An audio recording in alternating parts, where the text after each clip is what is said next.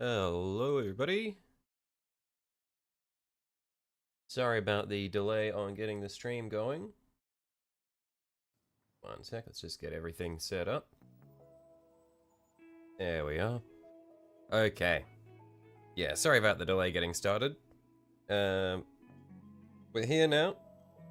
It's been a bit of a weird week for streaming for me. Probably this week and next week. I'm not going to be able to get as many streams as I would like to. But we'll still do it where we can.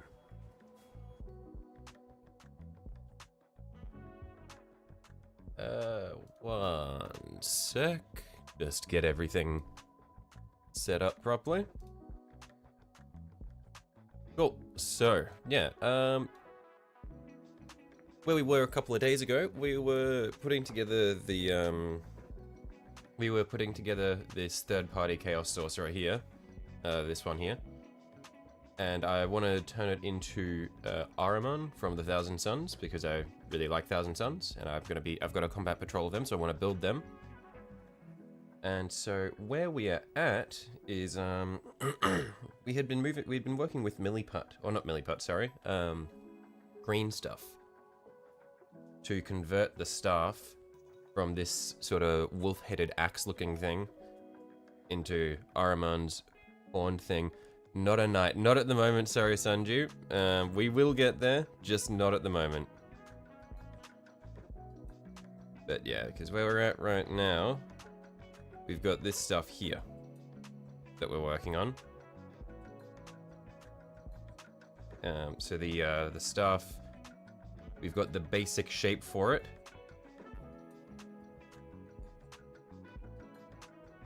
Look at this fancy schmancy stuff on the screen. Yeah, I know, I'm learning, I'm growing. I now know how to put JPEGs up. But yeah, so the general shape of the staff is gonna be like that. And then we're gonna carve out, also all of this is set now because it was still pretty soft when we were working on it a couple of days ago, but these bits have set. So I should be able to carve these, which will be good. Was I live yesterday? No, I was not live yesterday. You're in Spain now, dying of heat. Righto. What are you doing? Well, I guess I shouldn't ask what you're doing in Spain, but yeah, I imagine it would be pretty hot there at the moment. No, I wasn't live yesterday. So I was live 2 days ago, and then I'm going to be live today, and then I'm going to be live again on the weekend. I'm kind of like skipping a day for this week, and probably most of next week as well. But what we have got, yeah, I've also did this little. I tried starting to make the ram skull on this shoulder pad, and it looks atrocious. So I will probably carve this off and try again. Either that, or maybe I might be able to clean it up and then go from there because I'll need to put the horns on as well. But yeah, playing with sculpting putty is fun, but we'll need to figure out what to do with them, like, or how to work with it properly. You're visiting family. Have I finished the Infernus Marines, or am I taking a break? I'm taking a break, so I've still got them here. They're still on my desk. I'm not going to forget about them. But yeah, I've decided that I'm probably going to try getting 2 different painting projects going at the same time. That way I can just sort of bounce between them, and I'm not just constantly slaving away against or on the same thing just the whole time, like stream after stream, because I've realized that when I'm batch painting 10 of these, it's not something that I'm going to be able to finish in 2 or 3 streams. So I'd rather just have something else on the side that I can hop over to and sort of focus on that, so that I can sort of keep things a bit more interesting rather than, yeah, just every single day it's just the same things, just slaving away. Yeah, but what we have got left, because I'm not going to fully assemble the mini, but basically what we did last time was we made the staff-ish, and then we customized the pauldrons because the pauldrons weren't quite what we wanted for AHRIMAN. They were a bit too spiky, and didn't really have the same sort of designs that we want, and AHRIMAN's not a spiky boy. And then we cut out the head, and then we customized it a little bit as well. You paint what you want, you're just here to watch my handiwork? Right, I feel, thank you, yeah. But yeah, so we've then I got the head and I cut it out and I sort of chopped the top off of it, extended the chin down a little bit, and then with a knife I just I joined the eyes and then put a slice down to the mouth, because as you can see, AHRIMAN's sort of got that going. It's like that same sort of thing where it's yeah, not quite what the original head was, so I customized that a little bit. It's probably not going to look incredible, but I wanted to give it a shot anyway. So, for this stream, we're probably going to, well, the things that we need to do are his helmet. So he needs the horns that AHRIMAN has up there. And then we're going to also need to see if we can customize, or see if we can carve out the bits on his staff.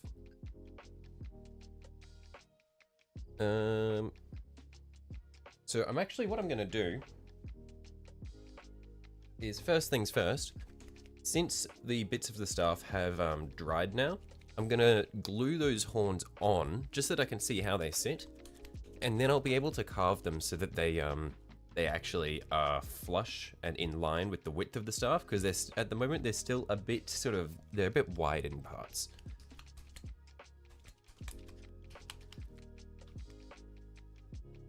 You ordered 3 knights and a warhound and a reaver because I bought my knight.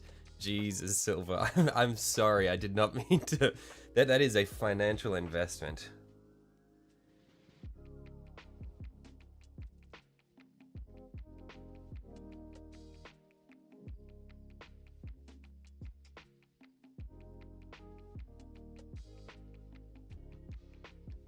Righto, let's see if we can just get these horns glued down first up. I believe I need to have them sitting like this.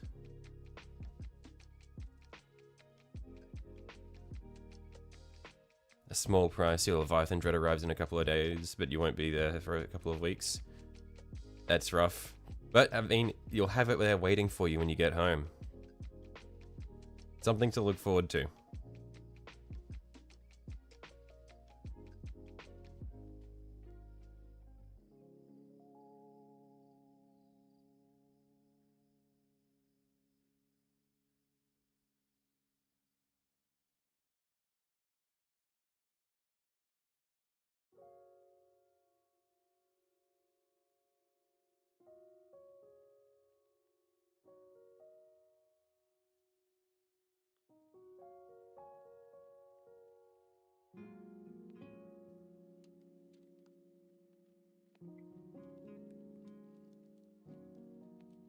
Okay, so it's a bit wonky there. It's sort of sitting off center, so I'm going to try to pull this back up this way. See if I can get it to glue more vertical.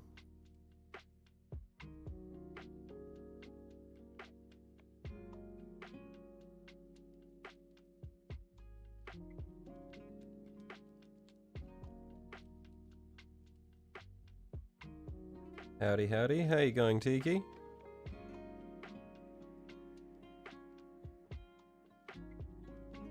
How's your Japanese army coming along?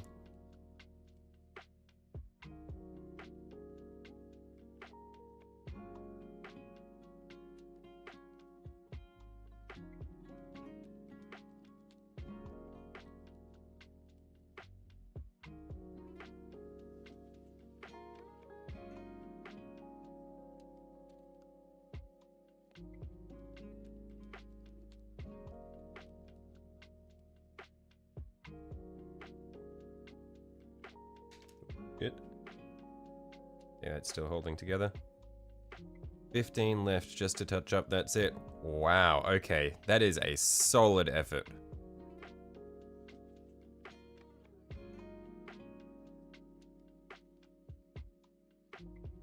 Have I seen the Combat Patrol magazine that's coming out? Not sure when it reaches Australia, but it could be cool for trying to paint new armies on stream. No, I haven't. I might... I'll look into it. So, when you say the Combat Patrol magazine, is that just like... What is it? Because it's, does it just... like, detail what's going to be in the new Combat Patrols? Or does it, like, give color schemes? Or what is it?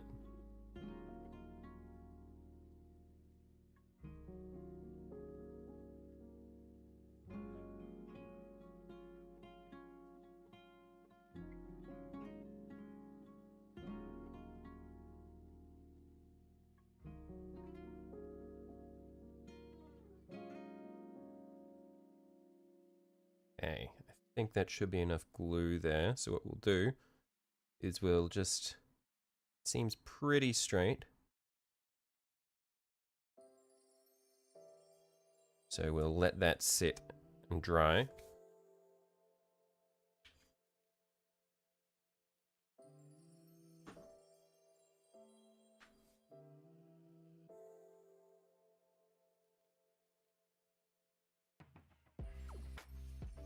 Magazines that come with a unit of models for certain army. Over the next couple of years, the magazines will contain the contents of 9 combat patrols. Right, okay. And so are they,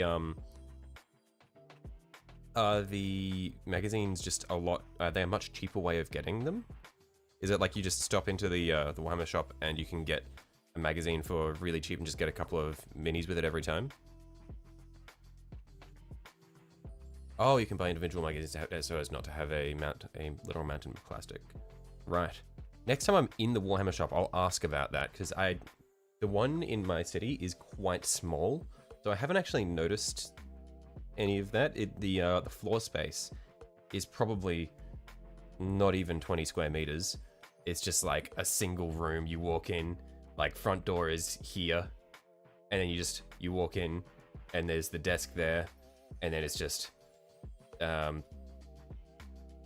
like paint wall there, counter, and then it's like Space Marines, Xenos, Chaos, Black Library, Fantasy, and that's it. And the UK you order online, not sure how to work in Australia. I'll ask next time I'm in there.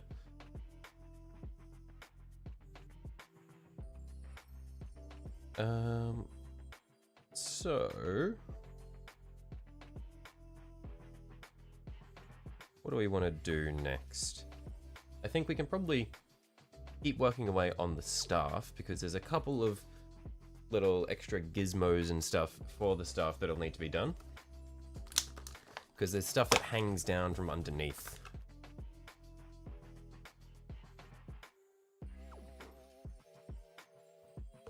First magazine is a £3 sterling, £3 sterling for a Terminator Captain and a winged Prime Tyrannid. That seems incredibly cheap, no? So that'd be like, I think like it's something like $5 or $6 Australian dollars to get a Terminator Captain and a Prime Tyrannid.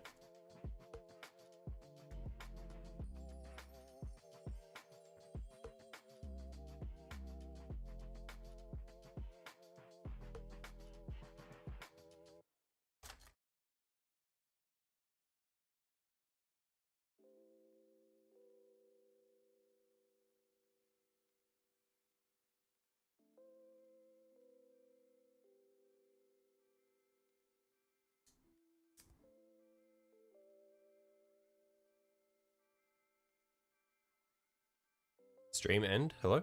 Did the stream just drop out?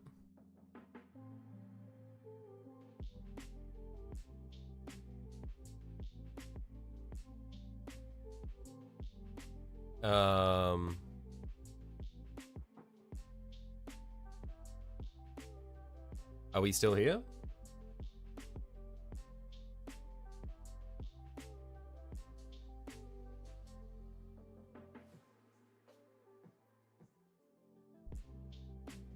Weird thing happened back now. Okay, quite strange. Little lag, still good. One sec. I might actually just quickly stop the OBS feed for a second, and then just start it back up. So we'll probably lose connection for a moment, but I might be able to fix it because for some reason it's receiving really low bitrate. One moment.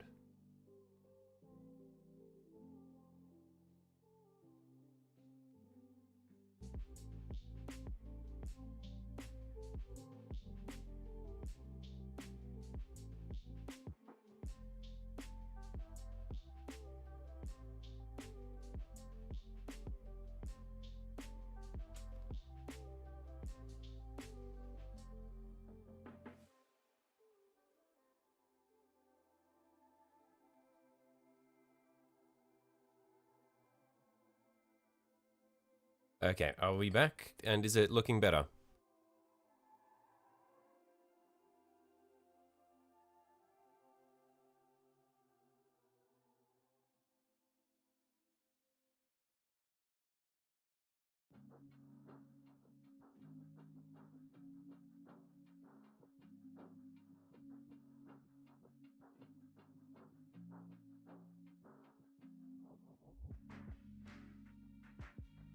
At least on my end, it looks like the YouTube side of things is still quite laggy. Which is a little frustrating, because I don't know why. Because again, it seems like it's receiving only 5,300 kilobytes per second from the from OBS, but I'm sending way more than that.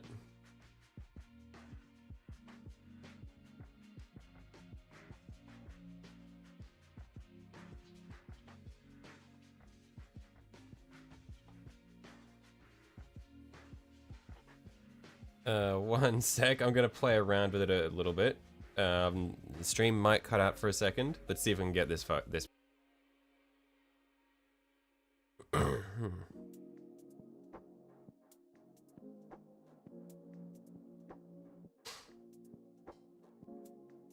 Okay, I've played around with it a little bit. It looks like we're getting a bit higher FPS.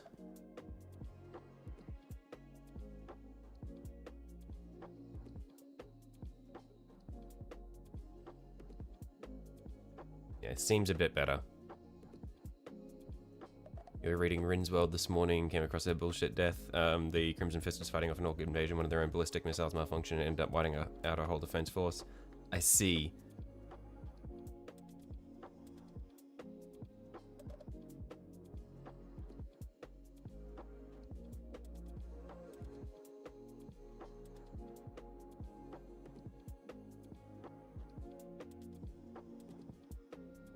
So this little bit here we'll do as like the little pouch that's hanging down. You're hoping to get attached to some characters that died, but you know, Warhammer be Warhammer, everyone dies. Yeah, I've heard that there are some characters where they do get to be built up a lot, but yeah, I fully understand that. It just kind of, from what I've heard, people just die out of nowhere.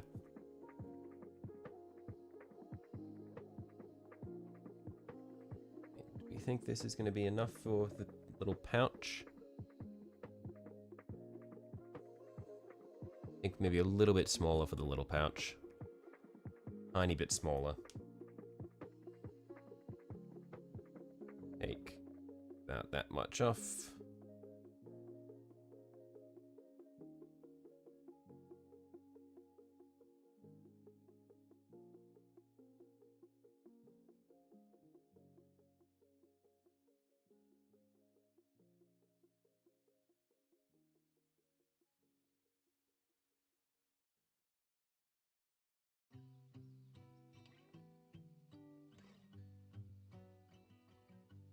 Is the stream still running? It's just showing that it's receiving a lower bitrate again, and then my preview died. Am I still here?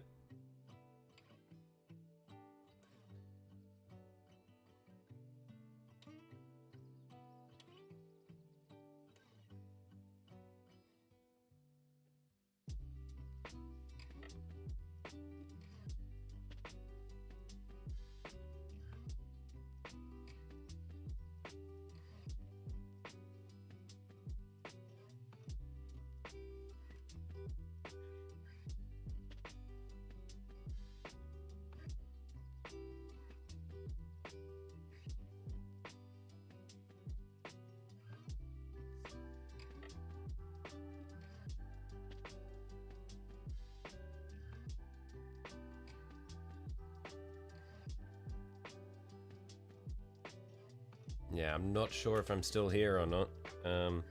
I think it must be fine, just looking at the thing. I think, is my frame rate just crunching? No, it looks like it's... Oh, what is happening? Okay, no, I think it's okay. I don't know why this is happening. This is really frustrating.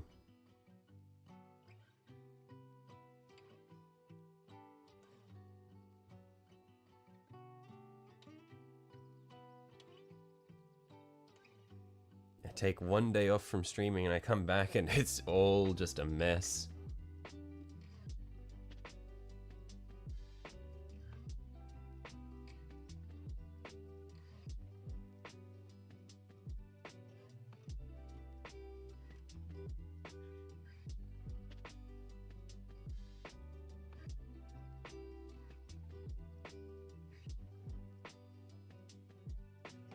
Technology, yeah. Look, it's the unstoppable Australian internet.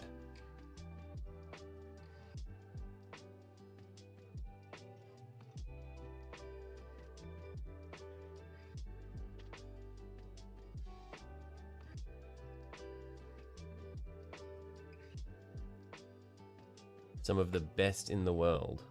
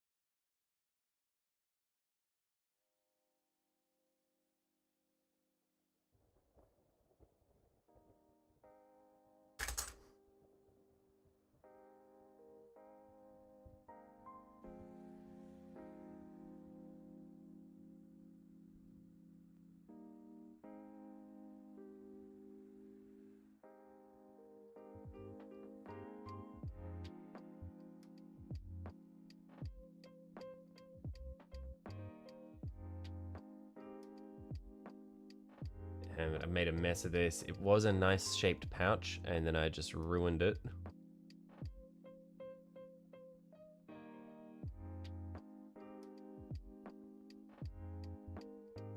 See if we can just get that pouch shape back before we stick it on there.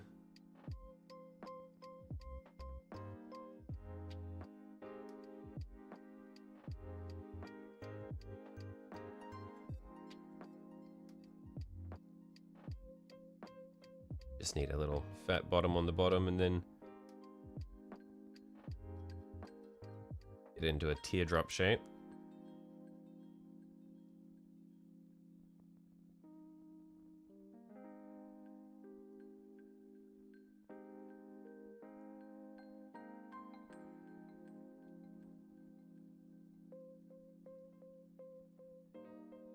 Tiny bit of super glue on the end.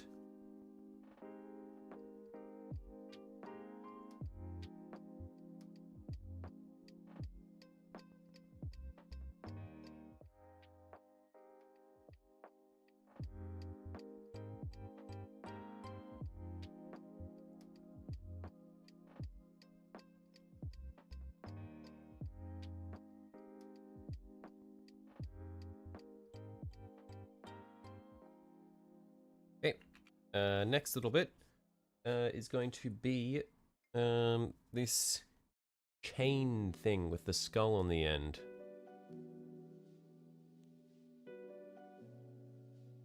And then there's also a little sigil on there as well. I don't know if I'll do the sigil, because that's a bit fiddly for me, but we'll at least try to do the chain. I don't know how I'll do the chain, though. I feel like the chain would be really, really difficult to get right. Maybe what I'll do is, my third arm seems kind of shaky. Please report to the nearest gene stealer for a kiss. I'll do it as soon as I figure out how to do this chain. I think what we'll do is So we'll moisten our fingers a bit so that we don't stick to the green stuff. And the way we'll do this,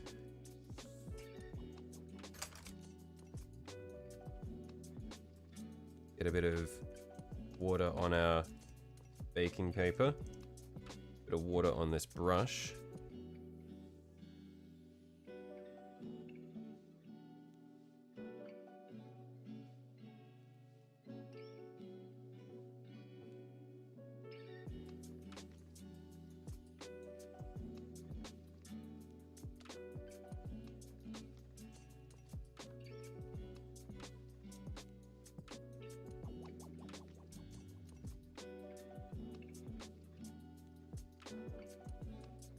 Let's just roll out a section to work with.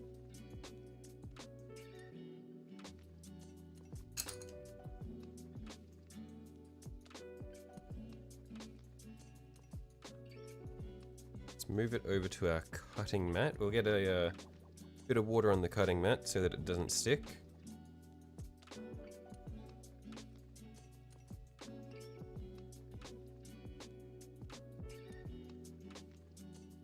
And do I have a spare knife blade in here?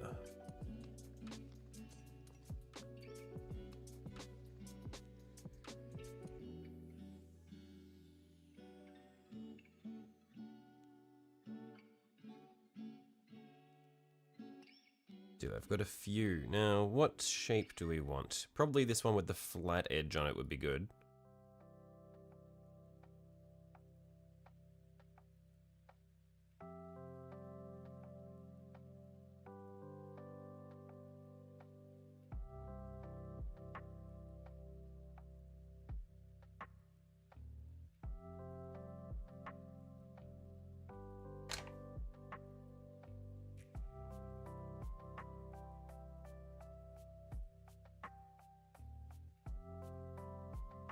And we'll moisten the knife blade as well, so hopefully it doesn't stick.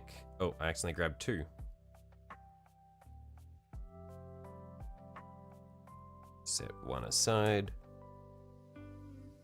And how long do we think this chain needs to be? Probably doesn't need to be that long. The length of the blade will probably be plenty.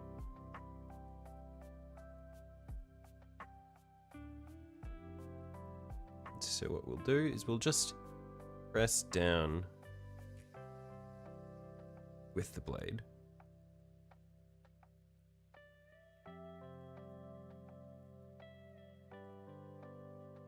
Ugh,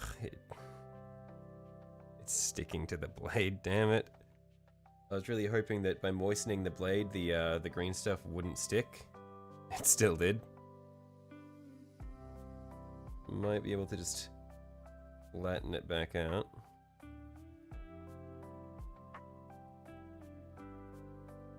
How does his chain hang low? Does it wobble to and fro?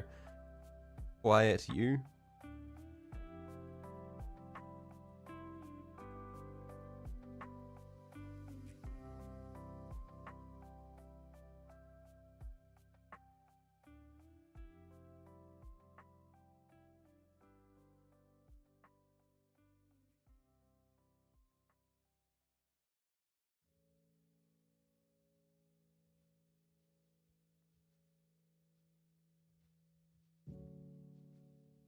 Okay.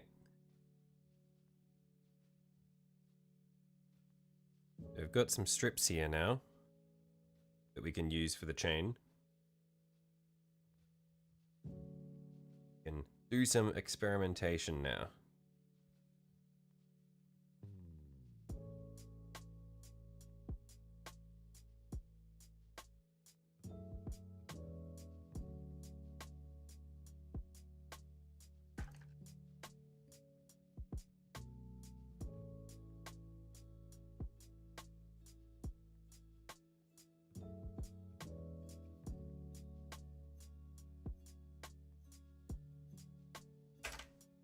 Okay. So, how long do we reckon it needs to be?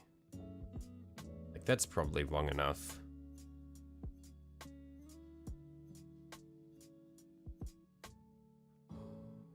Oh, I got the grip on the staff reversed. The chain is meant to be on the outside edge. Now I've got it on the inside edge. Should be fine. I'll just have it hanging back like that. Shouldn't be any issues there. As for the way, oh, actually, let's see which way it be hanging. When he's holding the staff, it'll be like this. So the chain needs to be flopping towards him in front. That way it won't get in the way of the power pack and all that sort of thing as well. So I'll need to have it coming this way.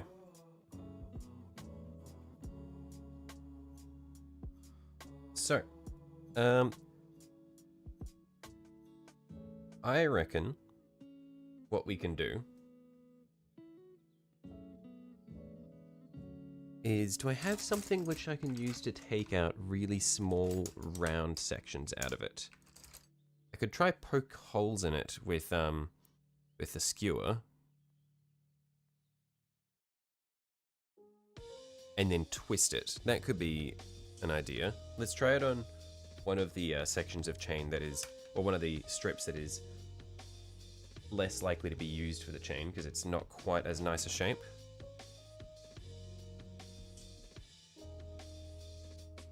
So we'll just moisten this skewer here.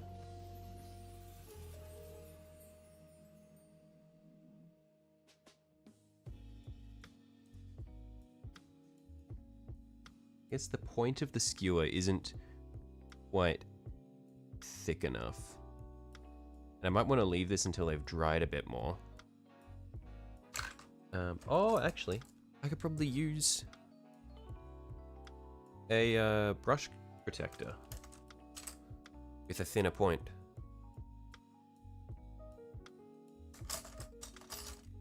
Just wondering if I have any thin pointed brush protectors here. Because they have a hollow tip as well, so I can use them to remove little holes.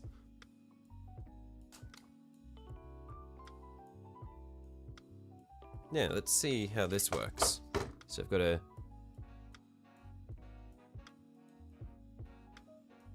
no, it's a bit wide, that one.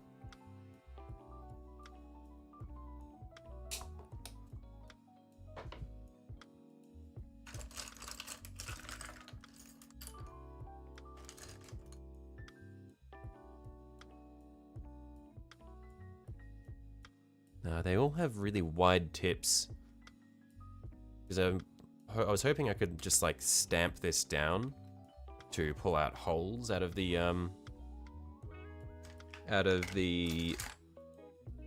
chain. But none of these brush protectors have particularly narrow tips, so they're not really the right size.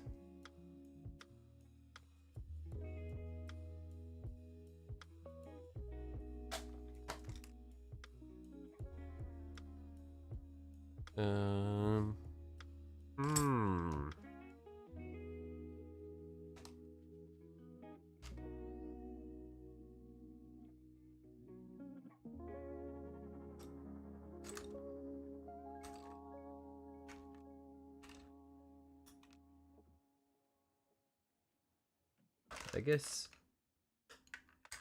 you can just try use the tip of this file, which is probably around the size that I want to, like the size of the holes that we want to make.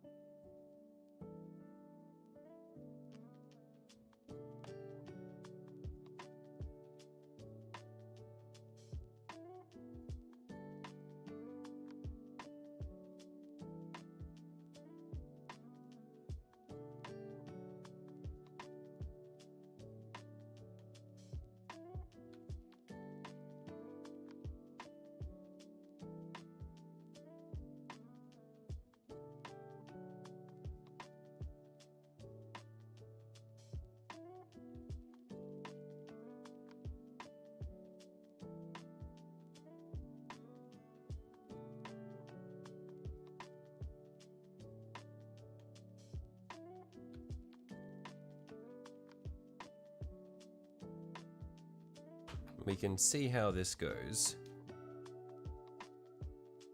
Because here, at least we've got the holes, and what we can do is we can twist this, or we can cut like little notches out in between the holes to make it more like chain, and then twist it.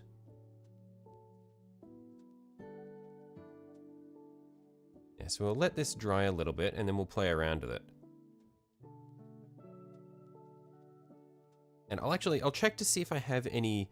I've got some skulls already cut out, like some of the Citadel skulls lying around, so I might not need to craft my own version of the skull on the end of the chain. I could maybe just stick a Citadel skull on there. One sec, I'll just have a look at what I've got.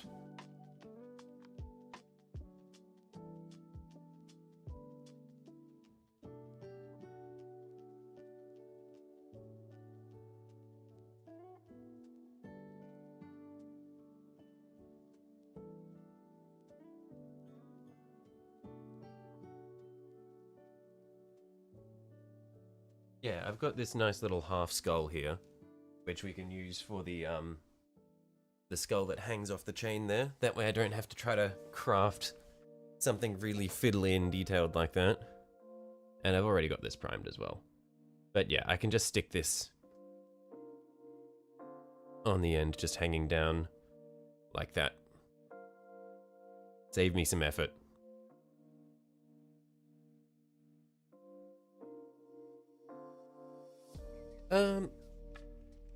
So while these little demo strips for the chain dry, what we can do...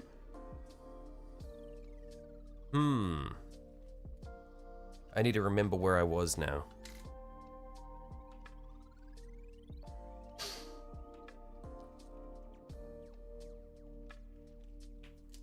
I can clean up the edges of the staff here, so blend some of the green stuff around there so that it has a nice smooth transition.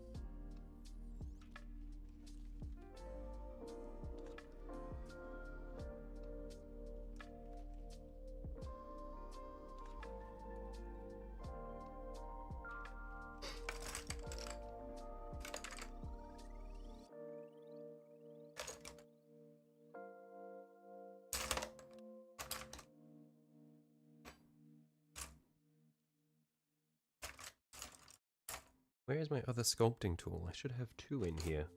Ah, there it is. Cool.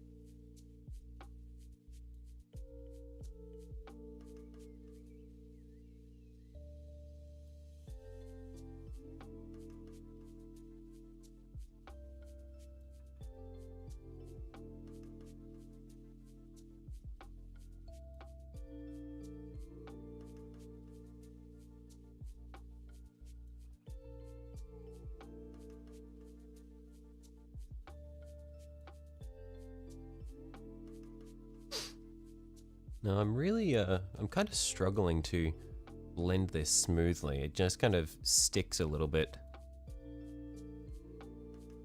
It like sticks and tears. But I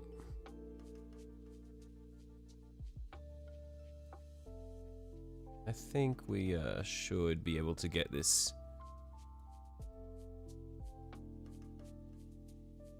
to work out.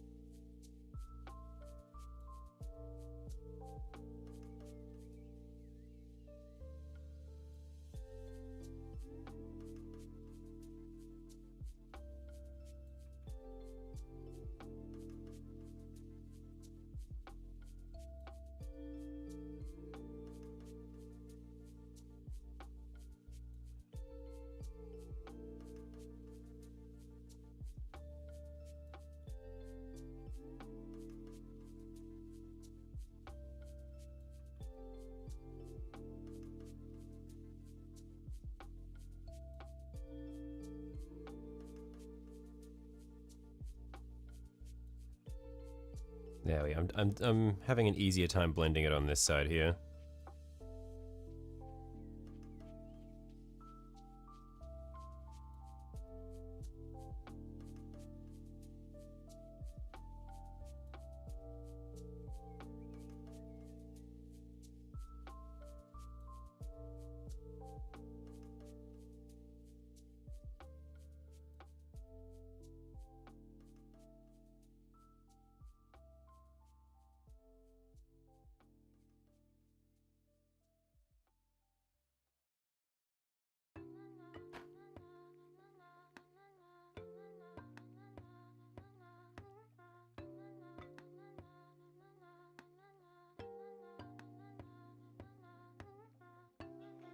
Hang on, I'm wondering if I roll this. Oh my, why didn't I do this for the staff? Like that, I could have just gotten the texture so easily by using the texture on the tool here. I could have just gone boink and peeled it.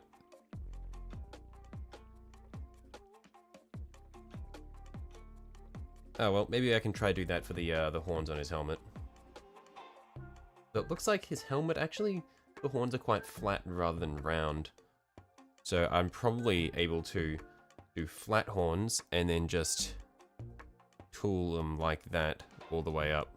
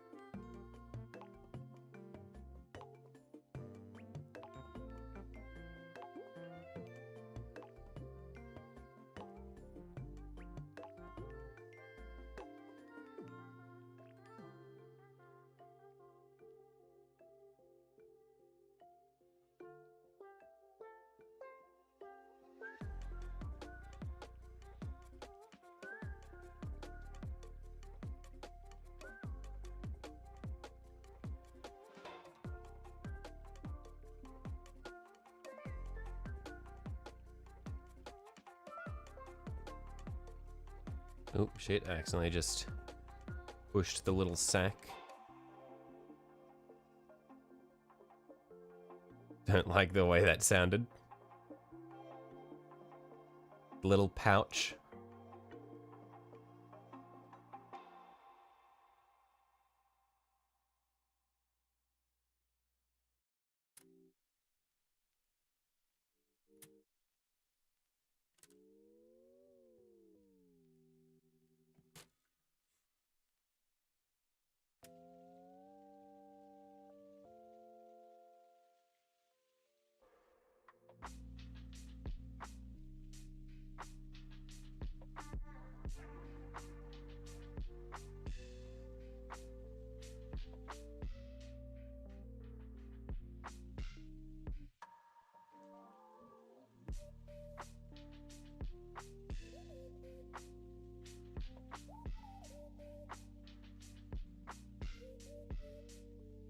Yeah, I feel like I'm making an absolute mess of this.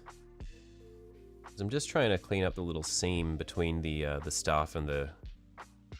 or the staff crosspiece and the horns there.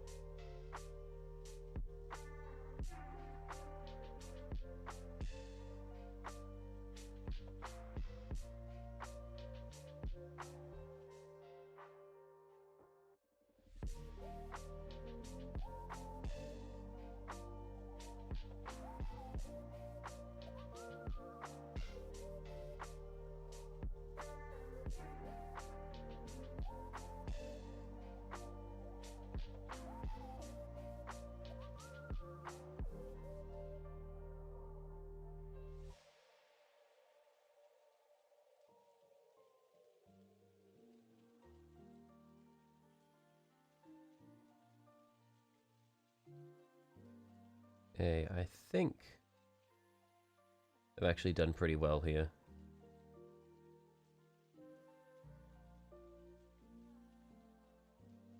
Yeah, I think that's actually looking pretty good on that side.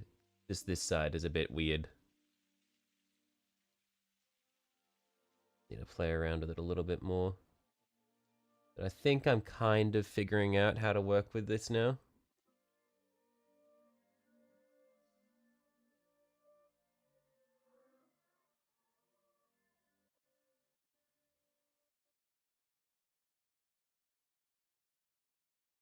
Yeah, let's set that aside to dry.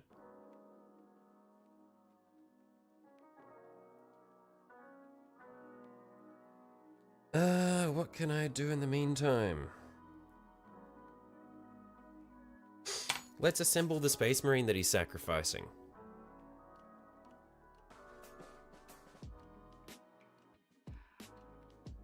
So, for that, we've got torso, leg. Actually, is this a leg? Yes, this is a leg. Torso, leg.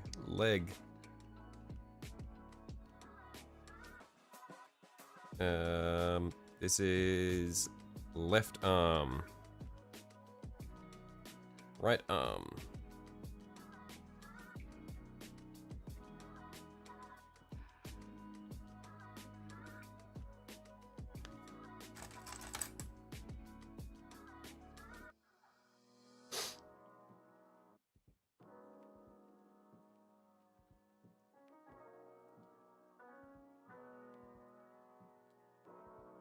Now we get to go back to touching this weird, yucky 3D printed resin. Really not a fan of the texture.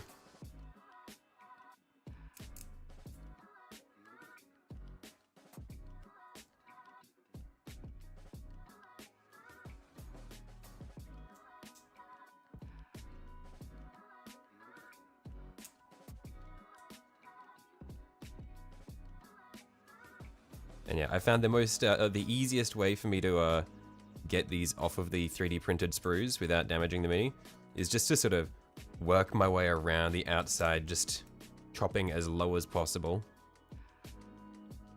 and rotating the little base until eventually it comes free, rather than trying to go in from one side and sort of lift it all up.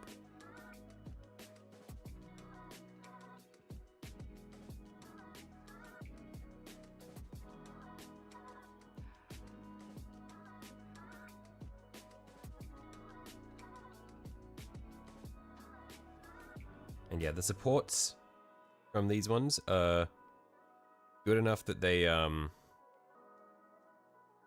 come away quite easily. I don't need to worry too much about chopping them away.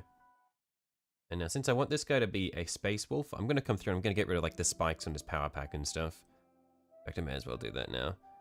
Can happily report you pre-ordered 6 Von Ryan Reaper or Von Ryan Leapers and the first magazine. Nice.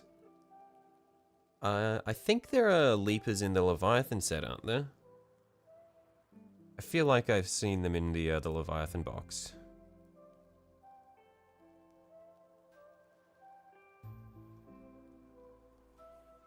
I don't mind bothering to do this with the snippers, I'll just do it with my knife.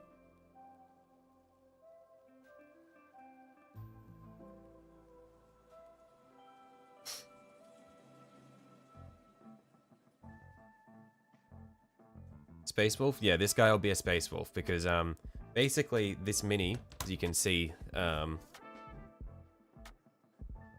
it's finished, the dude is gonna be like sacrificing him, and the Thousand Suns have beef with the Space Wolves, so I feel like it'd be neat to have the one that he's doing have him be sacrificing a Space Wolf.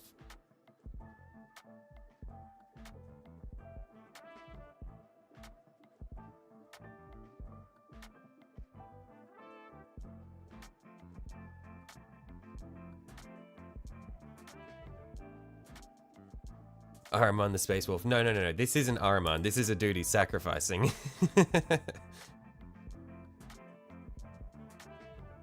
The dead guy will be a Space Wolf. Yeah.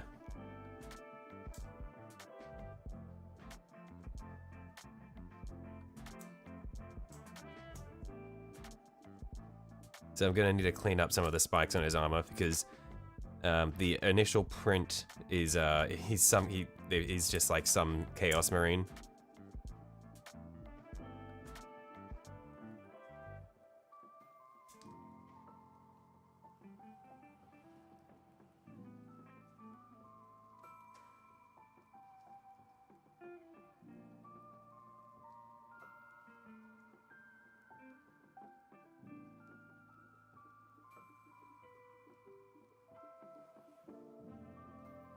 Yeah, so we'll need to like carve this skull off and then like get rid of the spikes and stuff. Gotta add the sand of Ahriman's dead brothers on his hands. Yeah, we'll see how we go.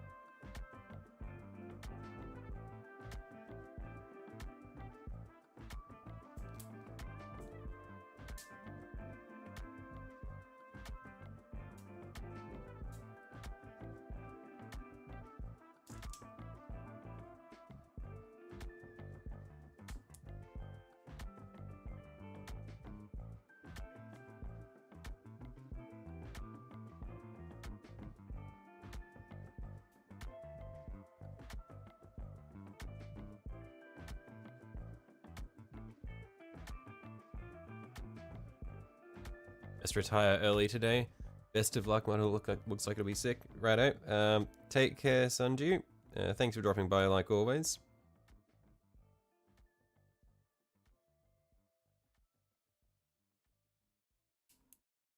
And yeah, enjoy your time in Spain.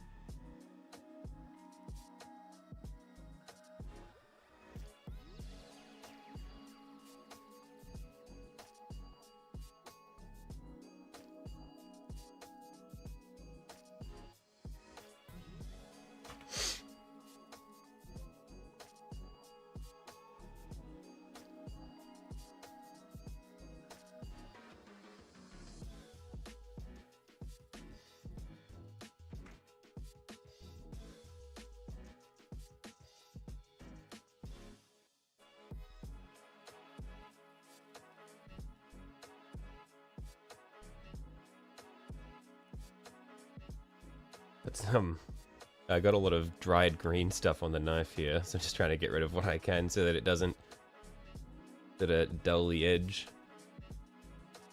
So I think this lot here is there to stay. Hopefully that doesn't cause me any issues. I probably should have cleaned the knife properly after I used it to cut the green stuff.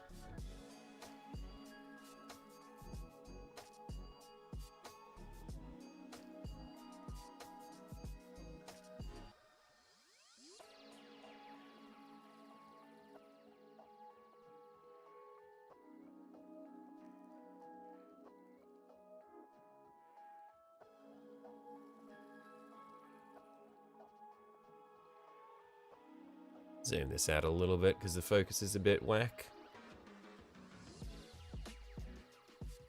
There we are.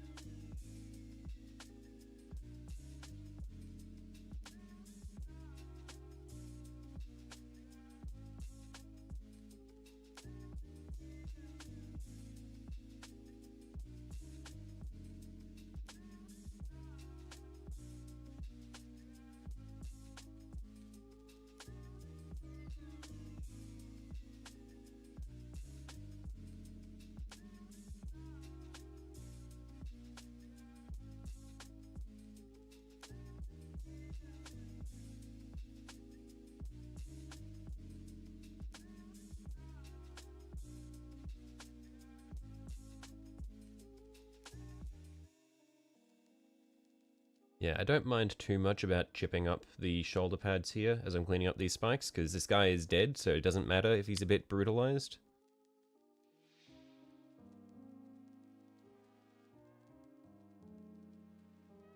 We just want to make sure he's not confused for a Chaos Space Marine.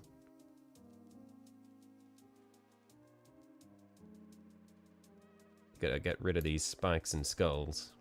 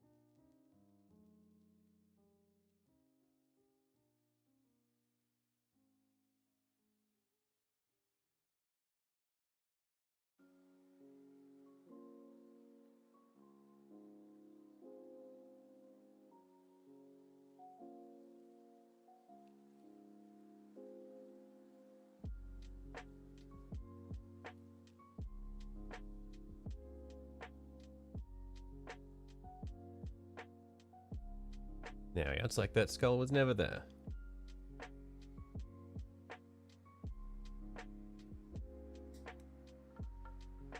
And we can just smooth that section out.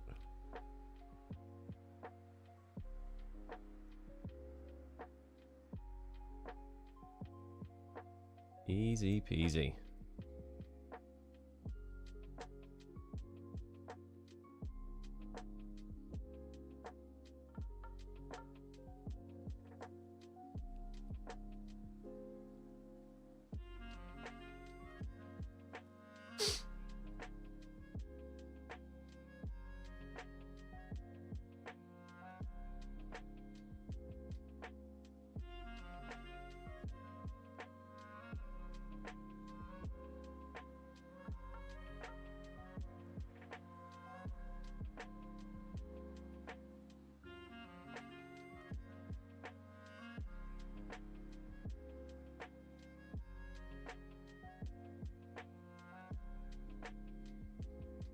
You've been attentive, and it cuts off 3 times. You leave for half an hour to bathe your dogs, and it hasn't cut out once. Your luck, right? Always how it is, isn't it?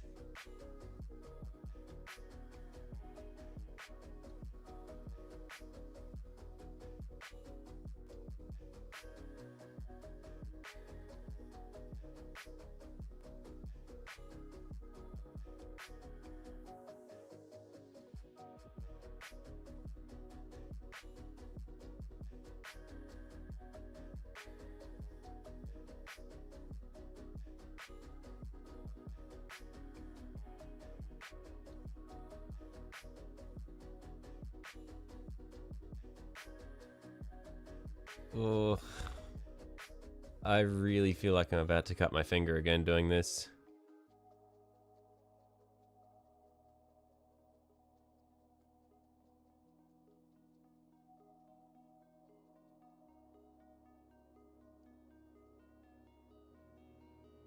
Yeah, I know for a fact that the way I'm cutting this is not safe. But it's like the only way that I can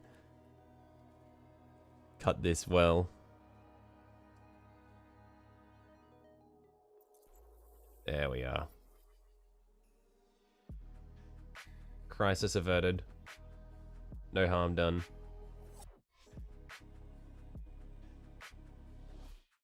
Blood for the blood god. No.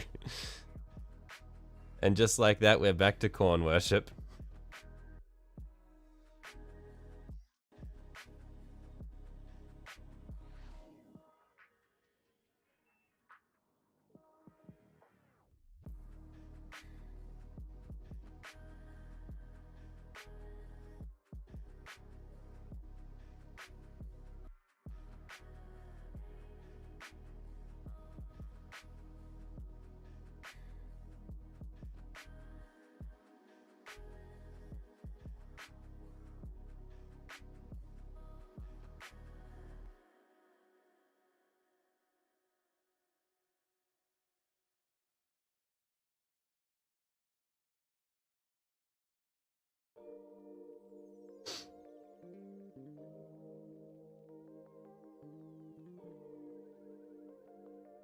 Yeah, the little round bits on the power pack here are actually going to be a pain to clean up without harming myself.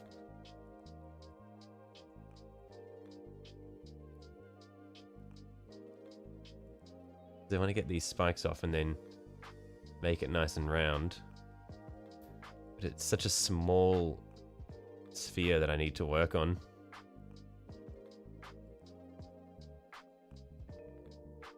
Actually, if I'm lucky, I might just be able to scrape it.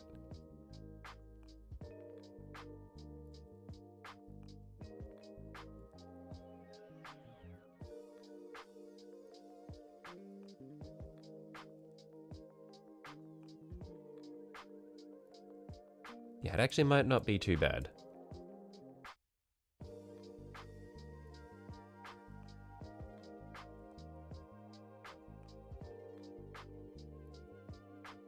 Yeah, actually I think that's going to look pretty good.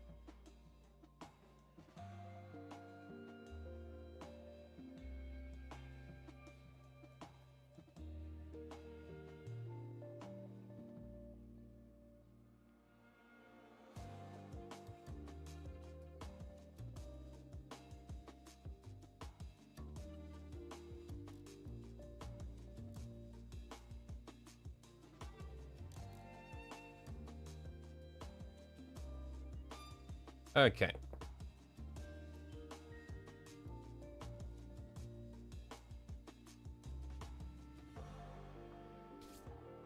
Let's glue this man together.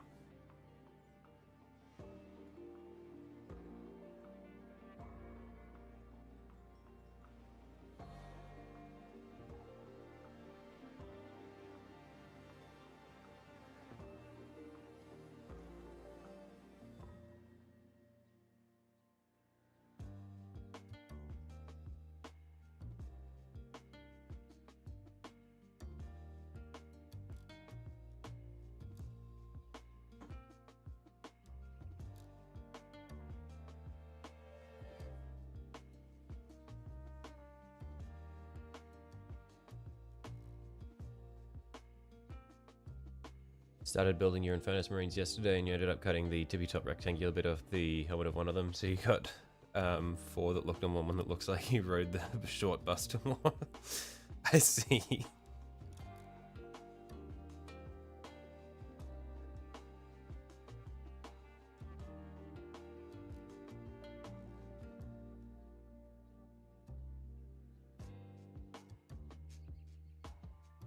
That's quite unfortunate.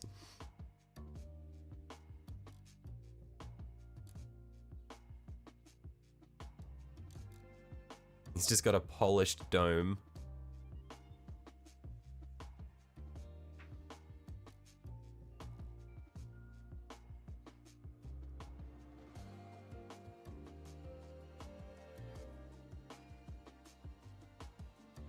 He looks like the definition of a smooth brain.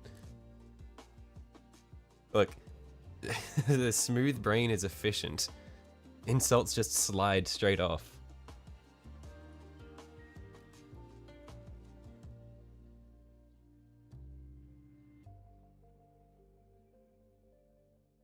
It's the most aerodynamic form of a brain.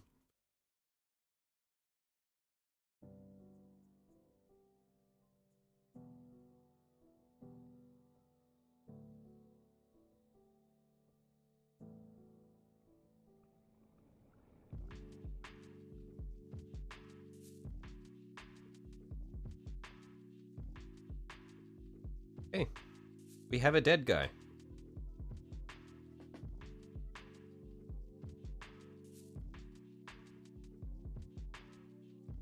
Because... oh, there's actually... oh no, yeah, his power pack is on him already. Cool. So, because that's going to sit like this, and there's going to be like base there, and then our man is going to be like here. Cool, that's cool. Happy with that. We can set this aside for the time being.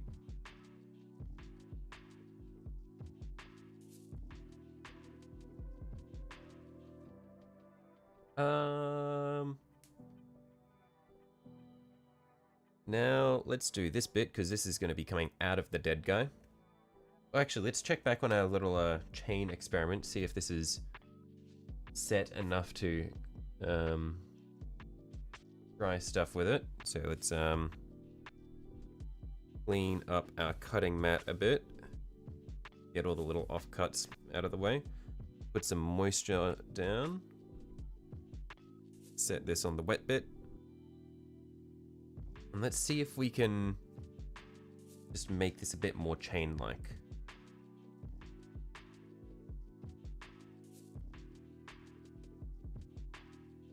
No longer has a Space Marine helmet, it's now a Stormtrooper helmet. Ah, well. You'll be at the back of the formation. Or you just like blend him in somewhere in the middle. Talks with a lisp, this poor guy.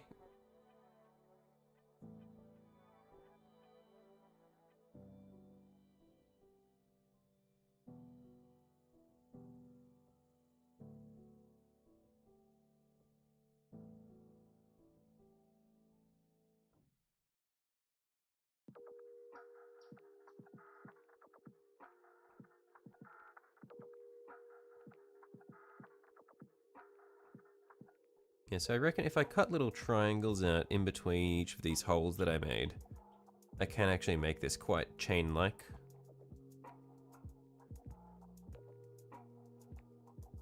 I think I need to let it set for a bit longer. Yeah, this is a failure. This chain is a failure, but I know what needs to be done now.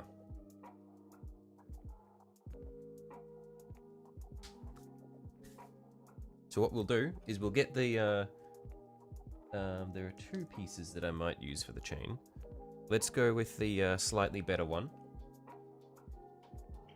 Put some moisture here so it doesn't stick to my baking paper. Pop him down. You're thinking about getting this model clay you saw and trying to shape one, but it might be too finite of a part. Yeah, I mean, it's a fun learning experience, at least for me, like working with the two-part putty here. So even if it doesn't work out, it can be a fun learning experience.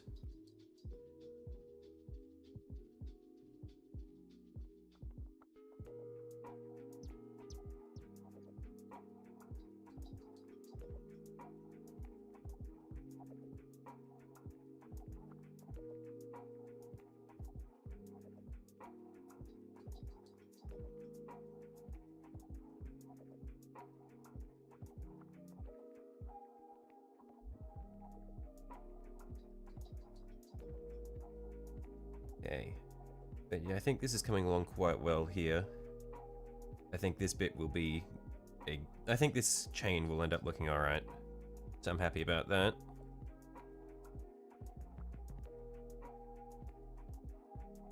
Just need to not ruin this strip that I'm working with. And then set it aside and let it dry for a few hours.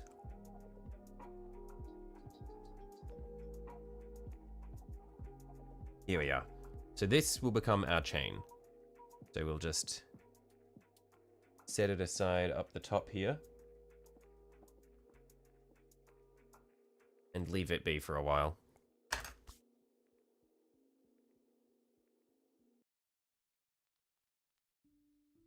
Think it'll look fantastic? Yeah, I hope so.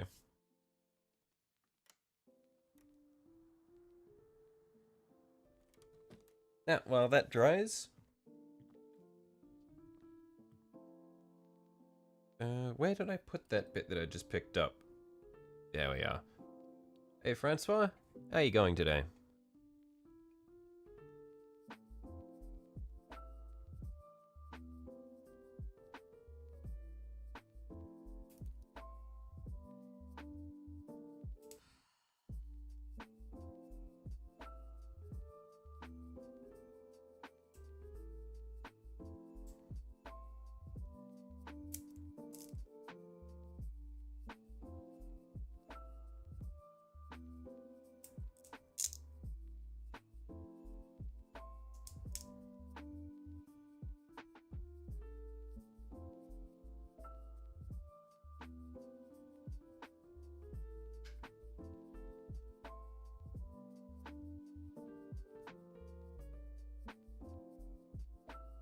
Find yourself? Yeah, not too bad. Getting there.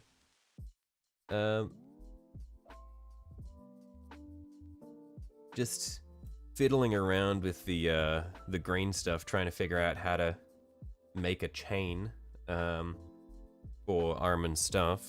I think we've figured out what we're gonna do. So I've got a little mock-up of the chain up there, just letting that dry a bit before I try working with it any further.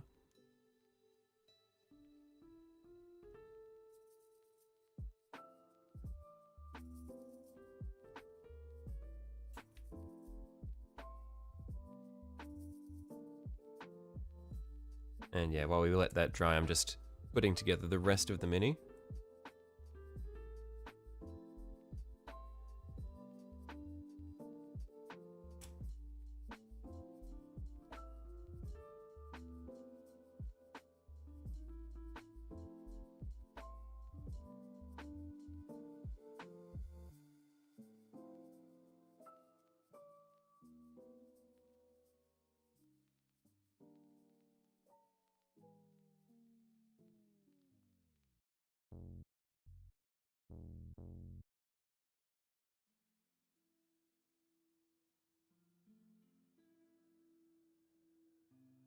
Got a good game plan, you believe? Yeah, just hope I can execute it.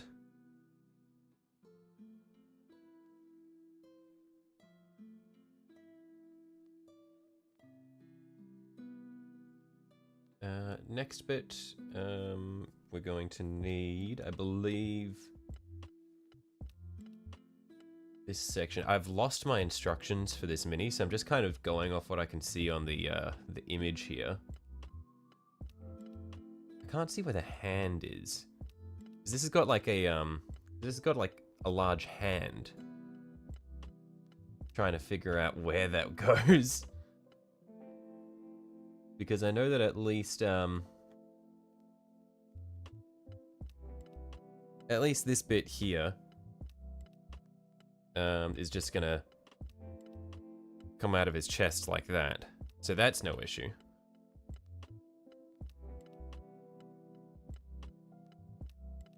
Just about finished your fully enclosed Ravenwing Invictus Warsuits. You started a Deathwing Terminator Captain conversion. Wow, okay, nice.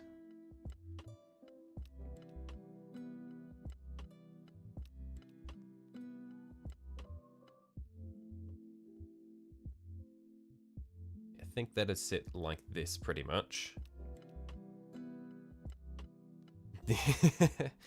If you lost the instructions, you'd be screwed off the deep end. We'll make it to your level eventually. Well, the thing is, 3D prints are a bit easier to do without the instructions because they're like the parts are a lot more complete. So it's easier to identify what you're looking at. But the GW parts, it's like all these things on the sheet, and they're all like halves of like half a dude's arm and all that sort of stuff. That's really painful. So don't worry, I'm not game to try to build something without the instructions off a Games Workshop sheet, especially because for most of that, That's all for that's all for like the Games Workshop sheets have multiple minis worth of parts there, whereas I've only got the parts for one guy. So it's not like I'll accidentally grab like the arms of a completely different unit and put it on.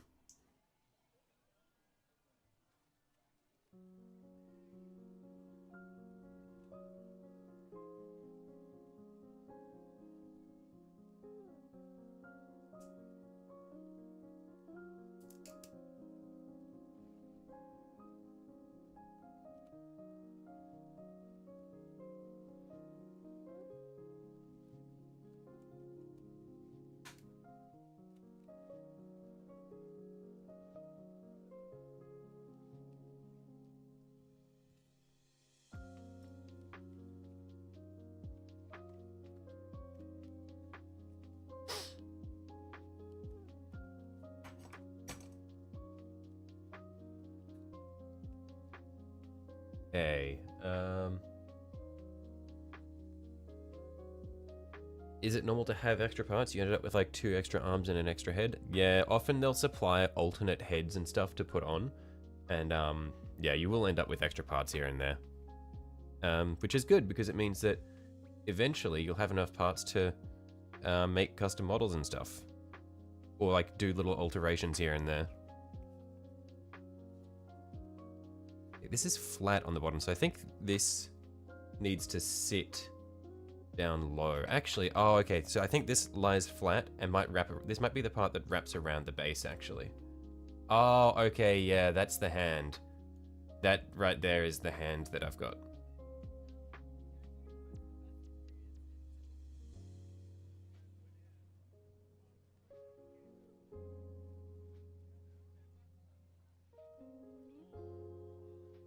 Yeah, so this should sit like this. And I don't think it has a bit that it slots into. I think it just kind of does this. Yeah, I think it just nestles in there.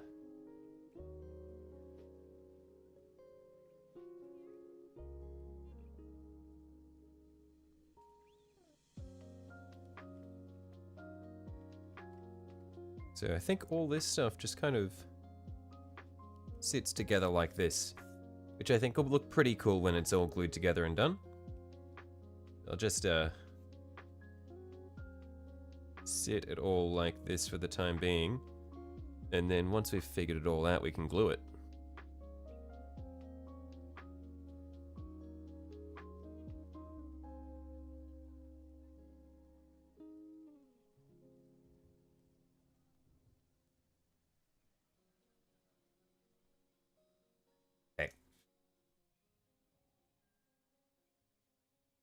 The parts that we have left now, we've got some more magic juice here.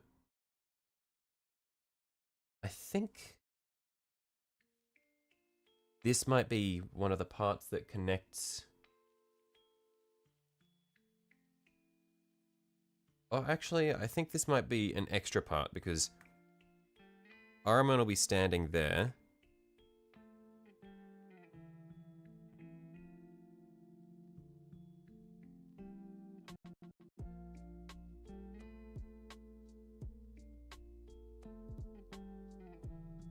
Yeah, he'll be standing there, wizarding up this thing. So I don't think I actually need this part. I'll put that up here for the time being. Might come back to it. This is his cape. We will need this. So cape and power pack.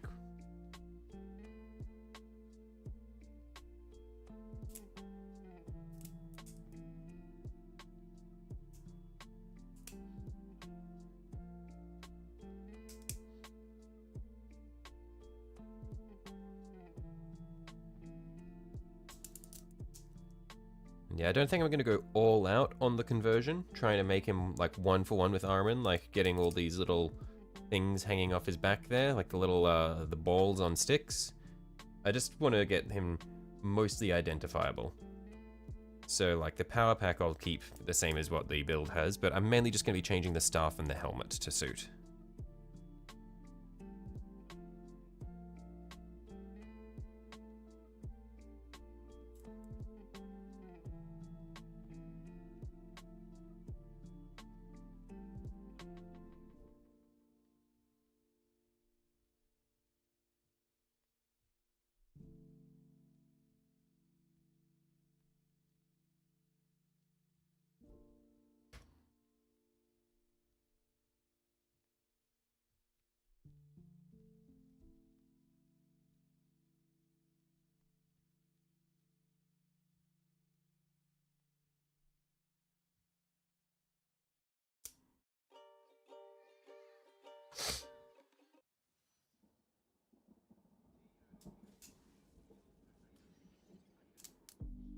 Just for your Space Marines, you have 3. It's 58 small draws and 22 large draws in total. Jesus!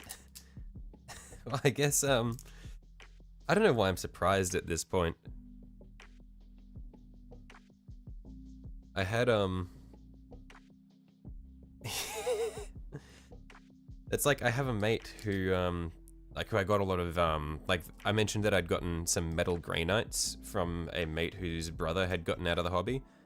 And they had, like, 3 big boxes of just, like, unmarked sheets upon sheets of grey plastic that they hadn't built. And I thought that was insane. And at that time, I didn't have anywhere to put them, so I didn't end up getting those, and they ended up giving them away to someone else. But I thought that was crazy.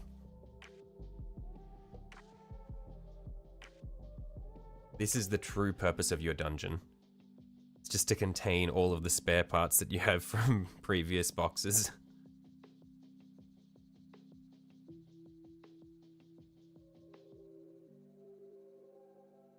Hey.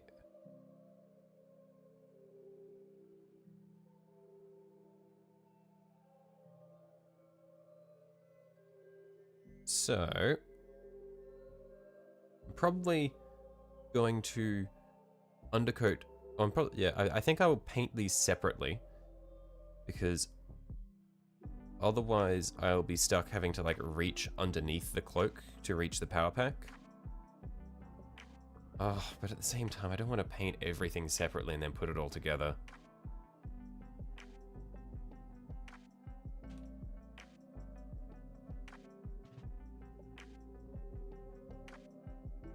I can at least put the power pack on. The power pack doesn't really get in the way of anything.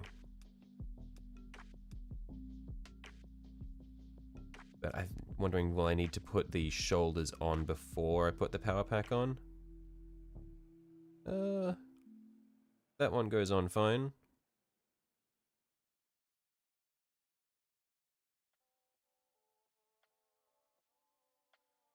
Keep the cloak separate, yeah.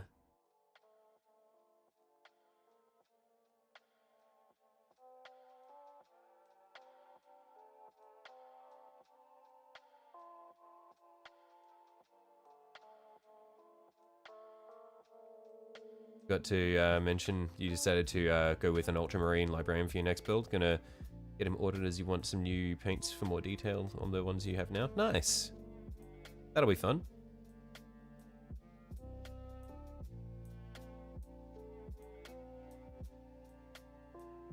Yeah, it looks like for the shoulder, it should be able to go on while the power pack is there.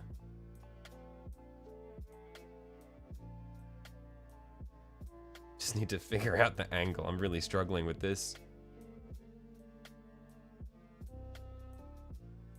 Painting in subassembly is king if you're not doing green stuff conversions. Yeah.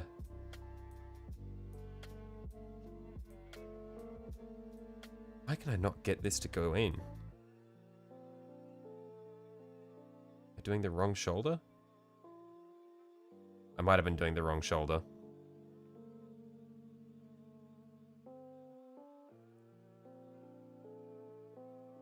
Yeah, I think I was doing the wrong shoulder. That one goes there, and then I think this one goes here.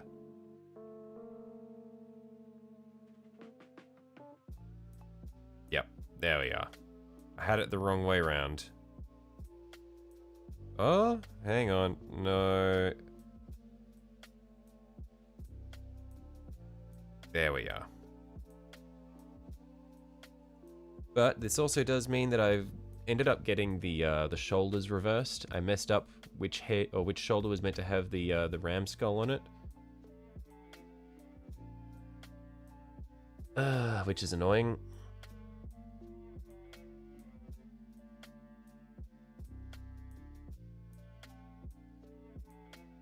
So I'll have to scrape that off and then build the ram skull on this shoulder.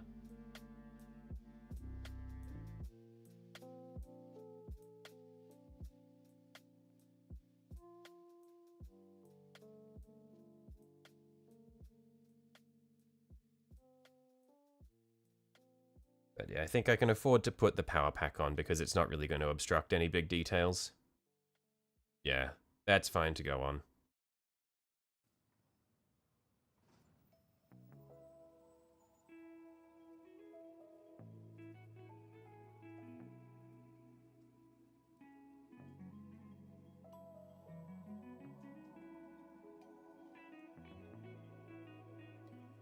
Flip the peg and switch them much easier.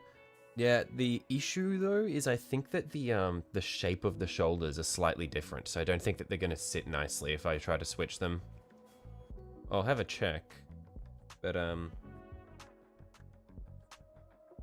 the underside of them, they're shaped slightly differently, so I don't think that they'll sit on the shoulders as nicely because one of them's got a slight bend in it.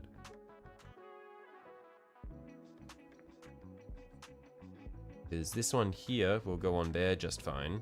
Oh, actually, no, that's upside down.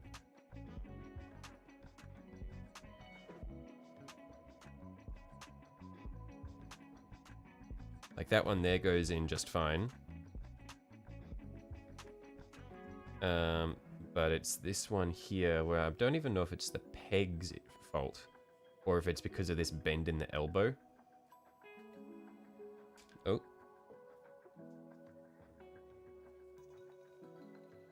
It might actually just be the peg being too thick.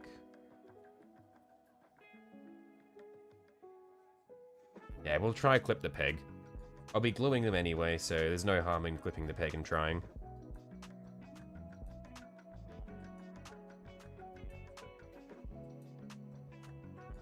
I might just need to split the peg vertically and then carve it out with my knife because I can't really get my cutters in there.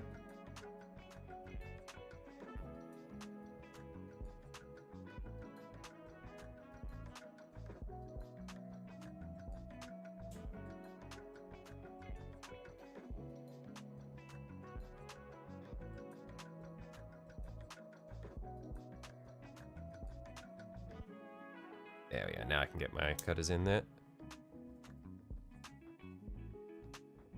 I can carve that out and the resin's probably soft enough to mash them into place. Yeah, we'll give it a shot.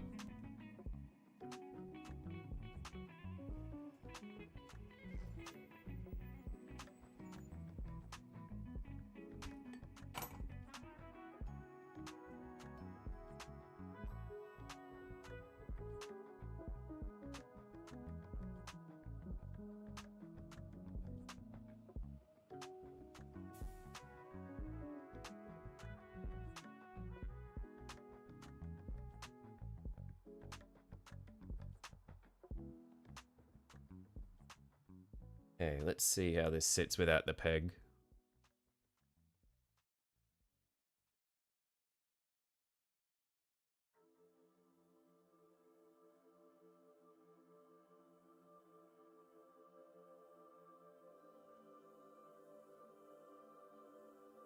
Alright, yeah, it's pretty good. It's not bad. And that's not going to interfere with the way the head sits at all, is it? Trying to remove cured green stuff is nigh impossible. I see. And yeah, it doesn't interfere with the head at all.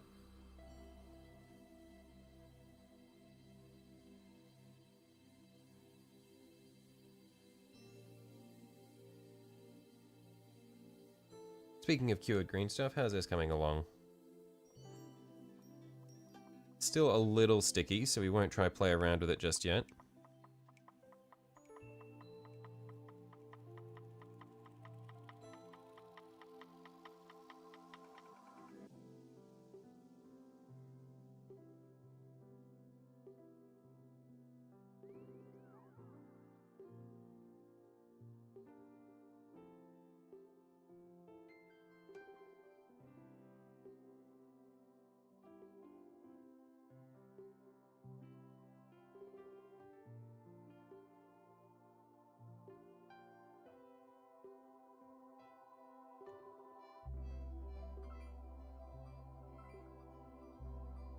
Let's pop our shoulder pads on, because again, they're not going to obstruct a whole lot in the way of detail.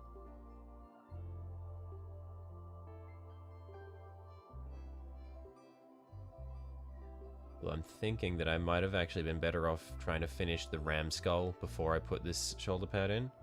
Actually, let's see if I can get... Yeah, let's pull this out and do that if we can. Oh. There we are. Clean this up.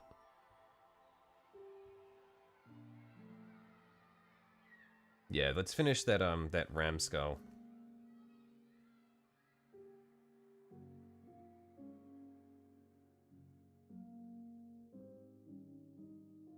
We'll clean up little bits of super glue here.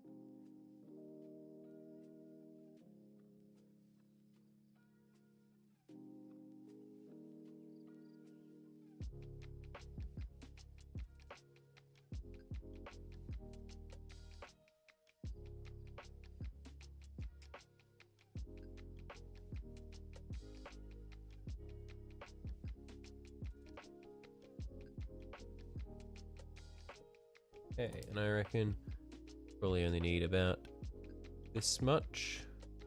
One of the horns, and even that might be a bit much.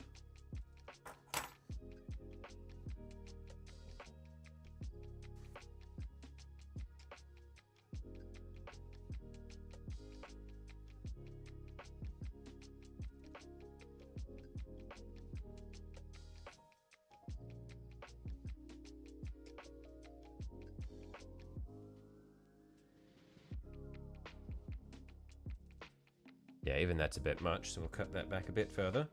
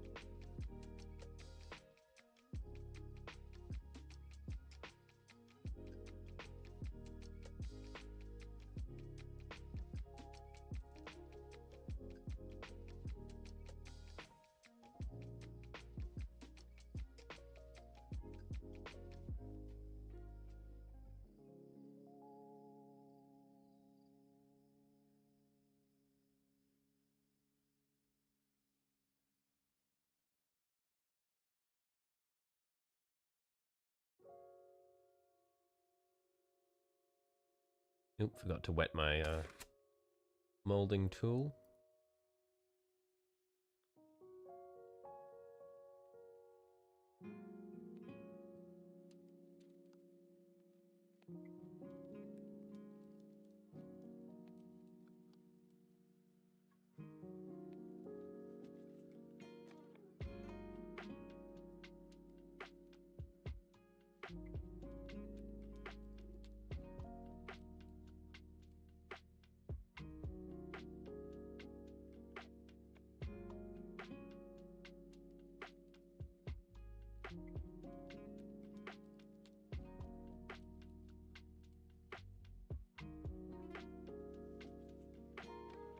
I reckon I just need to get this to sit in place. Doesn't need to look good at first. I just need to get it to sit in place and be the right general shape.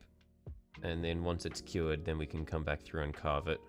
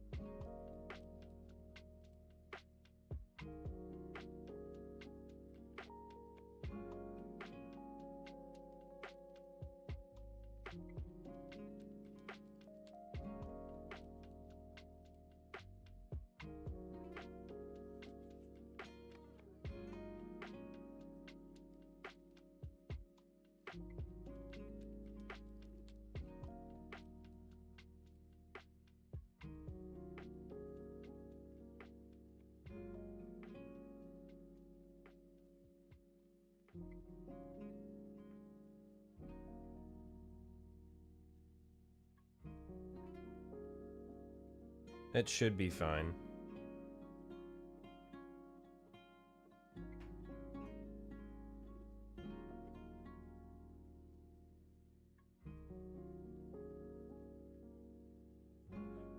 Say sandpaper or turning it on and off again. Yeah, or soaking maybe. Yeah, I don't think I'll need to pull off any of the cured green stuff. We'll see how we go.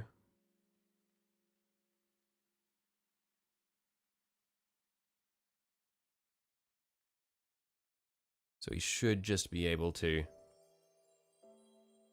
work with what we've got.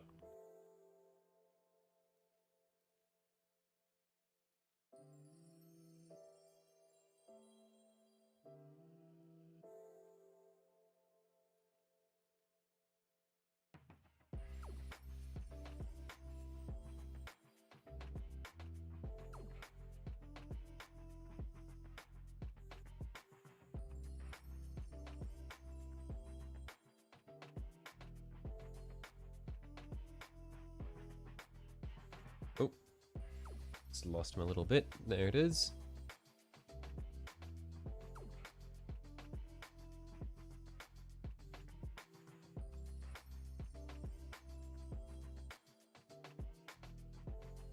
Stick it in place there.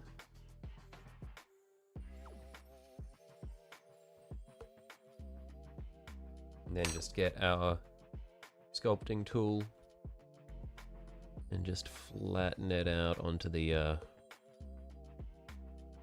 pauldron.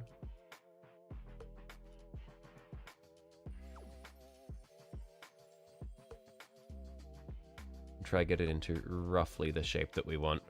And again, once it dries, we can come back through and carve it away.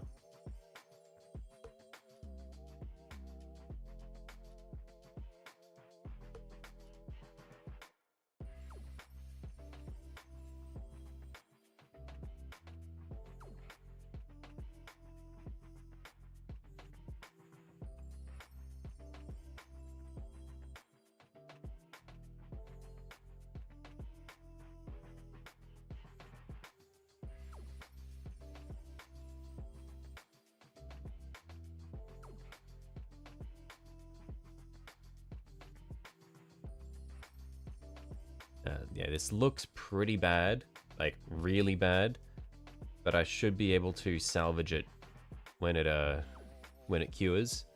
My main concern right now is just making sure that it sticks. Because as long as it sticks, then I can come back through when it's cured and just carve it into the right shape.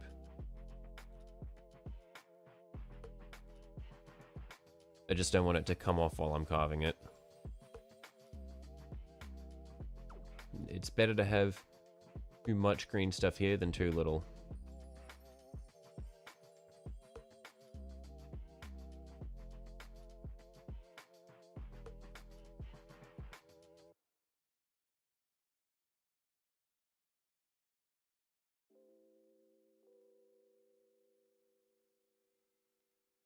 Set that aside to dry. And as for his other shoulder, I know there's a design on it, but I can't see what it is. I'm gonna see if I can find an image online that has like the pattern for his other shoulder.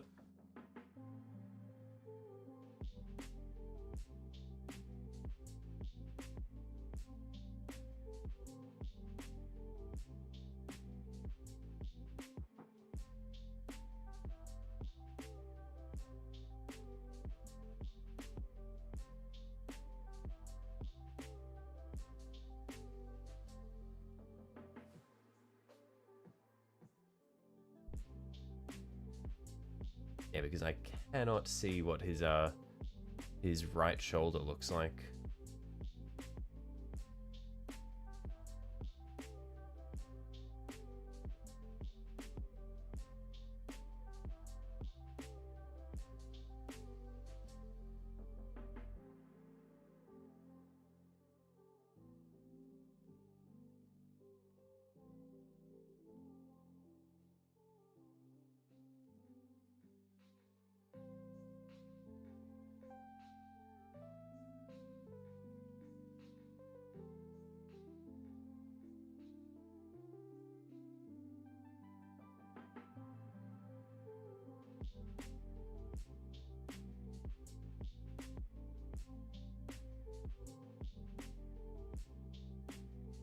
that's quite frustrating. Can't see it. Okay, I'll have to make something up.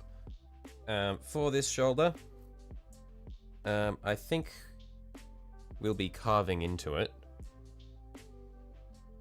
rather than building on the surface. Either that or I put another layer on the surface and then I carve into that. That might be better.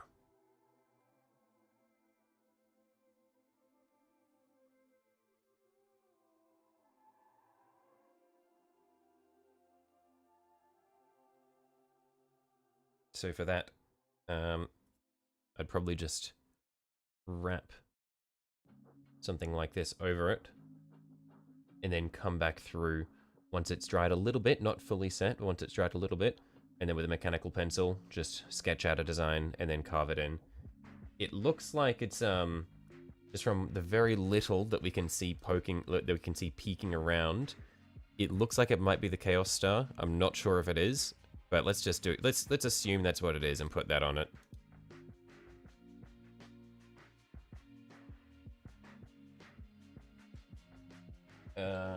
So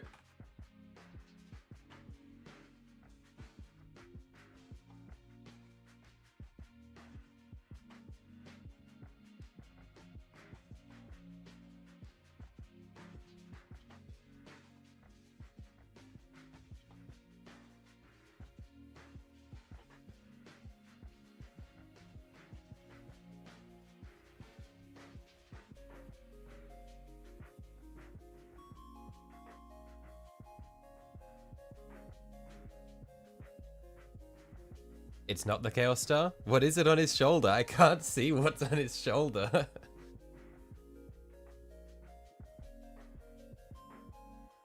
Because I understand that AHRIMAN isn't a worshipper of Chaos, do a Tzeentch icon. Okay, but I thought that he doesn't like Tzeentch, does he? He fucking hates that guy.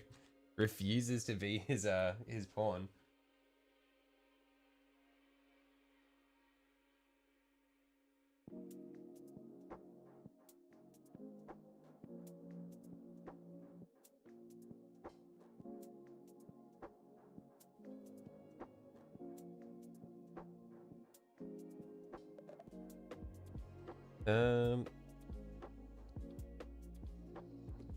Well, let's roll something out, and we'll get back to it once this is set a little bit. So probably in a few hours we'll come back and figure out what we're doing.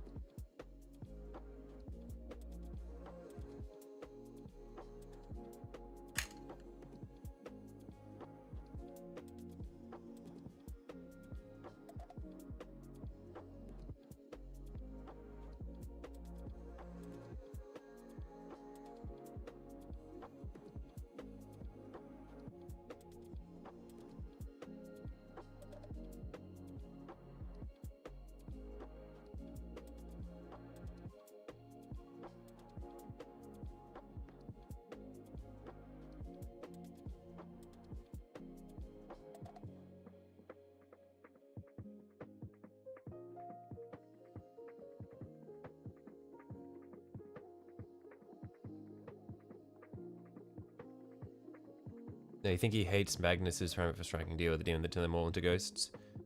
Oh no, so AHRIMAN's the guy who turned them all into dust. He's the one who cast the rubric. And I'm pretty sure his whole thing is like, he's like Tzeentch's best champion, but at the same time he does everything he can to not be a pawn of Tzeentch, and Tzeentch finds that fucking hilarious.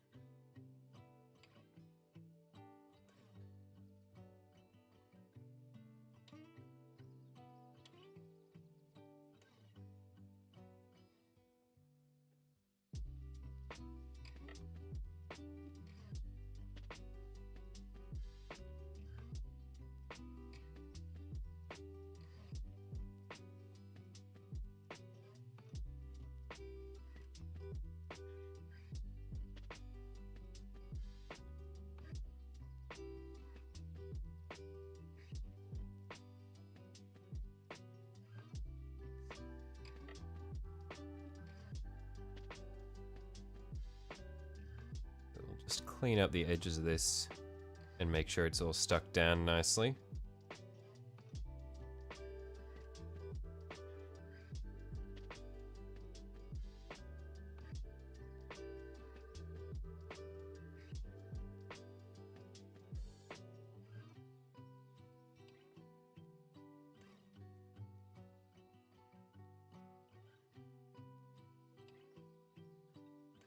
Okay, and we'll let this set for a bit.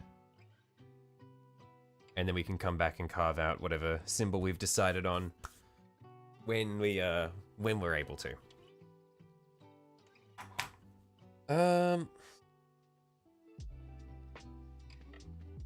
We've got his tabard here. We can probably cut out his tabard. And we'll probably paint it separately, like what we're gonna do with the cloak.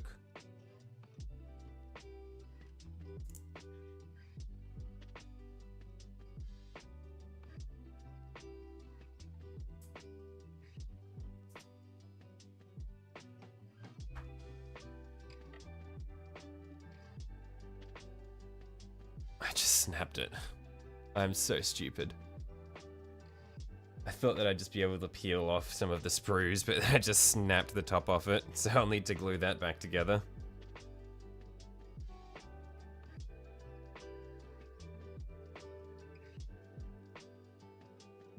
Yeah, most of the sprues are easy enough to peel off, but then every now and then I get a bit overzealous and try to peel off the sprues, and I just snap a piece in half.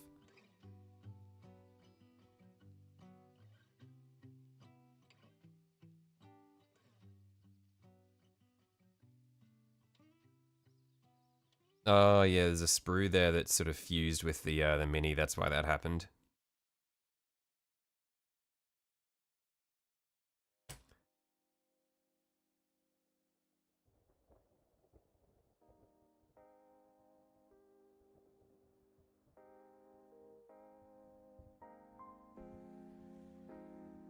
That should just glue on like that, or is it like that? I think it's this way around. Yeah, that's what we want.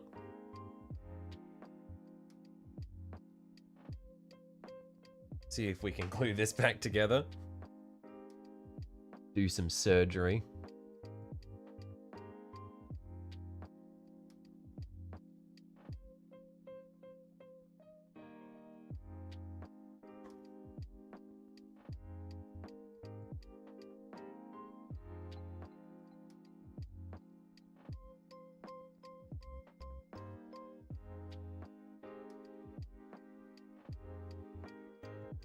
There we are.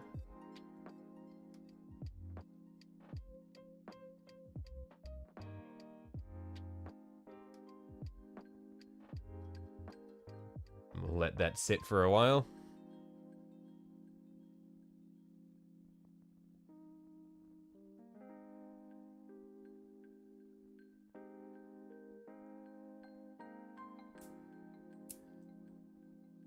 Then these little bits go at his waist.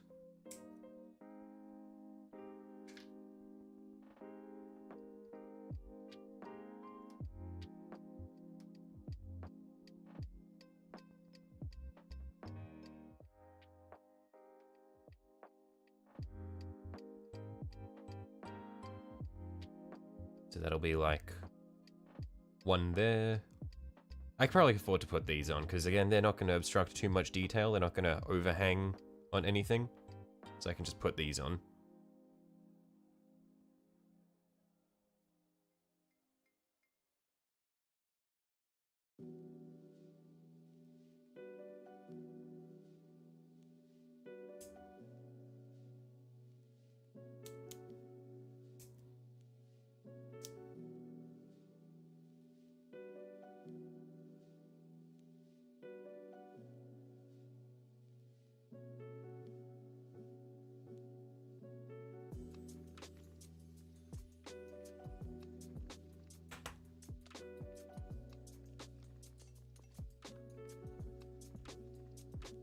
Then this one goes here. Yep, that looks right. Cool, let's get those on.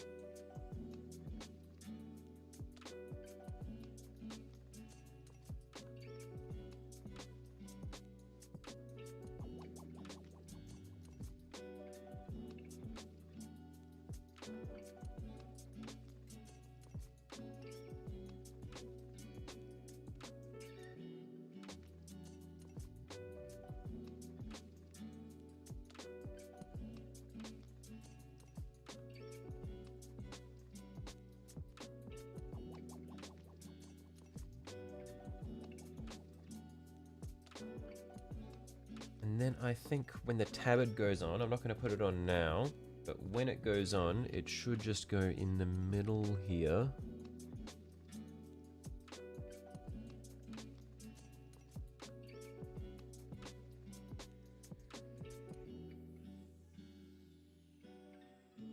Just like that.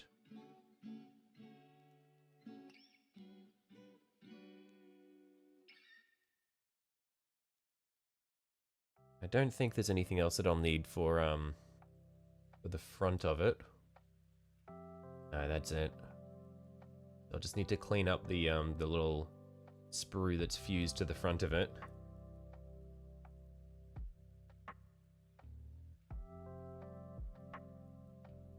I'll give this a bit more time to set, because I don't want to start trying to carve away at it while it's still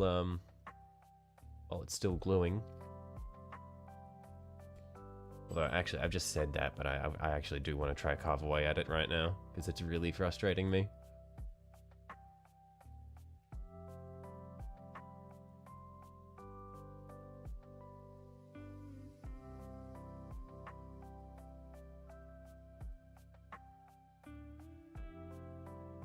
Maybe I can just snip at it with the very end of my my cutters.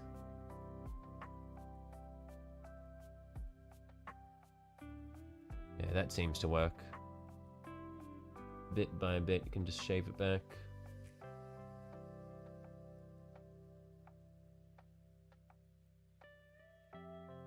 There we are.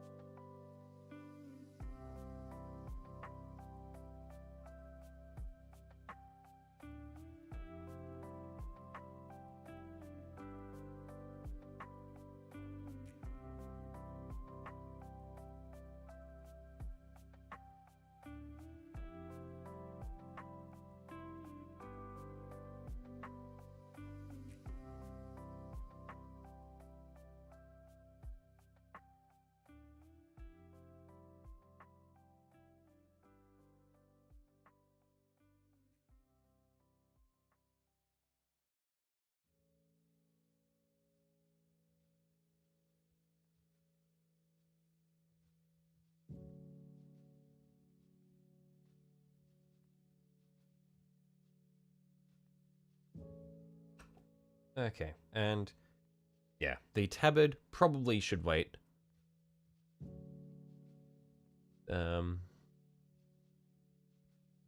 Just so that we can do the legs beforehand. Because the tabard does block some details. Gonna make it a real pain to paint the legs. So it can, we will paint it separately alongside the robe here, the cloak.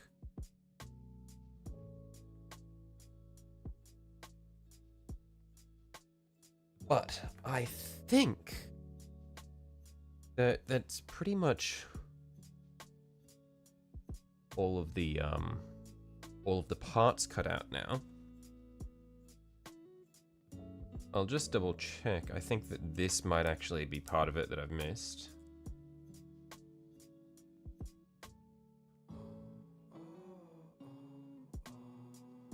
Just not sure where this section will be, so I'll cut it out so I can get a closer look at it.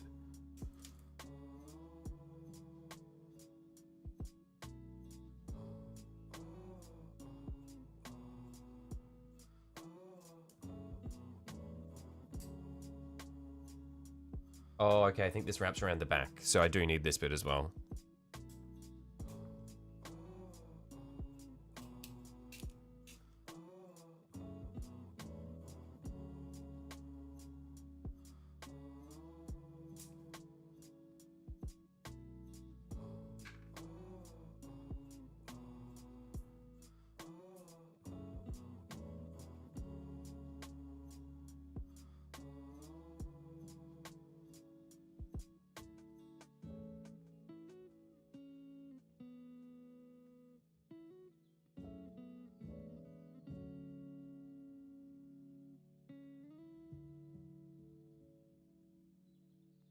And so this bit here I believe, should wrap around the back edge like this. Or something. I'm gonna...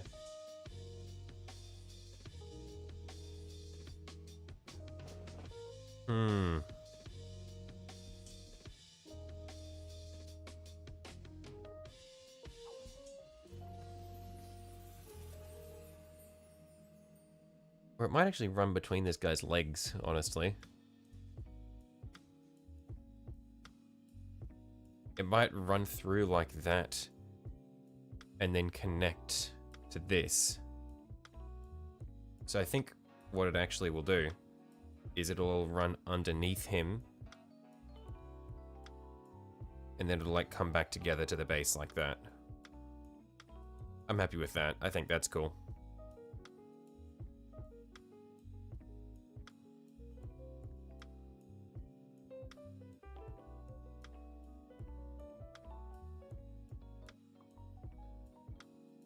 So what I'll do when I'm priming these is I'll probably prime all of these magic bits in white and then everything else in black. Or actually, yeah. I'll prime the magic parts in white and then everything else in black. That way I have, personally you wouldn't do that second guy. Well, no, I kind of like having the second guy there, just as a, because I'd have him there, just to, it's like he's sacrificing a space wolf. I think it's pretty neat, but yeah. Just as a part of the base.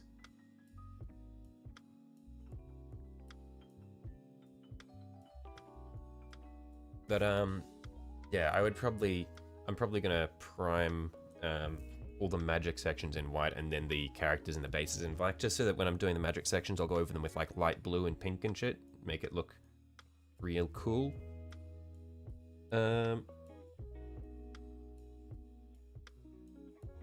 But we've got these bits all assembled. So the last little sections now that I'm going to need to put together before I start priming are just going to be, I need to do the horns for AHRIMAN's head. And then I'll need to do, I'll need to finish sculpting his shoulders and his staff. Yeah, that's much larger than AHRIMAN's base. Yeah, but remember, I'm not doing this to use, I'm not doing this to use it as a tabletop mini. I'm just doing this because I want to paint the mini as a display thing. So it's not really about, I'm never going to use it in a war game.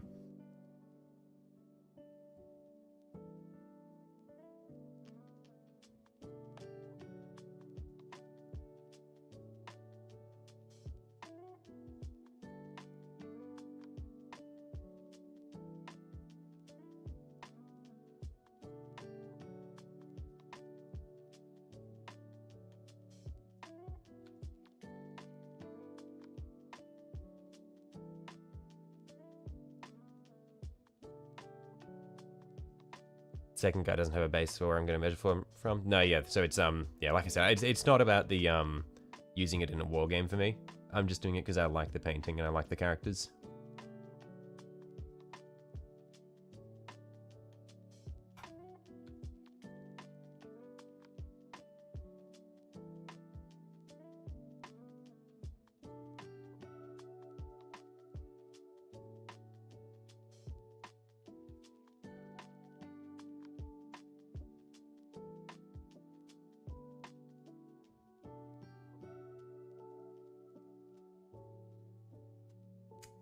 This bit is a bit weak, so I might need to get a little bit of super glue just on the surface of it to help seal it, because there's a little crack there.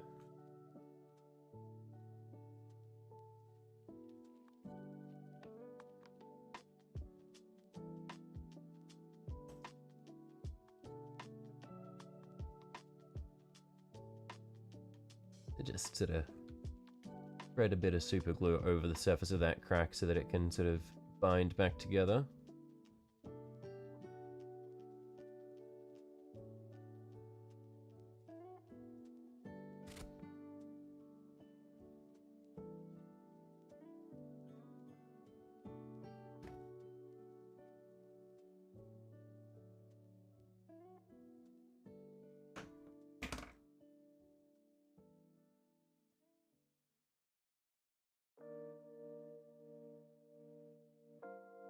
And so, just gonna clean off my my mat, like get all the debris off the cutting mat so that I can work on it without picking that up in the putty. I'll clean my desk after I'm done here. So,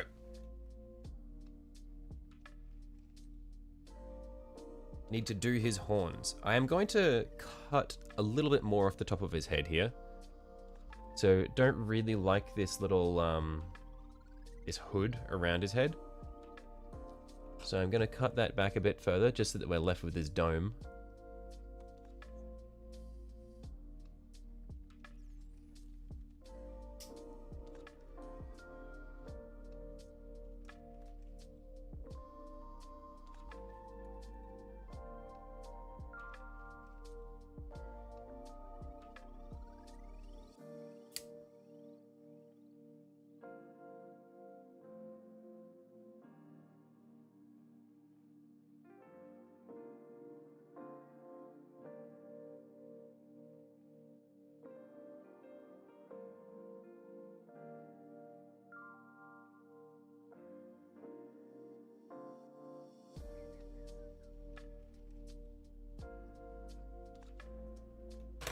Okay, let's round out his head here.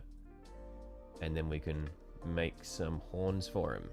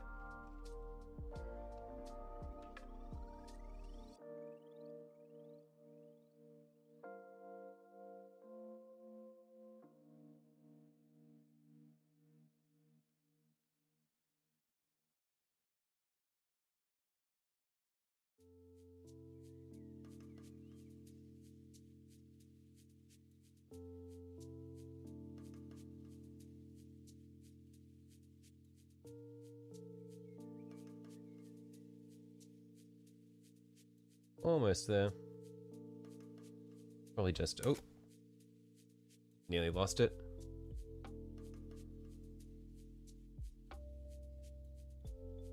Just pull back this way now, just to continue the slope of the dome around the back. And then we'll be able to go from there.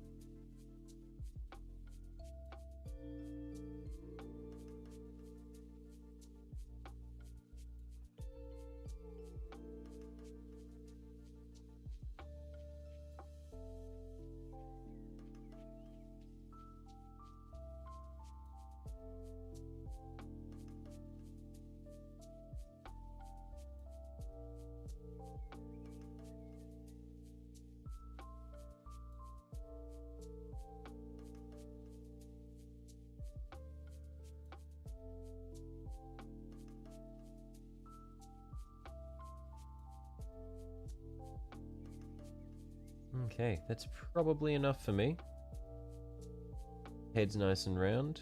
Just go in the eyes a bit more.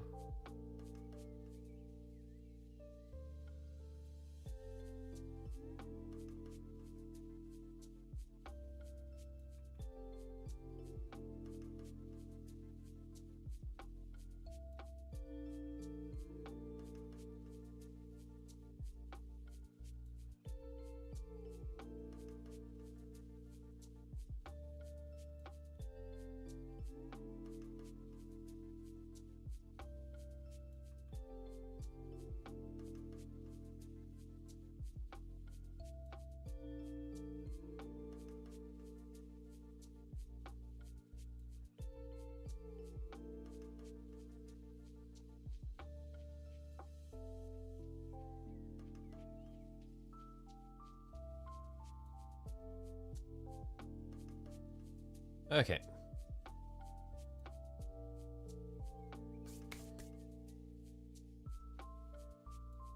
Let's make some horns. Now this is the bit that I am the least looking forward to, although they're not round, so it might actually not be that bad.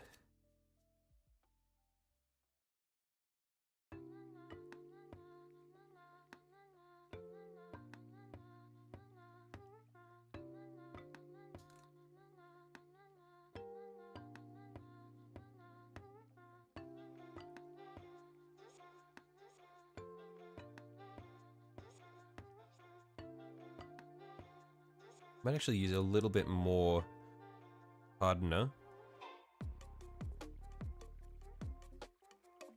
Just to get a bit of a stronger mix.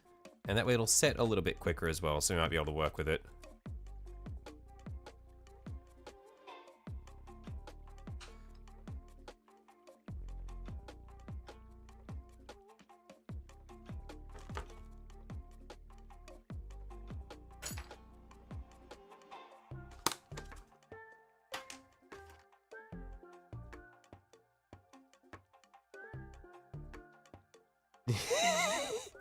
I can't do notes, I don't need any more models. Proceeds to build a non-playable model for an army he doesn't collect or play. Hey, Shush. It's... It's been sitting there for a long time. I need to get it out of the way. And look, I have 1,000 Suns Combat Patrol. I'll never play it, but I have it. I collect them. I just haven't built them.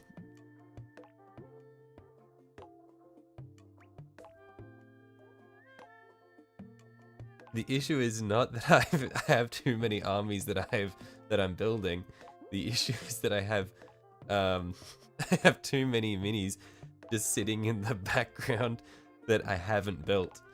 I've got like most of a Necron Combat Patrol, most of the Leviathan box, a full 1,000 Suns Combat Patrol, a Helldrake, a Forge Fiend. Now I have a now I have a Knight, and a couple of Necron Canoptic Wraiths as well.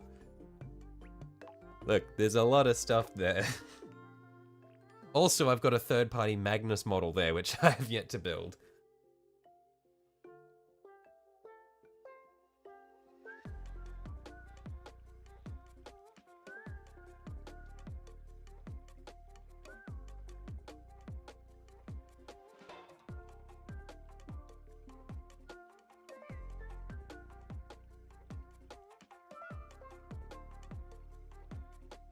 Okay. So, the horns will probably need to extend up about...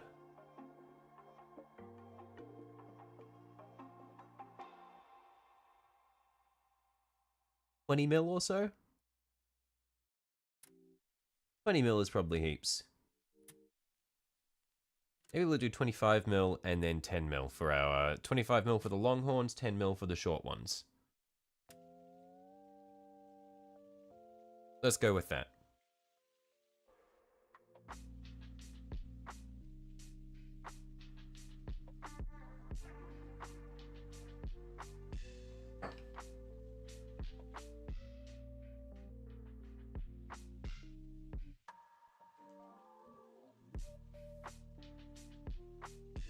Yeah, get our rolling pin.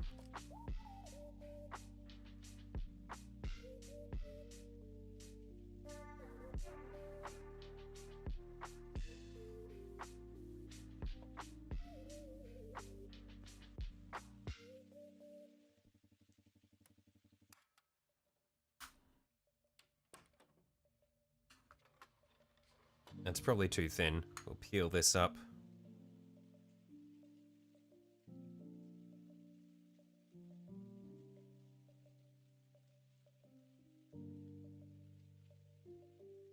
I want it to be longer than it is wide anyway, so let's go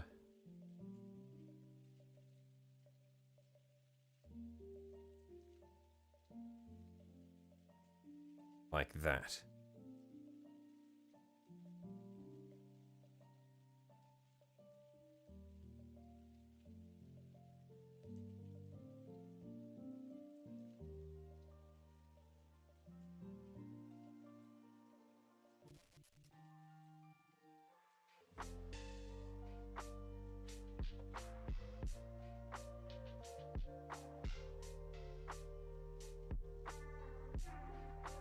This should be good. If anything, it might be a little thin. If I double it over, that's probably about the thickness that we want.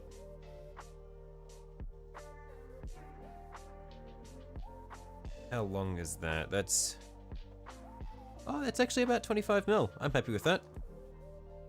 Let's split this in half and start trying to make some horns.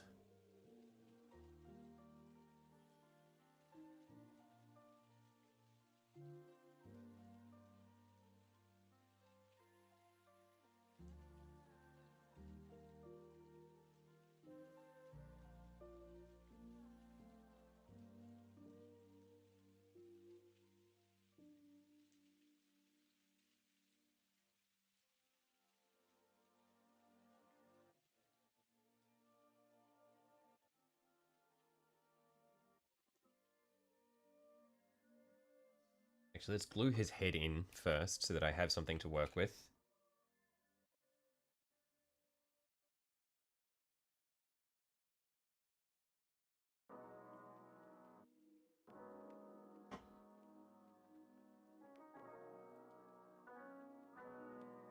Just so that we know what angle we'll be working at. He'll need to be looking in the direction of the thing he's doing, so over that way.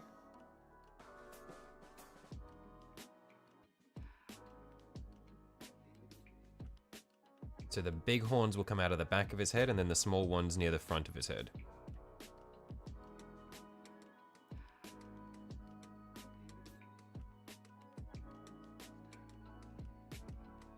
Honestly, I can probably split one of these in half and turn that into both horns.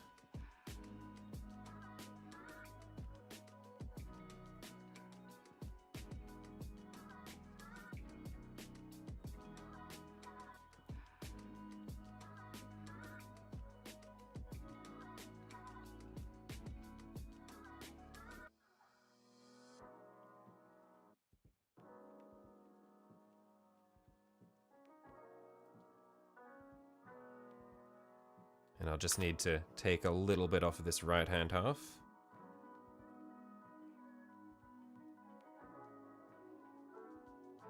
So we can get it as symmetrical as possible.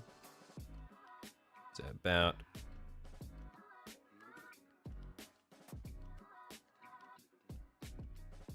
this much.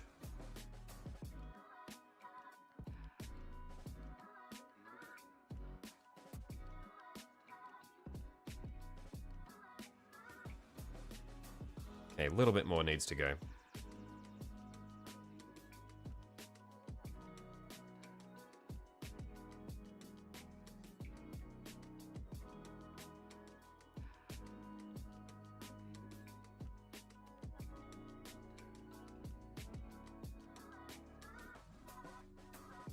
There we are.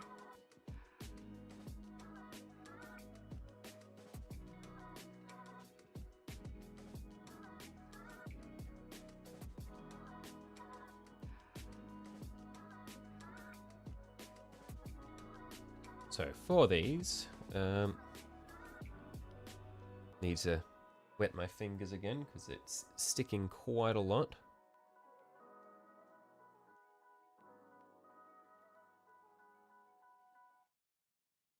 But the general shape we want, I just push it around the contour of my finger there.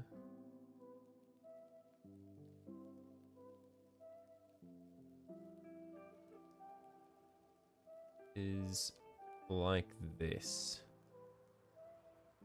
In fact, that looks really nice. I'm happy with how that's turned out.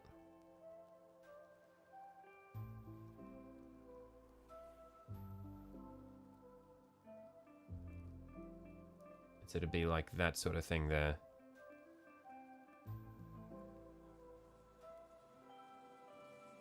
Might be a bit long, honestly. If we shorten it down to about that, I think that'd be good. Let's just dent where we want it with his head, and we'll cut it down to that length.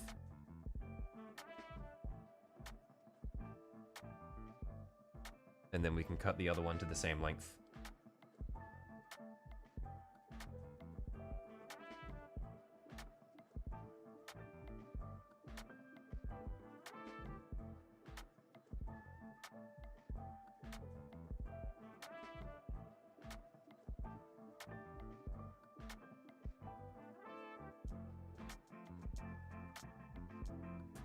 So now the second one, we'll do the same. So bend it around the contour of our finger.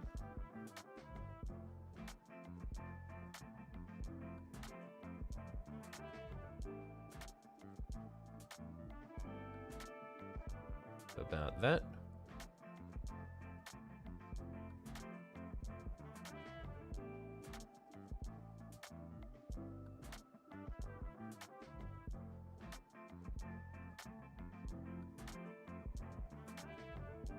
That looks pretty good.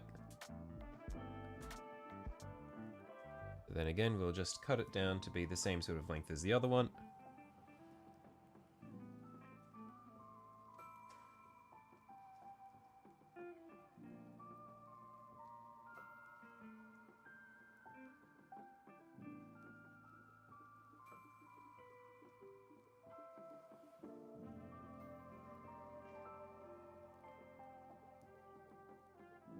I think I'll need to take a little bit more off this one.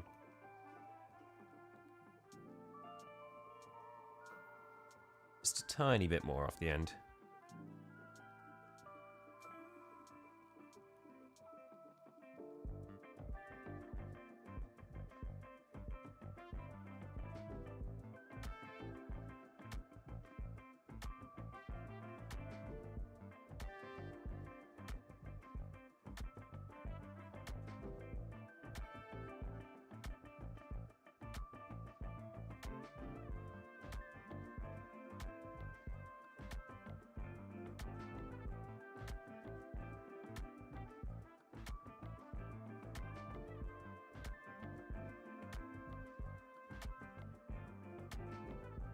Yeah, that'll be good. That's a good sort of length for them.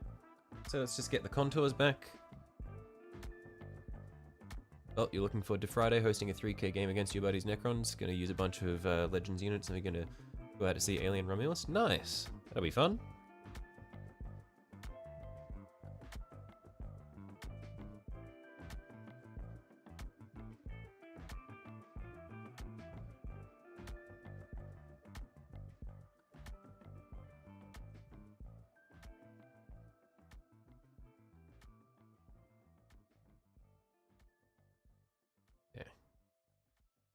Flatten these out.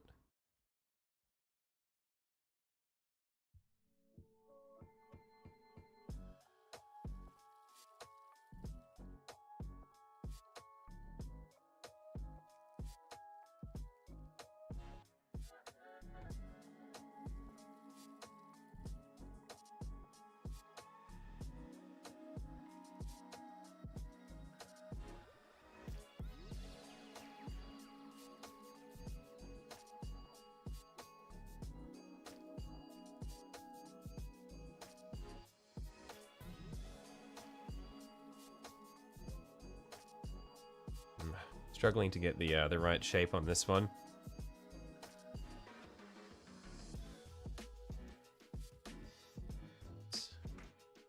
Gotta go around the contour of my finger. Bit too much, I think.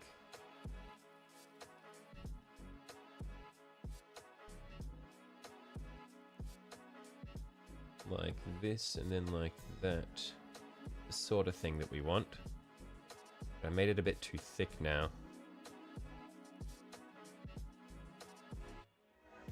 And a bit too thin in the middle.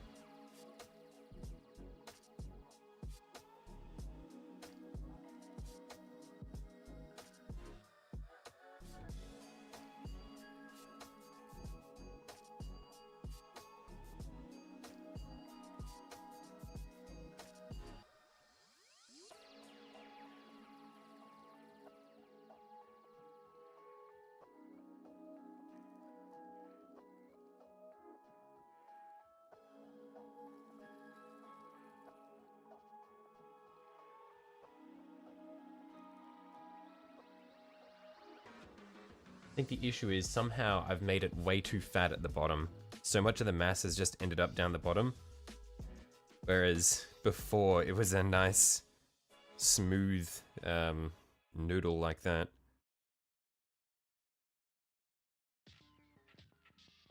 Probably gonna need to just re-noodleify this.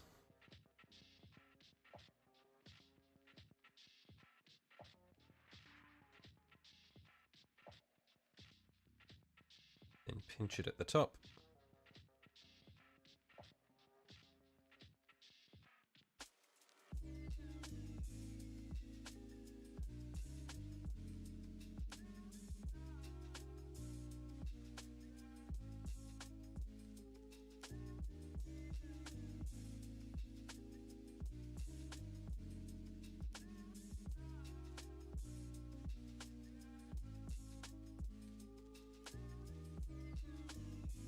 Flatten it out a bit. And then pinch it again. There we are. That's more what we want.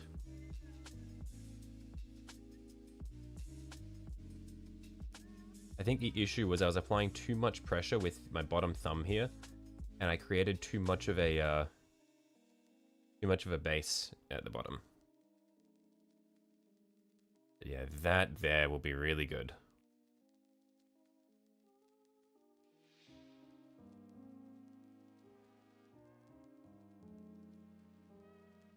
It's one done. Quite a nice shape to it, I think.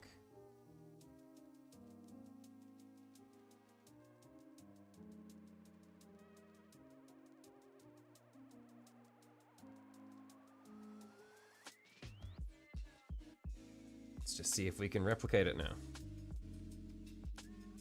Just like this. Then flatten it a bit.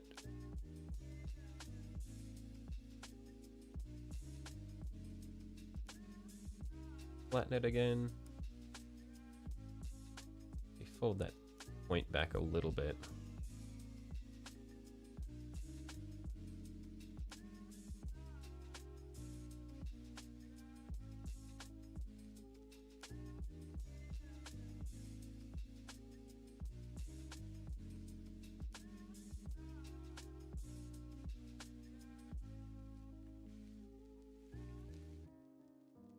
Flatten it a bit again.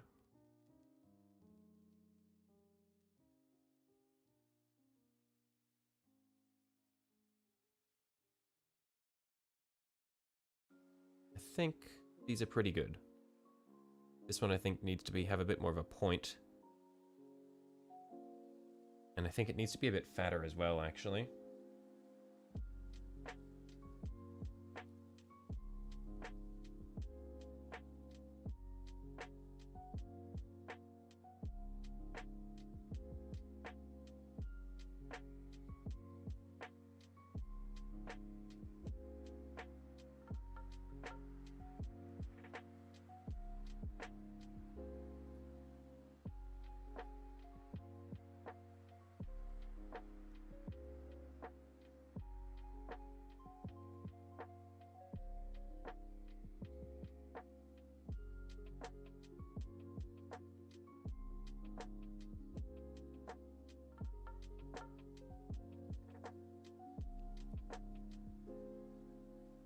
Now we flatten it once more.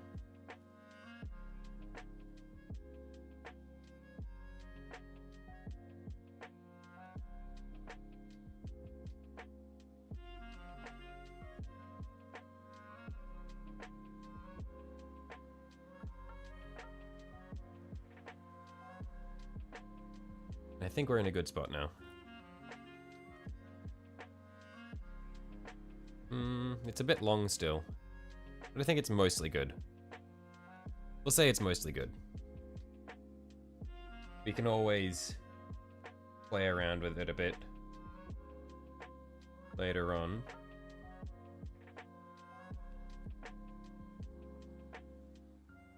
Ugh, sticking to my fingers, I don't want to accidentally ruin what I've done. Like, I think I just ruined the shape of this one a bit.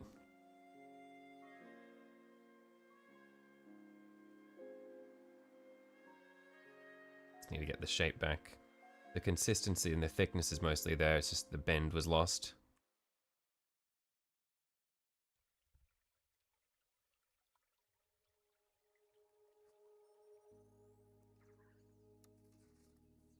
There we are, that's quite good. Okay, now we just need to do the two smaller horns.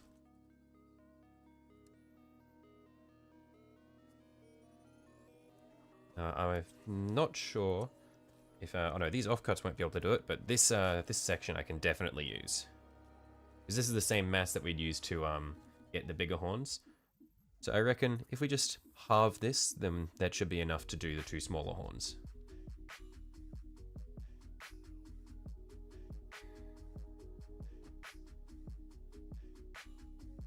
So we'll just set that down. And then where's my knife blade? Just got that here. We'll just lop that in half.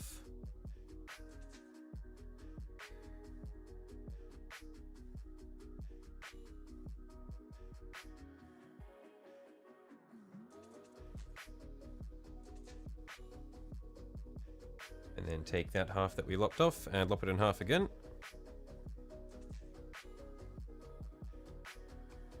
And this should be more than enough to get our two smaller horns.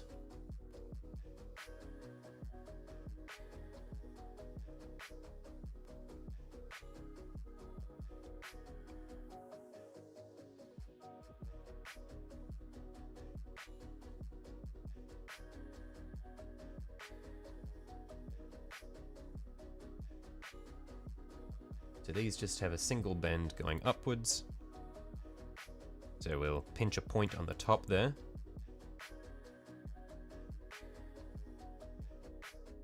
And then just lengthen it down and then bend it around our fingertip.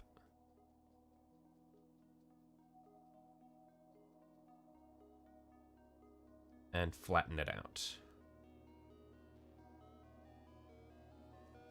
And then give it a solid bottom edge. And just taper it towards the top.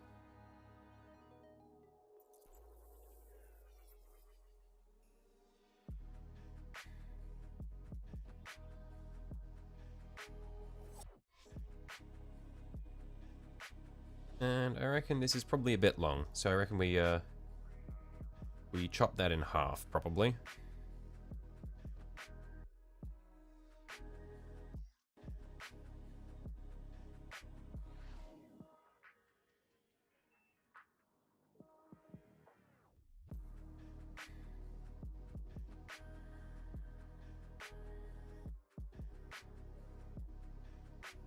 And then we can make it a bit thinner.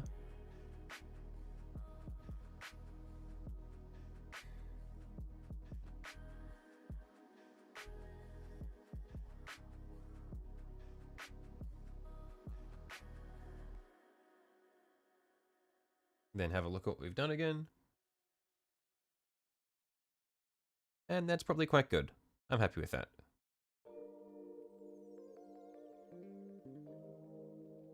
Yeah, that's good.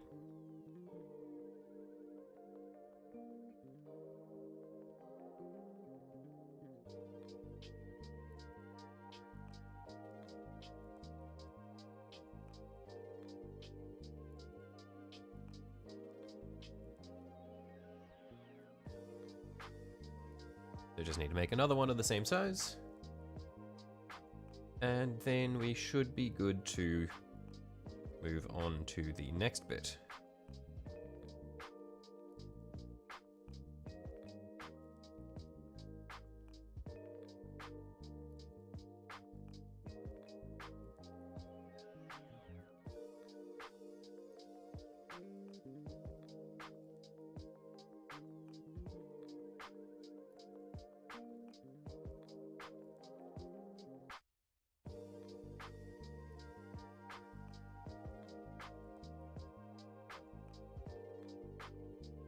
It's good enough for me. I'll need to straighten it out a little bit, but it's pretty good. Bit less of a bend to it.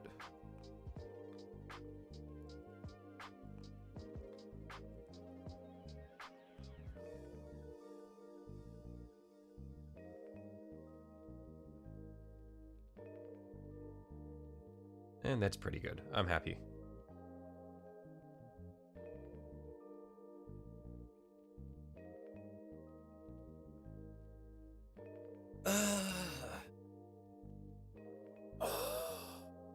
Need to stretch a little bit. How are our shoulder pads coming along? How soft is this? This is probably good to start carving. We'll let that one dry a little more, and let's, Alright,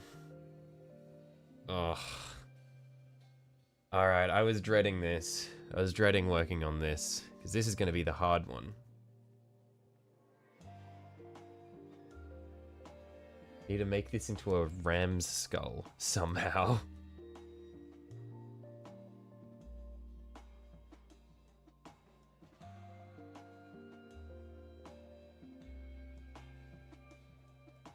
I guess we'll start by cleaning up the edges.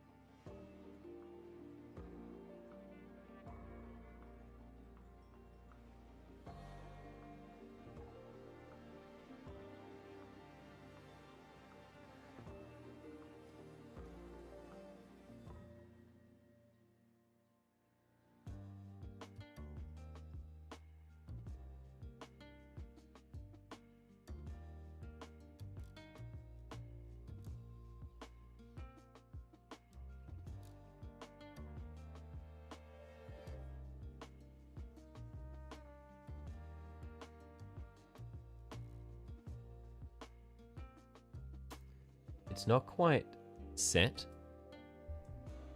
So we're getting, as I'm playing around with it, I'm kind of lifting the tip of the horn up, which is not ideal. And I reckon I might need to come through and just put a little bit of super glue underneath at some point.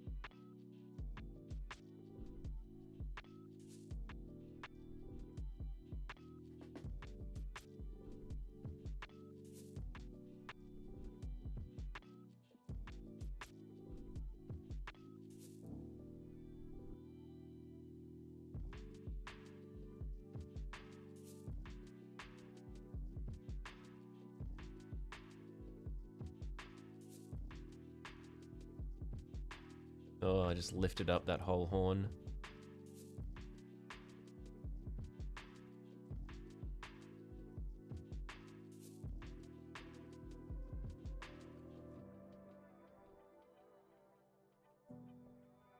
It's more in the shape that I want now. I'll get it right into the shape that I want, and then I'll smooth it over, get a bit of glue underneath it, and let it set some more. And then once it's really properly set, then we can actually carve the shape into it.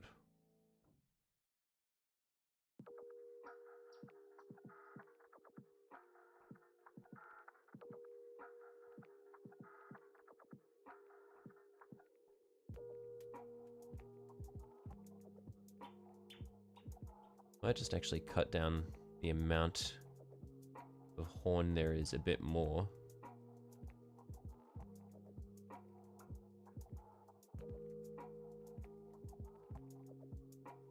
I reckon we go back to here.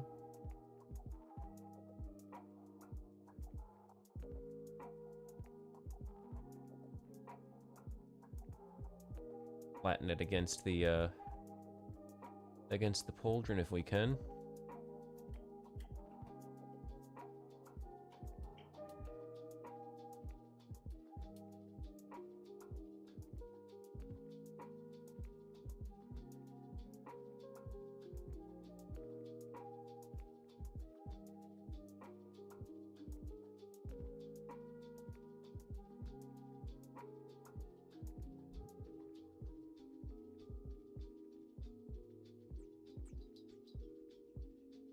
Yeah, it's not quite soft enough to work with the way I want to, so I'm going to let it sit a bit longer.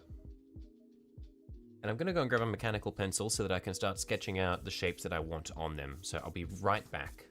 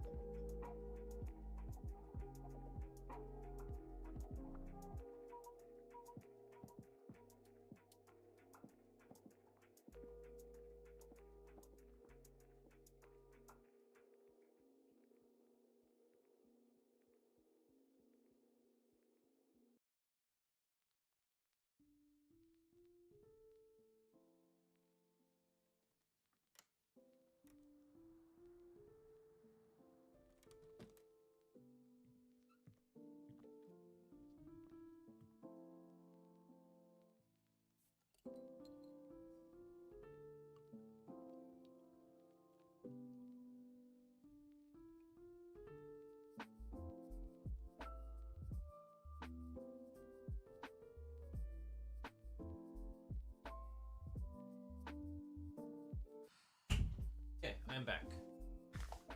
I could not find a mechanical pencil, so I'm just going to use a regular pencil. I have sharpened it though, so hopefully that should be enough. I wonder if the symbol on his shoulder is just the Thousand Suns symbols. Thousand Suns symbol. One sec.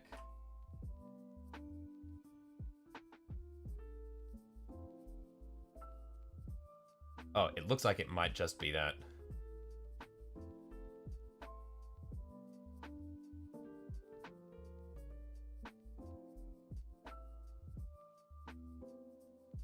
Yeah, I don't know why I didn't think of that. It looks like it's just the Thousand Suns, the Thousand Suns symbol on his other shoulder.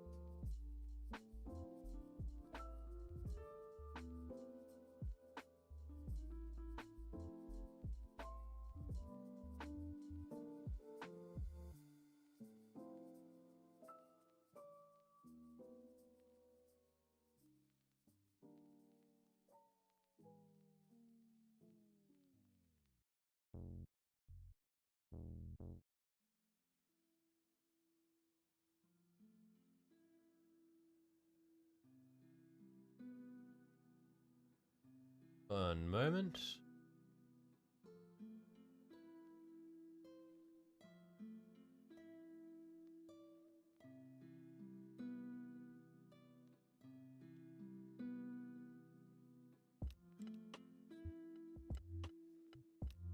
Isn't that the mark of Zinch? No. So, one sec. I've got So, it looks like the Thousand Suns symbol appears to be. Better. Oh, actually, is this gonna show up? Not particularly well. So it looks like the Thousand Sun symbol, or the most common one, is this. It's like the solar symbol is what they refer to it as, which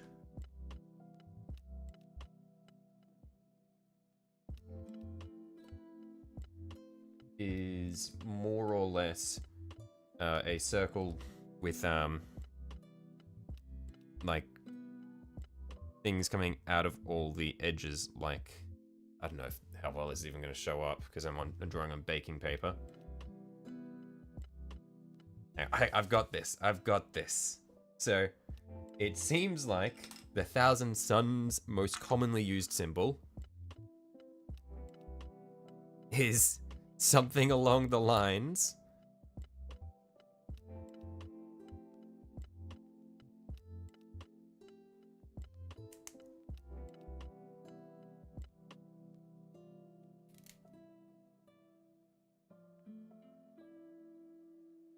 of this.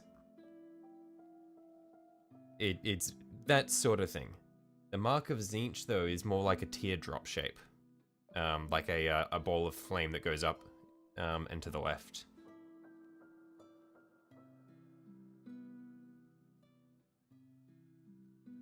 Yeah, the mark of Zinch is slightly different.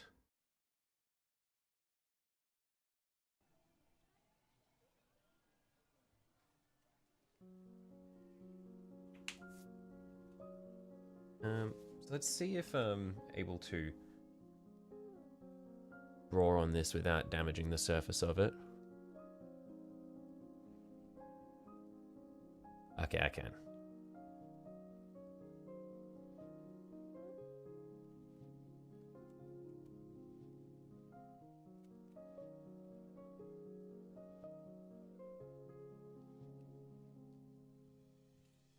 Let's just see if we can mark out the shape of the symbol that we want to carve out.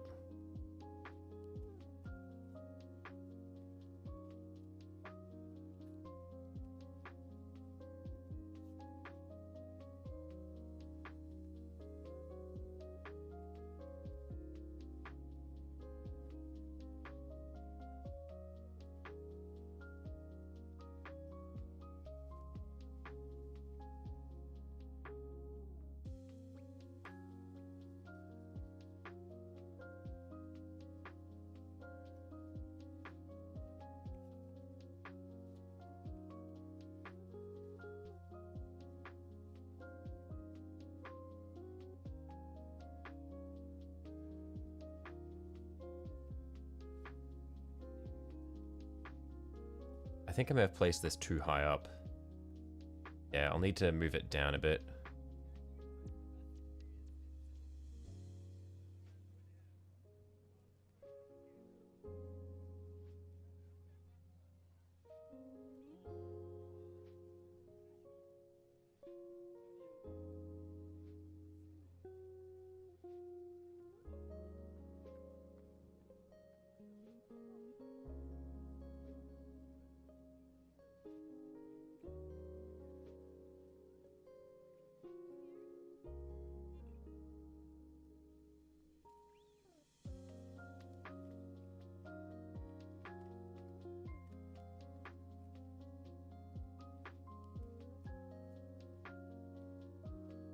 Okay, so I'll have that circle there.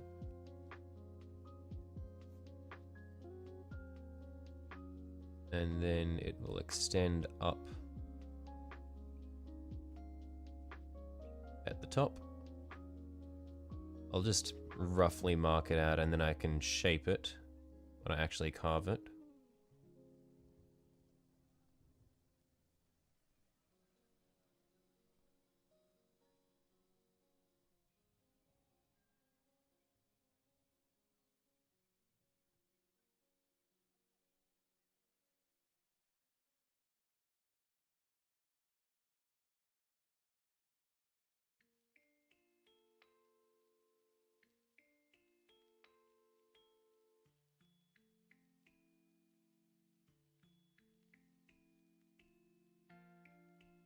That's more or less what we're working with.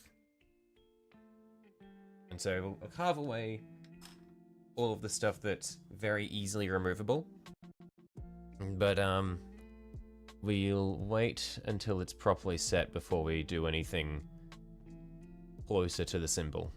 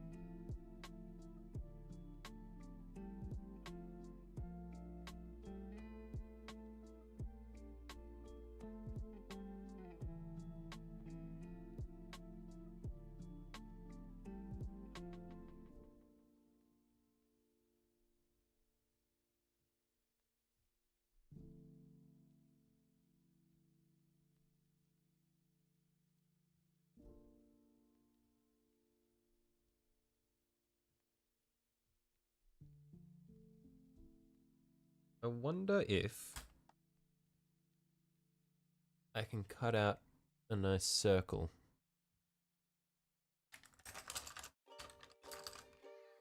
with a brush protector for this. Because I was considering using a brush protector to cut out the chains, but the brush protectors were all too big. But I think I should have one that's actually small enough here that I can get a nice circle.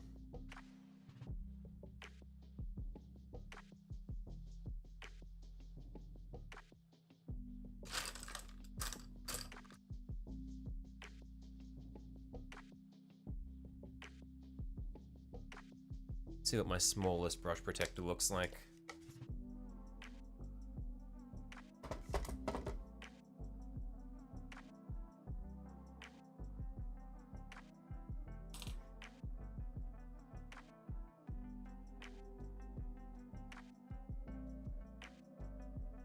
Yeah, I think that'd be good.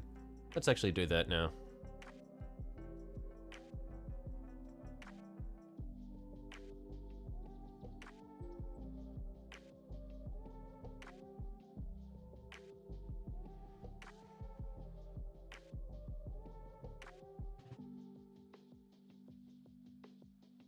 Push that all the way in. And if we pull it out, does it bring the circle with it? It does. Beautiful.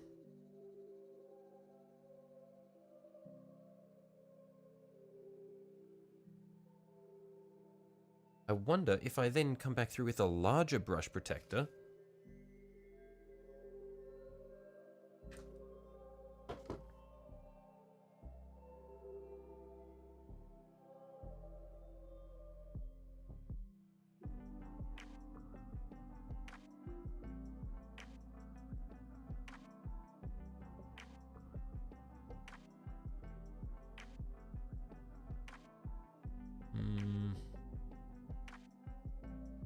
Nah, it's not quite enough. was a bit larger, then I might be able to do something with it. But I don't think I've got anything quite large enough.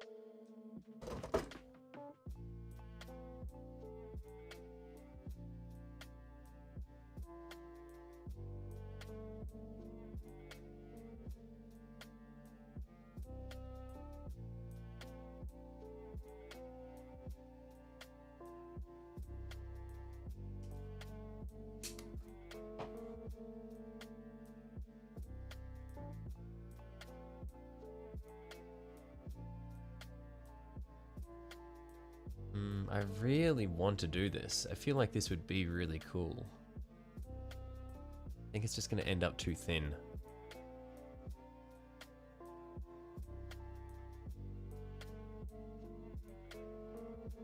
And I don't want it to pull up the ring that I cut out.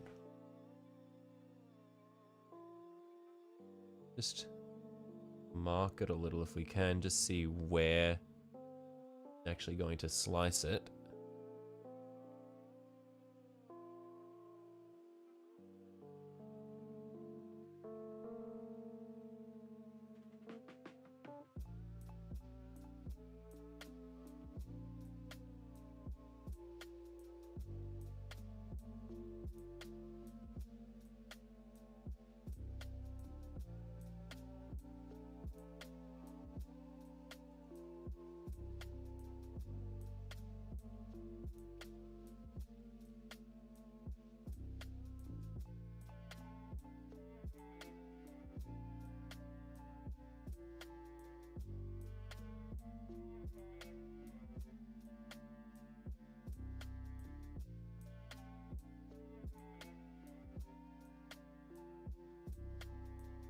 Those fingers.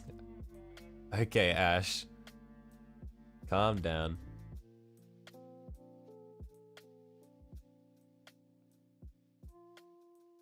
Oh, I really don't want to mess this up. Okay, I'm just committing. If this pulls it up, then I'm going to be very upset with myself. Oh, I think I cut it at a bad angle anyway. And it's pulling it up. I've ruined it. I'm ruining it.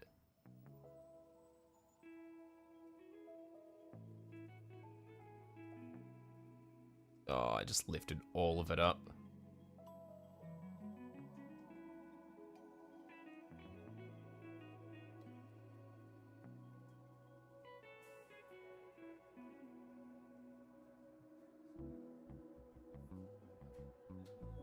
Alright, well, since we've done that, let's try do this a different way. I've got another section of relatively firm, relatively firm green stuff here. Let's flatten it out, see if we can get it,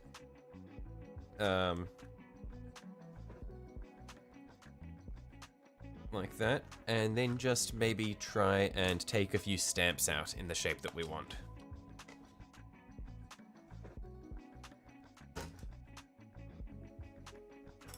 So,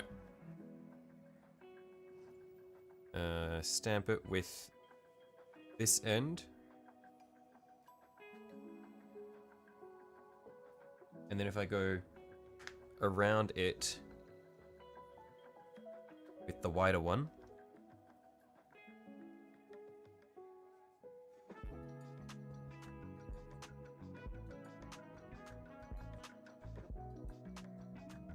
I didn't go all the way through it to begin with.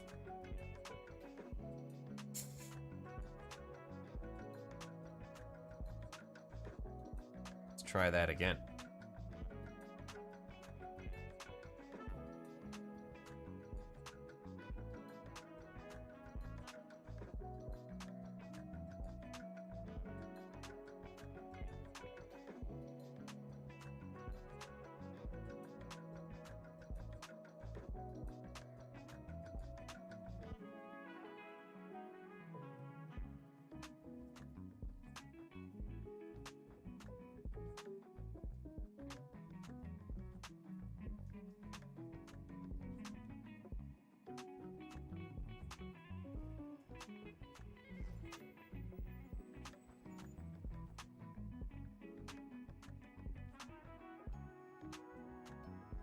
Okay, this ring might actually be alright.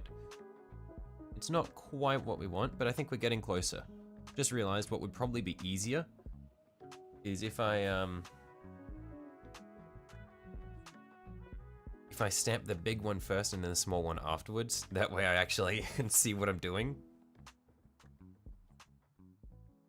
So let's give this another shot.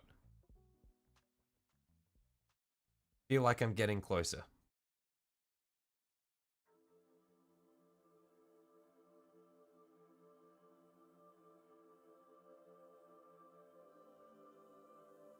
So, big stamp.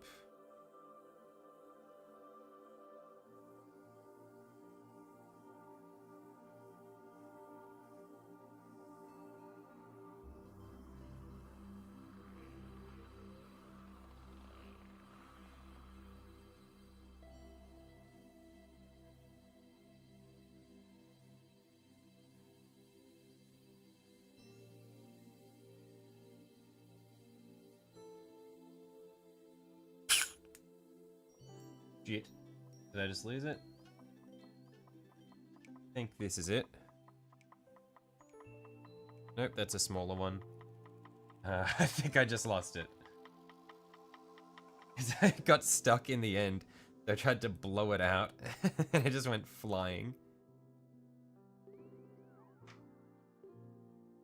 Let's try this again. Big stamp.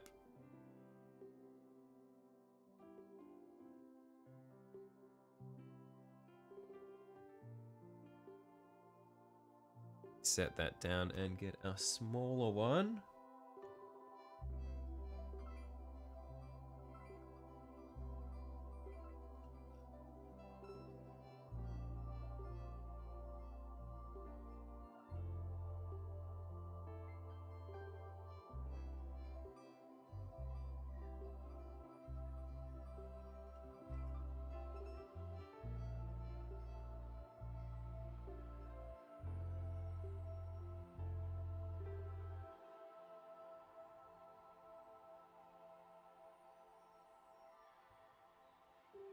Hey, I think we might have it actually. I think we might have done it. You can see the little ring around the outside there. So if we can now somehow very carefully transfer this to the shoulder pad, I think we're chilling.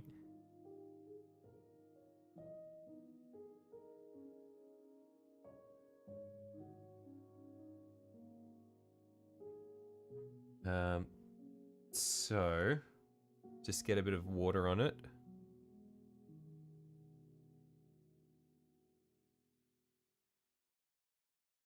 And maybe use the tip of this knife blade just to see if I can lift it up.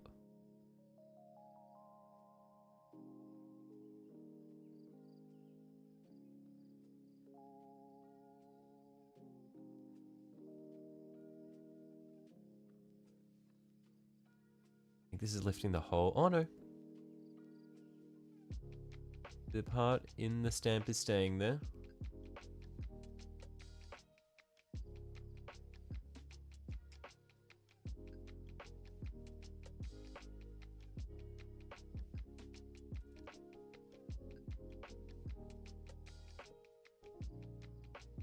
Oh, this is going to be really good.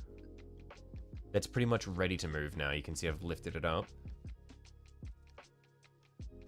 So, I think what we want to do now is be careful not to damage it, but get a tiny bit of super glue on the shoulder pad right where we want it.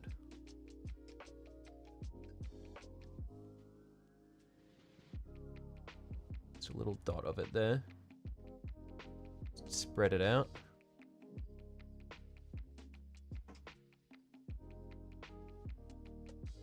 And now see if we can transfer it over.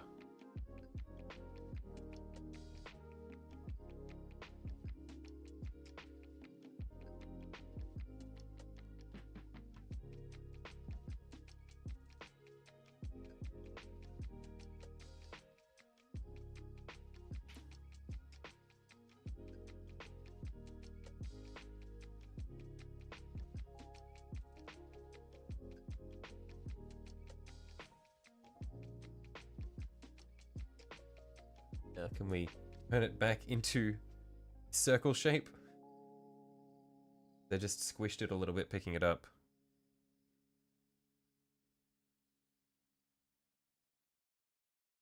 Just need a...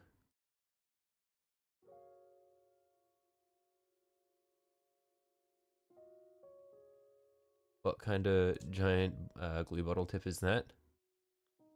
Yeah, it's pretty painful.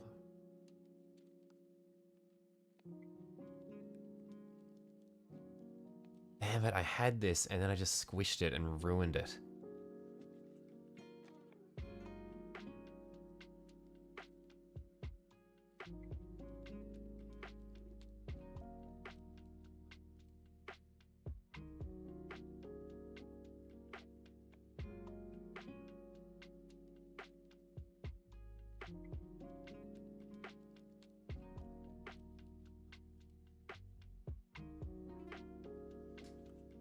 Okay, let's pull this up before the super glue sets it on there.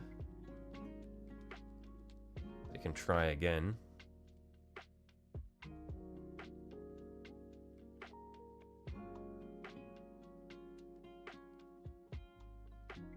But I reckon we've got the right...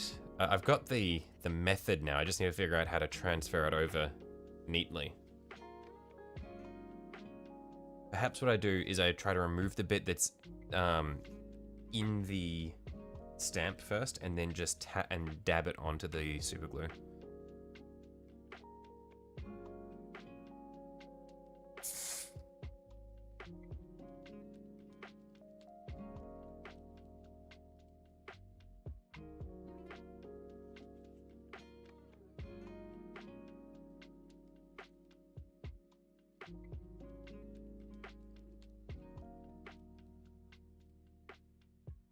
Make the bit, let it cure, then glue it? Yeah.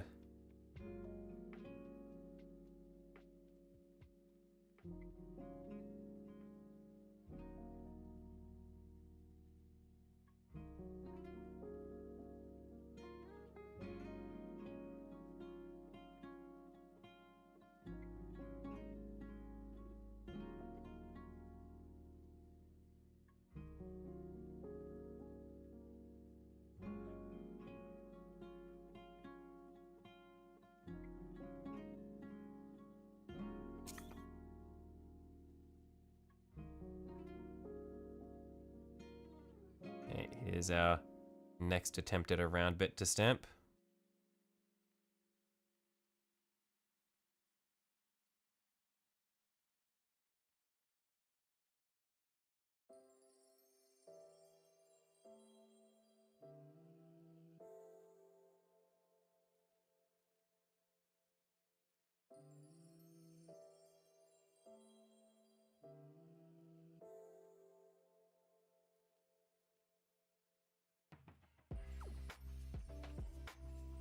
Think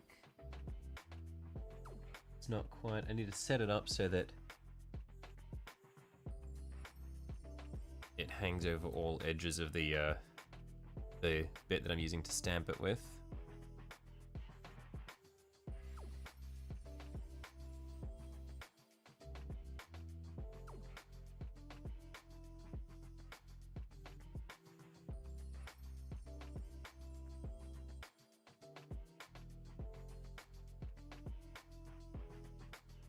Okay, this will be good.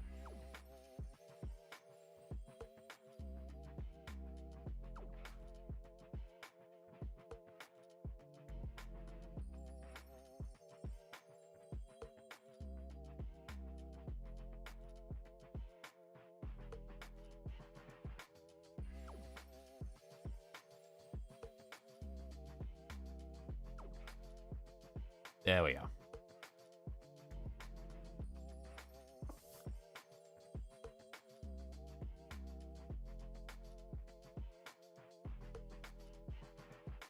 See if I can remove this centerpiece.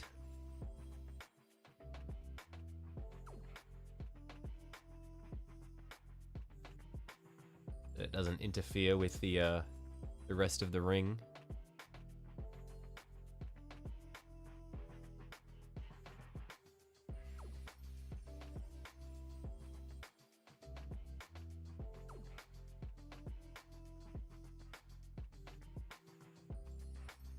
Okay.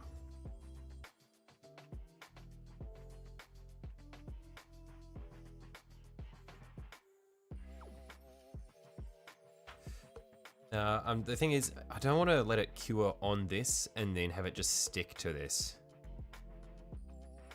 I think I'm gonna try one more time, a bit of glue on here, and then just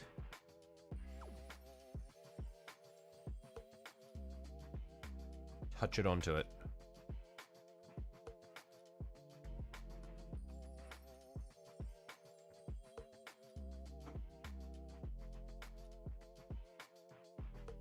Just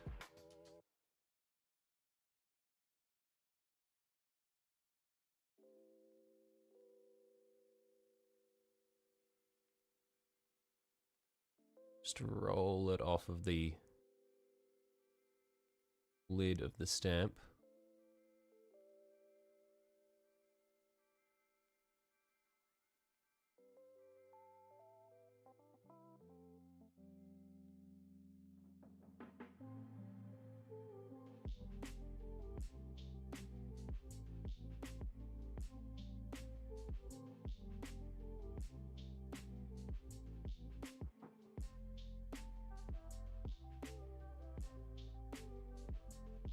Okay.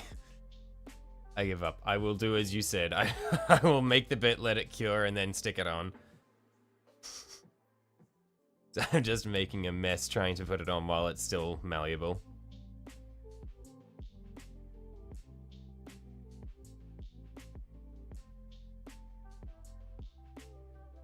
I'll need to file back a bit of the rough texture that we've got going there now, but yeah. I thought maybe I was smarter than the system.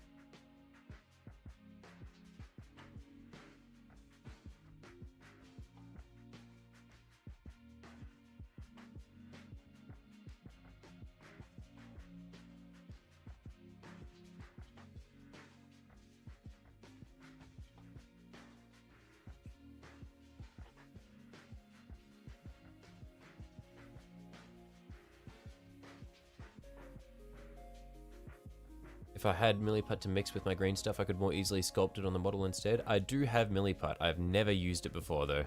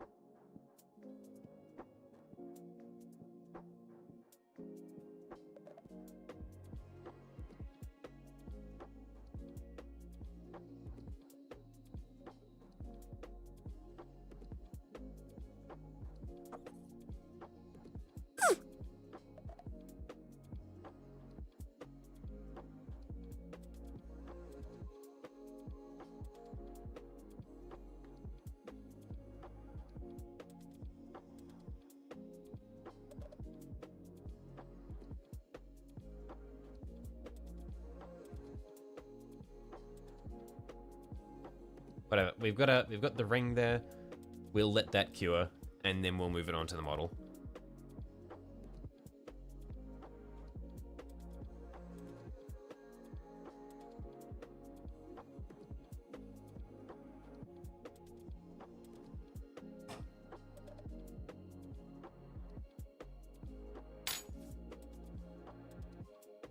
While this is curing, see how the chain is coming along.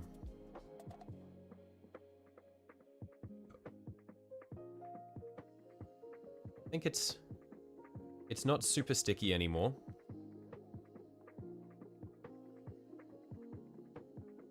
So I'm gonna start cutting it to be more like a chain now.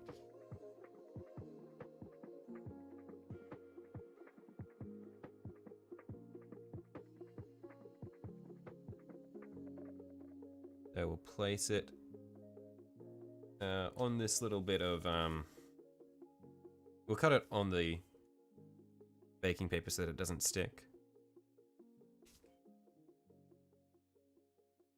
But basically, what we're gonna do is just cut little triangles out here and there, just to try to make it more like a chain.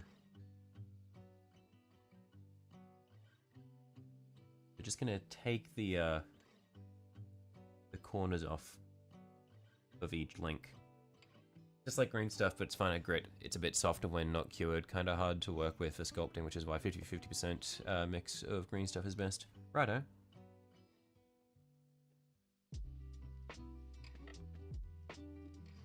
Makes green stuff less gummy and tough like old bubblegum, I see.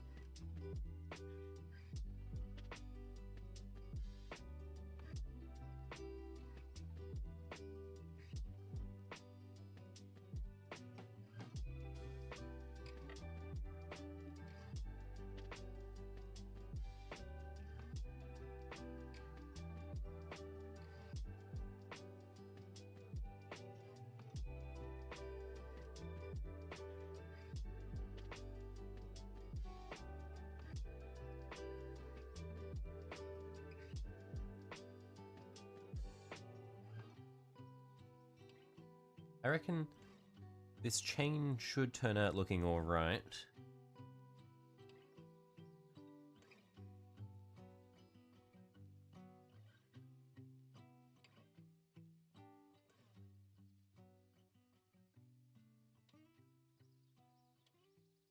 I don't think it needs to run the whole length. I don't think it needs to be the full length of this section we've got here.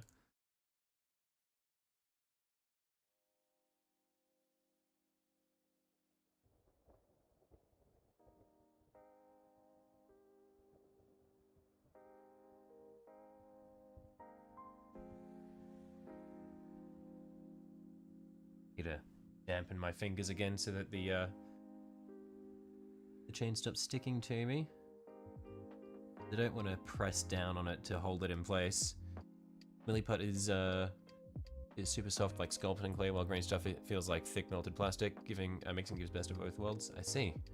Hello. Hey, Go For It Painting, how you going? You've caught me at a time where I am really fiddling around with this green stuff here. I'm not having a lot of success.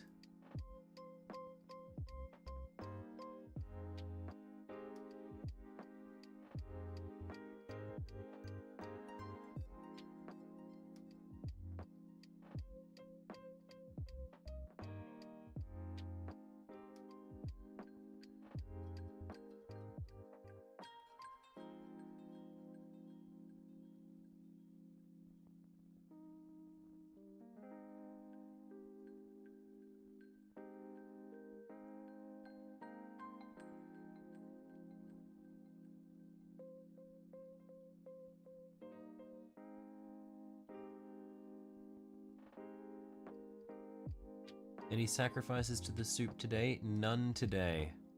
The soup has yet to leave its vault.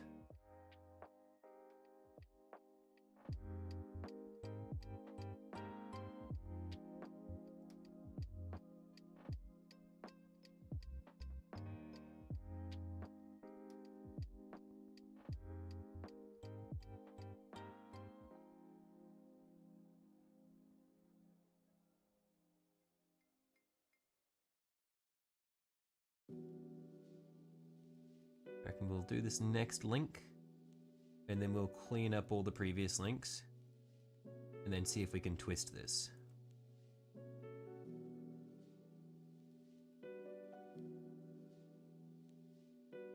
This one can be cleaned up a bit.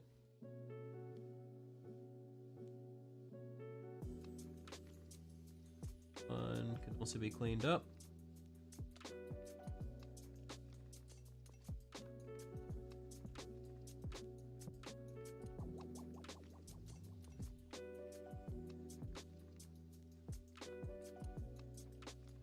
Okay, I think that's looking pretty good.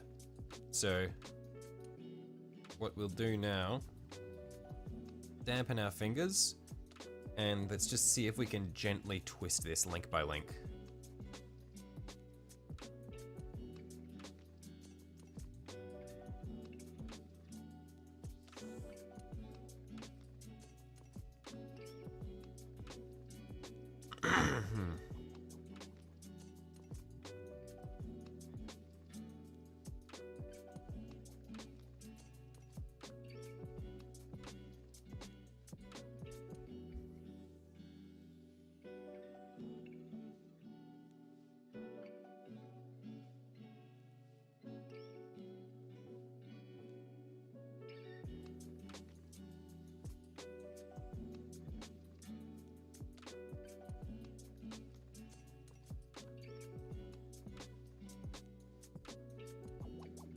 Actually, maybe if I just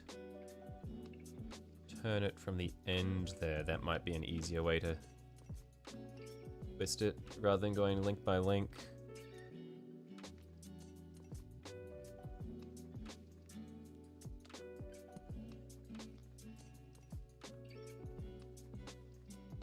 Just want to avoid potentially snapping any of it.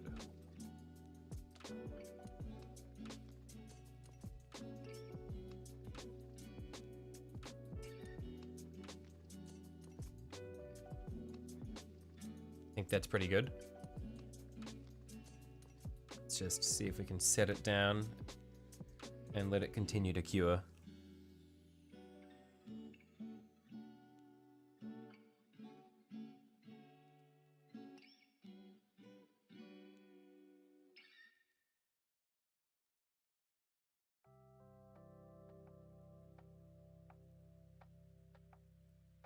Okay, let's let that do its thing.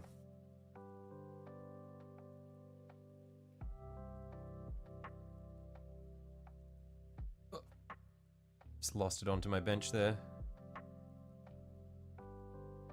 Save it without damaging it. Seems pretty good. Okay. Got so many little bits that I've carved up which I'm waiting to dry and waiting for them to dry now. Some tweezers might make this easier. Yeah, the issue is I'm really scared that I'm gonna dent things if I use tweezers on them. But what we have left now... Oh no, these two bits started setting together.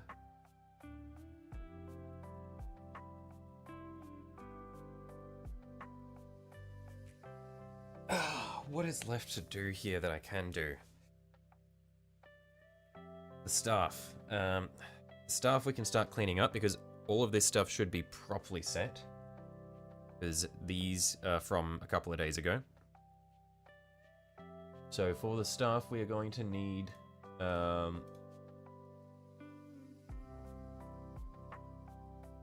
First of all, we'll need to flatten the sides.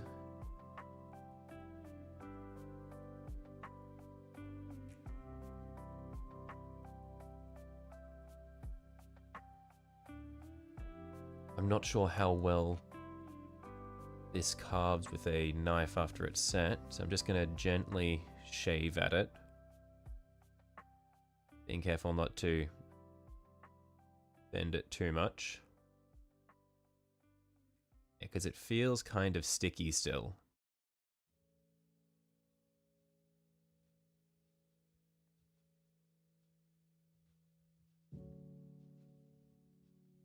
Yeah, the knife blade kind of catches on it a bit. Might be better off trying to file it. You'll try scrape it with the back. Yeah, I'll try scrape back against it with the blade like this.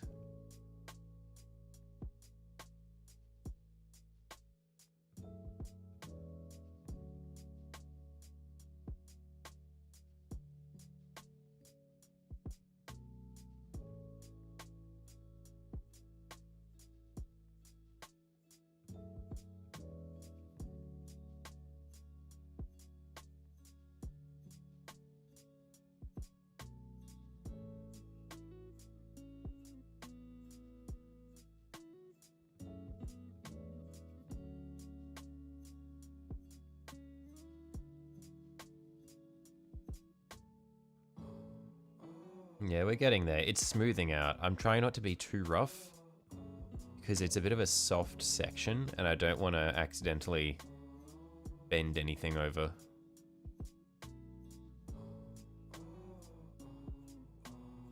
Might end up removing this little bit here and just attaching the chain with the skull there and forgetting about that bit.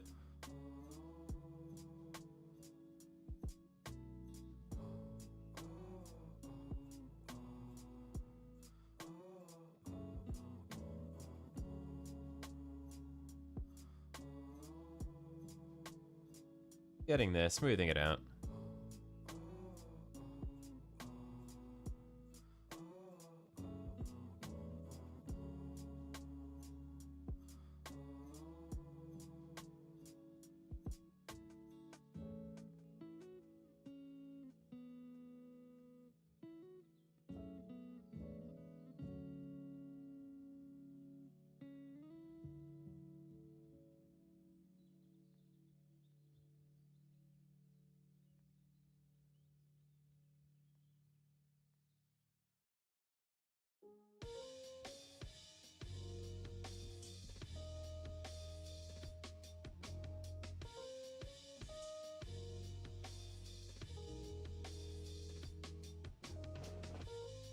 And let's go the other side now.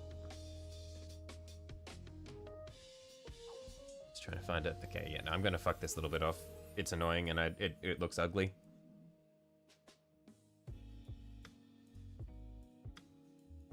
We'll put the chain there.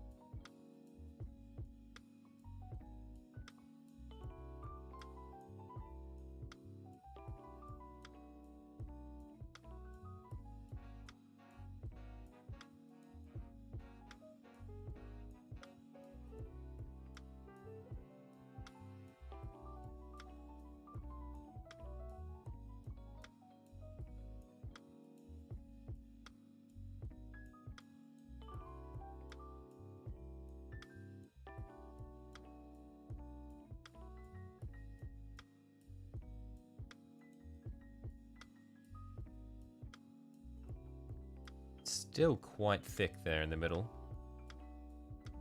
Wonder if I can't just...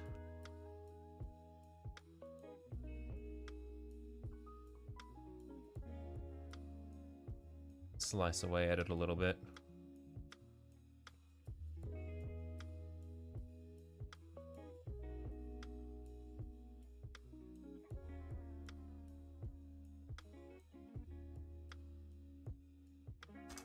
Or if maybe it just might just be easier to do with a file.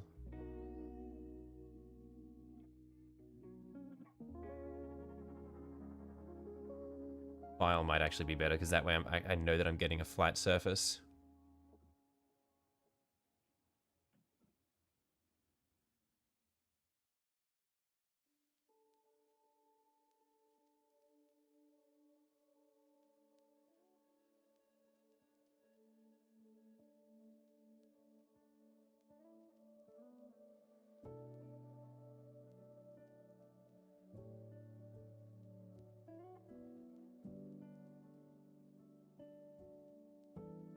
Yeah, that's a lot better. A lot better than toiling away with a knife.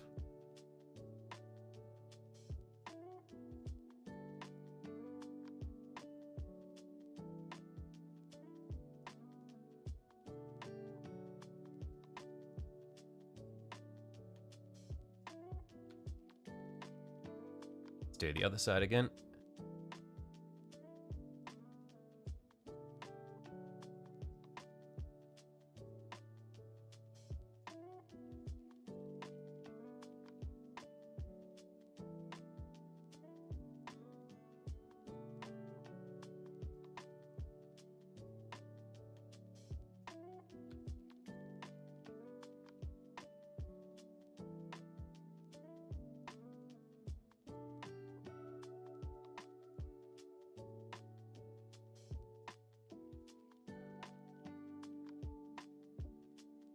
Then let's just see if we can file this to a point at the top there.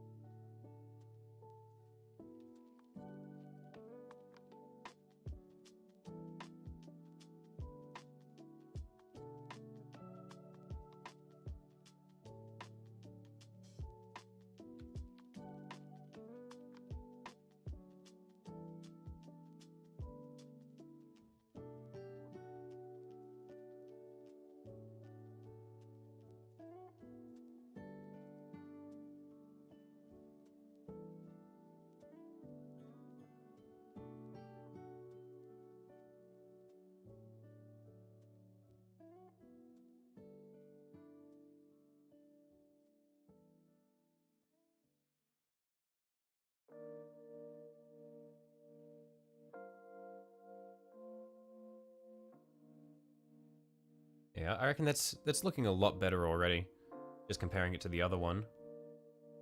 It's got actual shape to it, and it's got a nice little point. It's not this rubbery blob. And it mostly conforms to the shape of the to the width of the staff.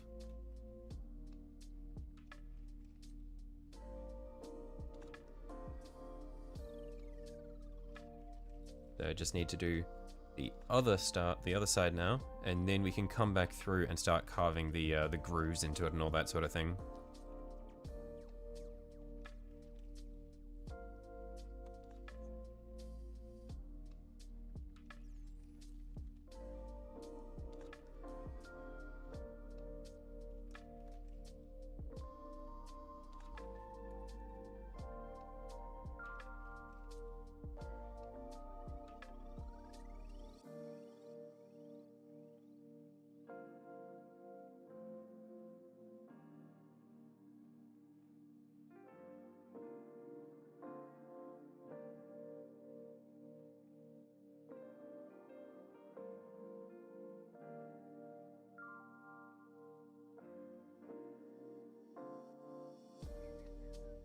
I'll probably need to fill in this bit here with some more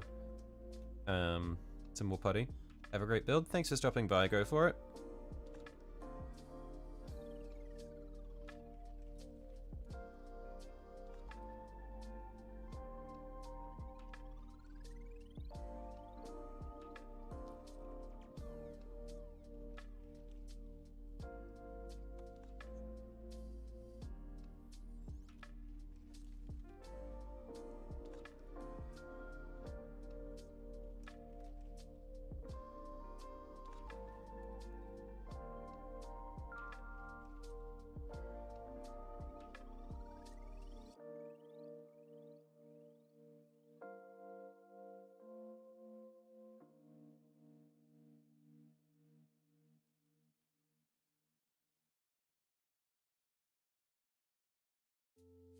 easier is twisting it while it's still soft to get those kinds of ridges.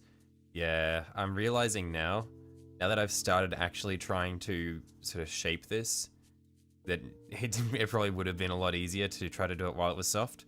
But back then, I was thinking it had set a fair bit harder, so I'd be able to just carve into it, but it's not exactly suited for carving.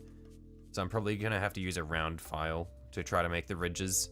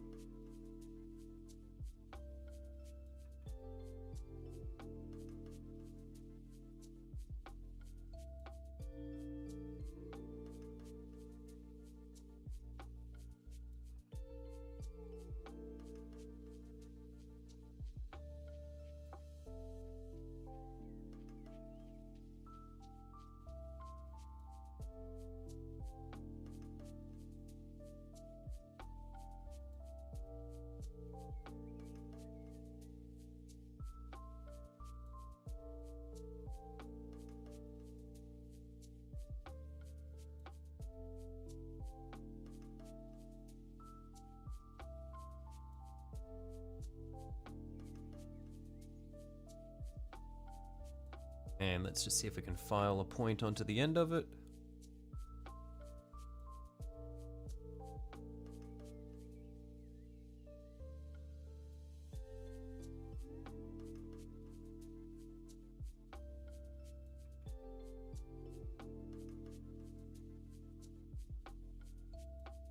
Am I gonna snort the shavings afterwards? Mate, what do you mean afterwards? I'm doing that as I go. Filling my lungs with this shit.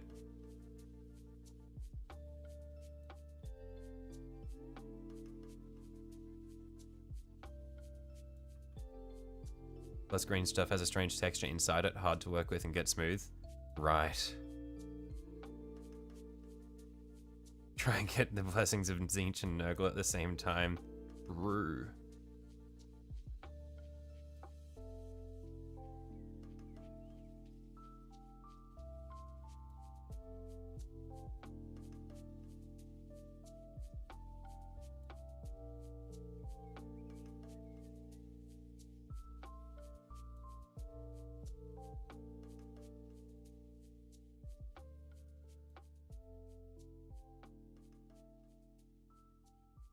Yeah, I'm hoping that as I shave away at the green stuff and expose more of it to open air, it'll cure on the inside. But I guess that doesn't it doesn't cure with oxygen, it cures it's a chemical cure, so I guess that doesn't really matter.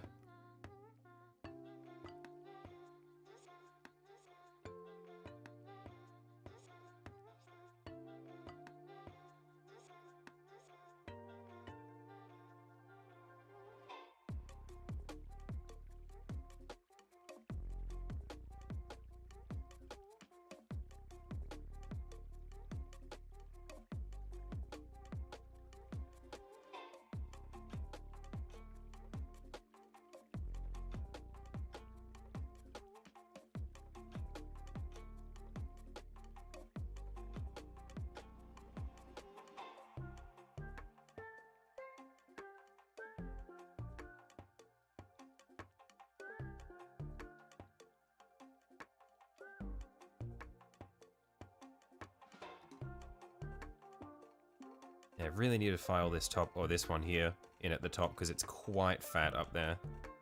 So I need to do a fair bit to get a point in it.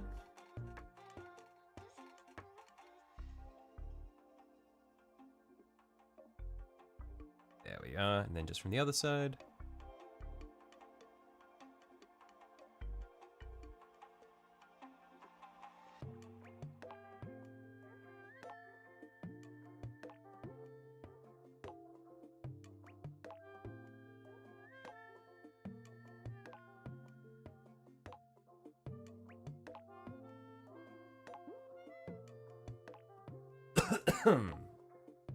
Fine dust, yuck.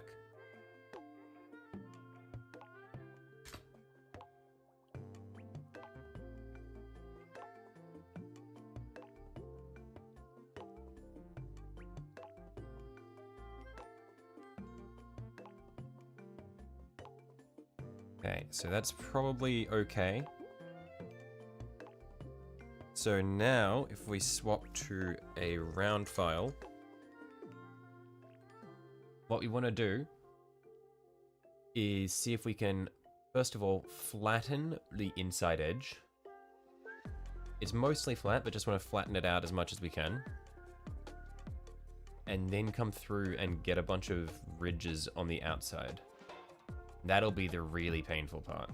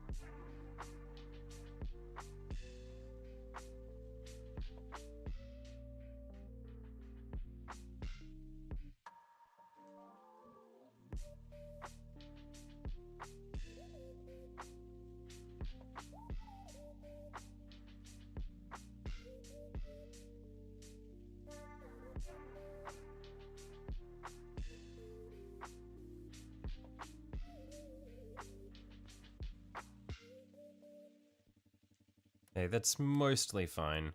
Oh no.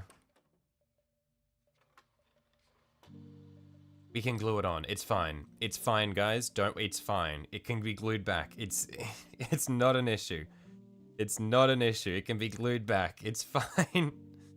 Look, it's basically a plug for it to go in. It's not an issue.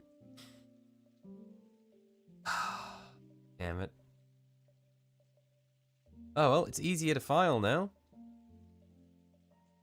So you get 3 more streams of me trying to shape these horns? I'm down. Please, no. I hope that's not going to be the case. Hopefully we can get these done sooner rather than later.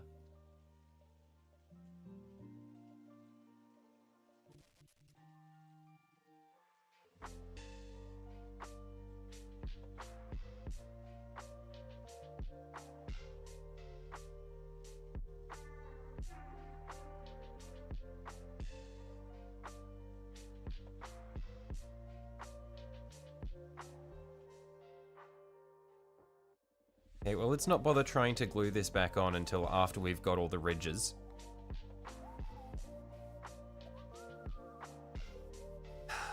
Let's just file the insides of them and then get to the ridges.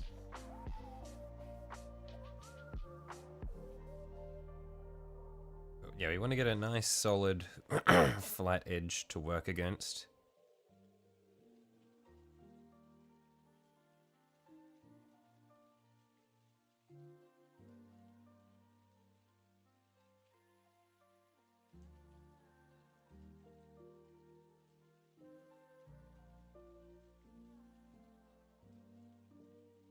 There we are, that one's nice. See if we can come back and just smooth this out a bit.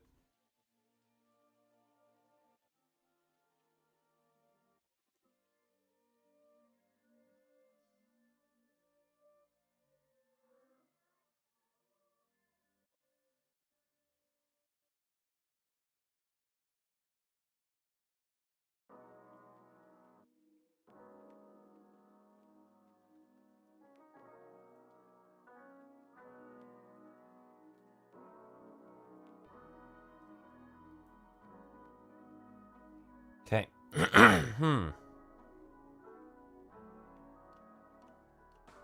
So, to get these ridges on the horns,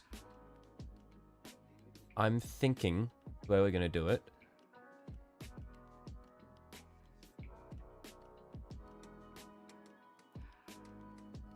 is just with the very thin part of this file.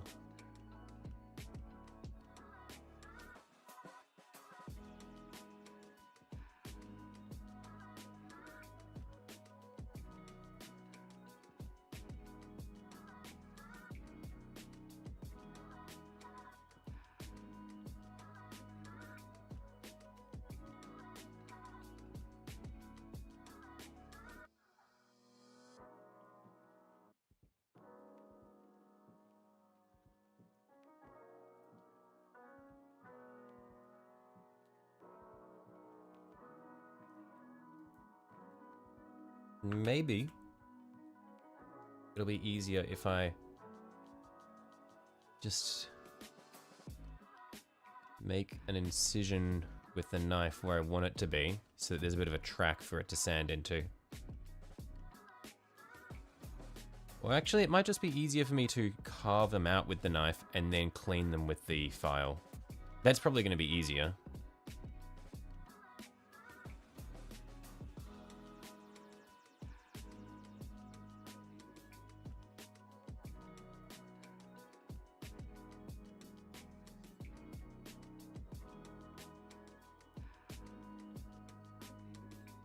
So we'll just try with one like this, see how it looks.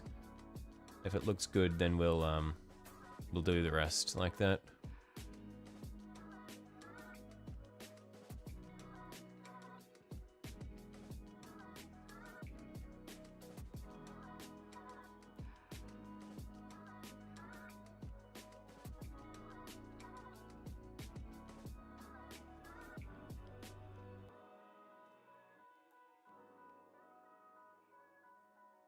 What is that emote, Francois? What does that mean?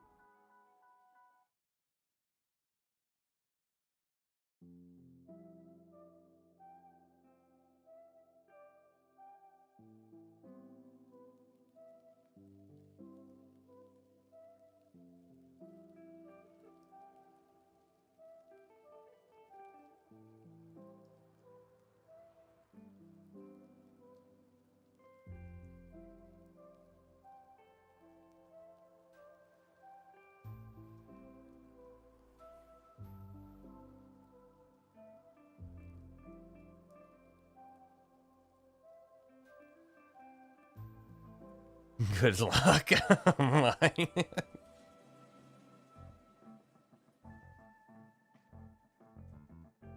Okay, honestly, I think that's okay. Because if I come through now with my file...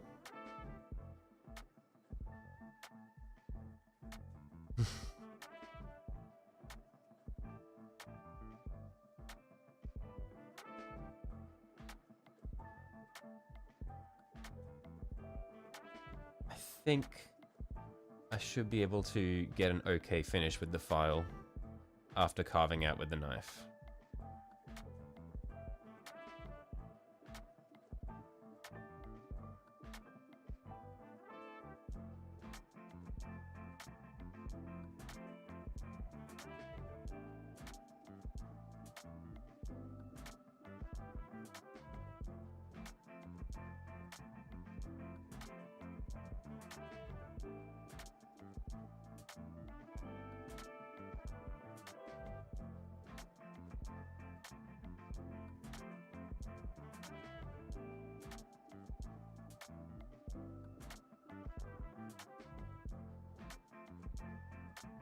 You've kind of picked the wrong stream to be calling people heretics. I'm literally building a Chaos Sorcerer.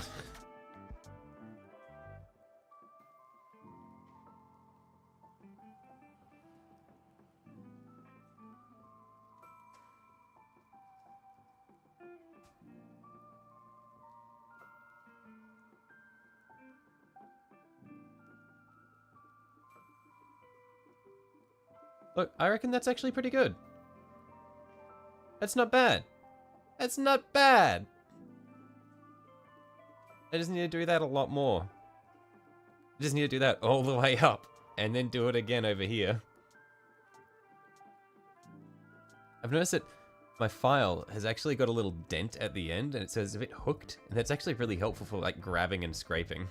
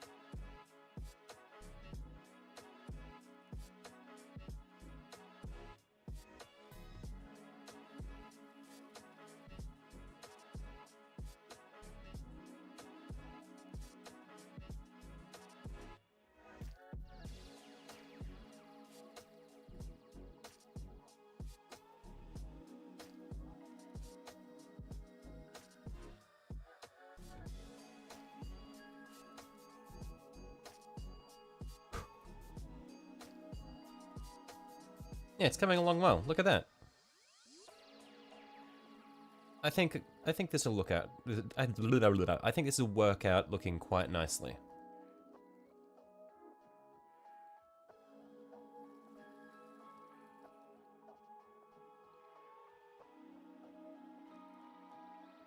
It's just going to be tedious.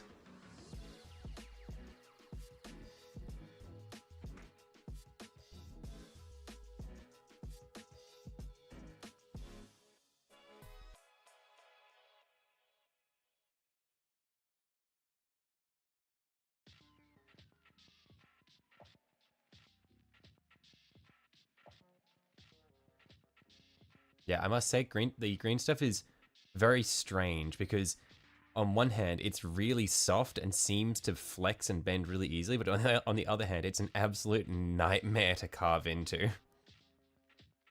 It's so flexible.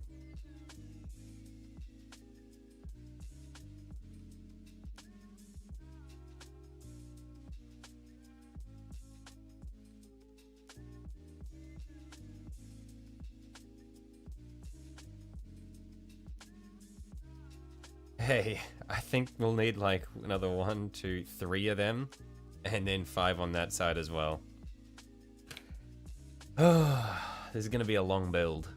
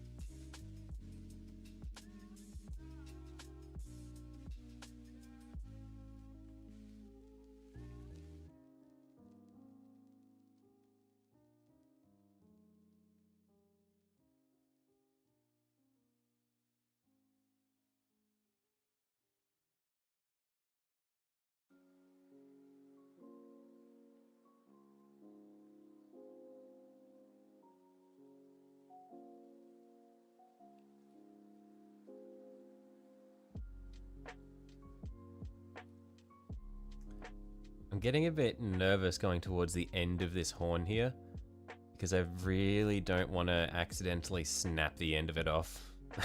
3 streams later. Okay, the horns are done. Please no.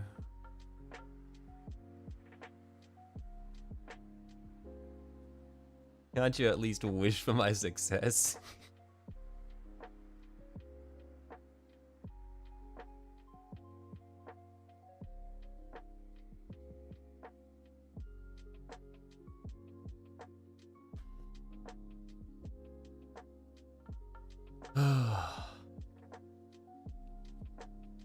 Thing is, it'll look really good when it's done, hopefully. It's just never gonna be done.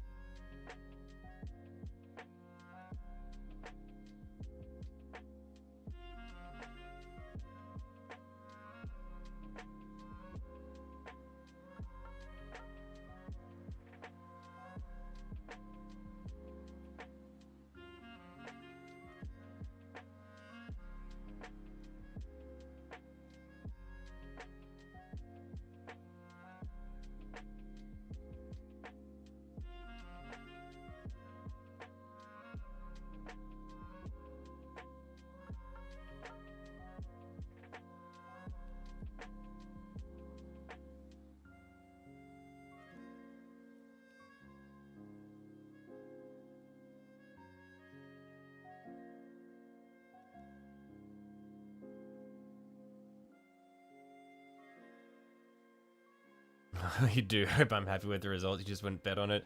Look, that's so fucked up if I spend so long working on it and I just don't like the result in the end.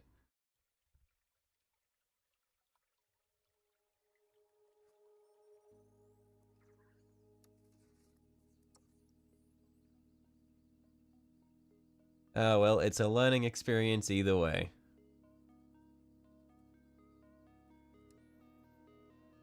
I'm learning what not to do.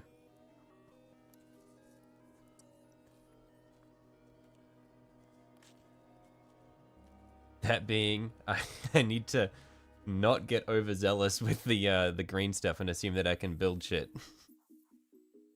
It leads only to pain.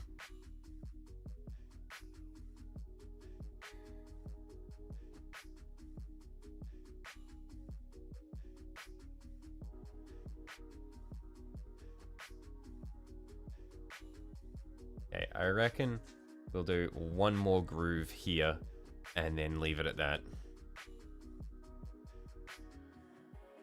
4 grooves per horn on the staff.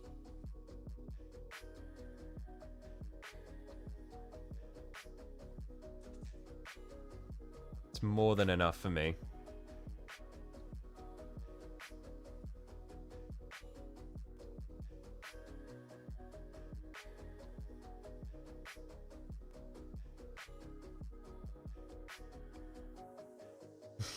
You'll have to go through it, which is why you find this so amusing.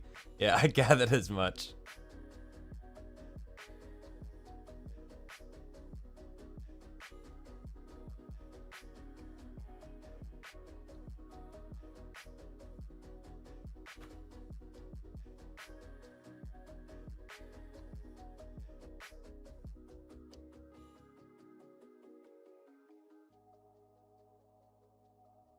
Only 4. It's supposed to be like 25. Shut up, you. I am not doing that.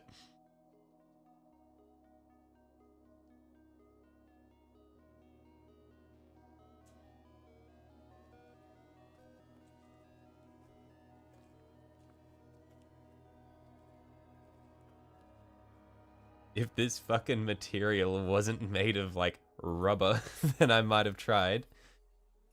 But this stuff is not conducive to carving.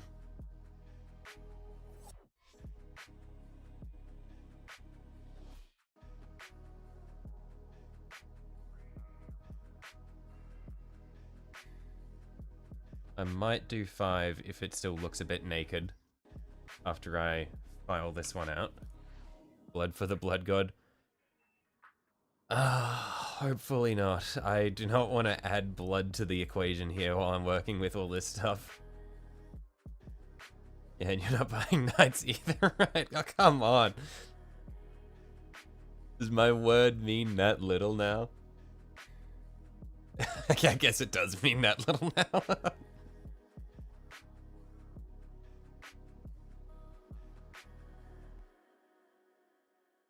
Mixing it with milliput helps. I'll keep that in mind for next time.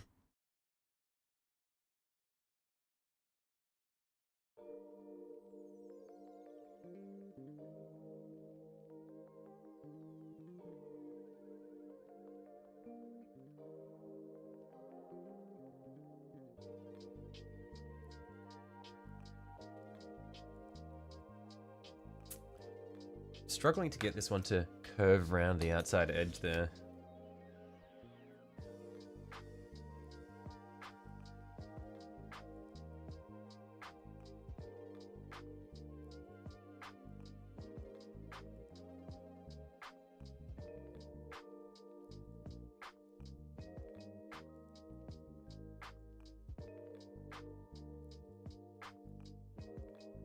Okay, fuck it, I'll do one more up the top. This is definitely not worth it, and it's probably going to ruin it all in some way. Probably going to end up snapping the tip off when I try to file it.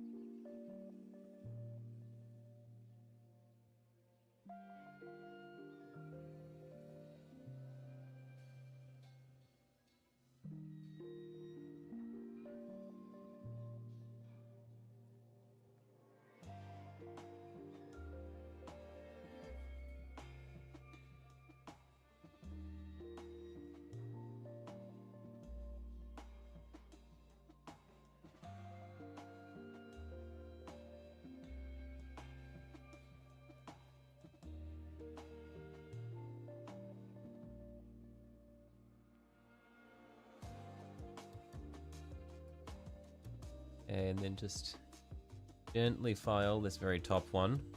Careful not to snap it.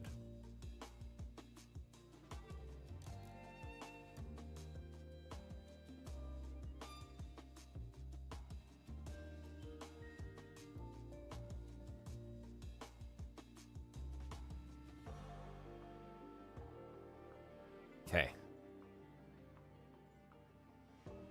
That's not bad. Let's just wipe away all of the shavings.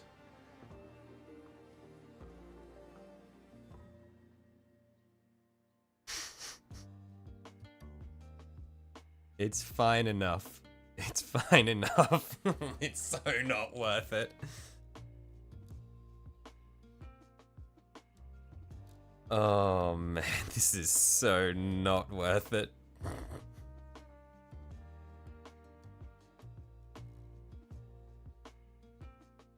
But I mean, compared to the other one, it looks really good.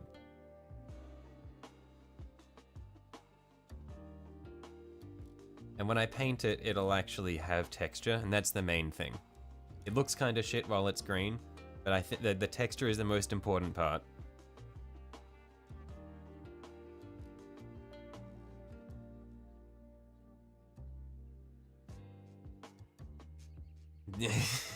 He says it's fine. Let me cope, okay?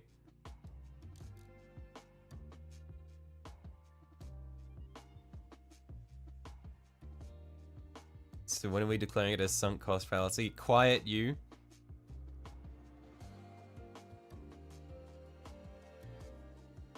Let's mark off where we need the grooves. So one there.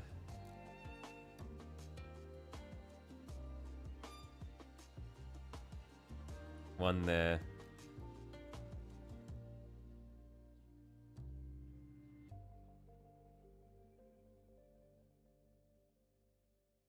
One there.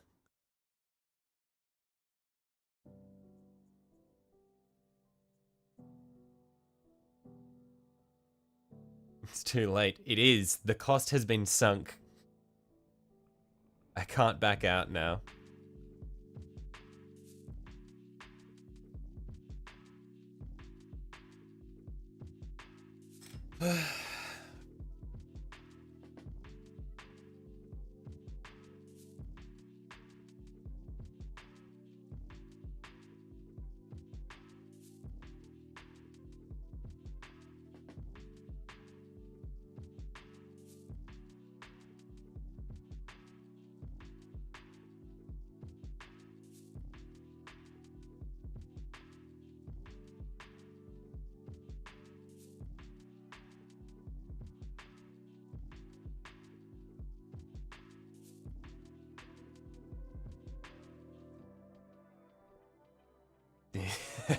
When the guy with 40 years experience said he'd cut them off and start over and it went ignored.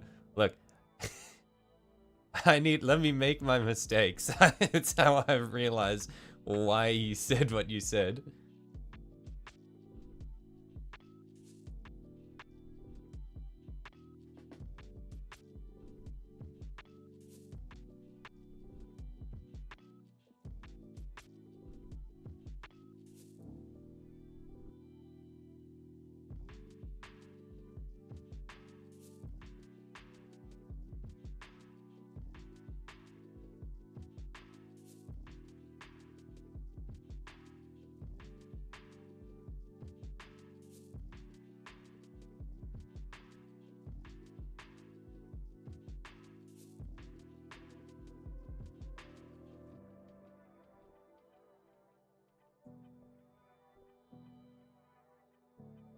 Okay, that's one.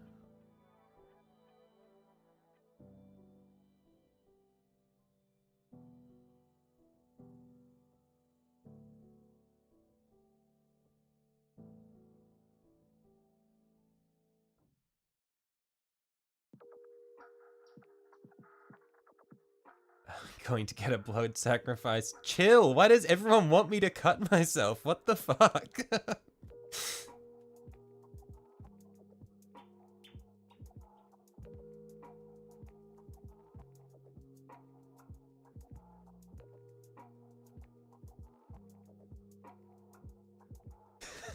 Blood for the blood god. Chill, guys.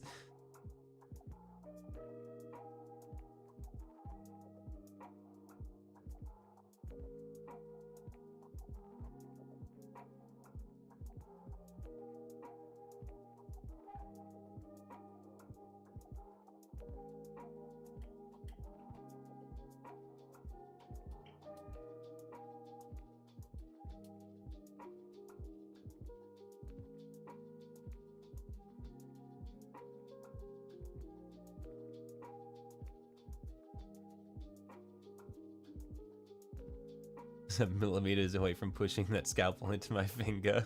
That doesn't mean you should wish for it to happen. I've got my thumbnail here. It can catch the blade.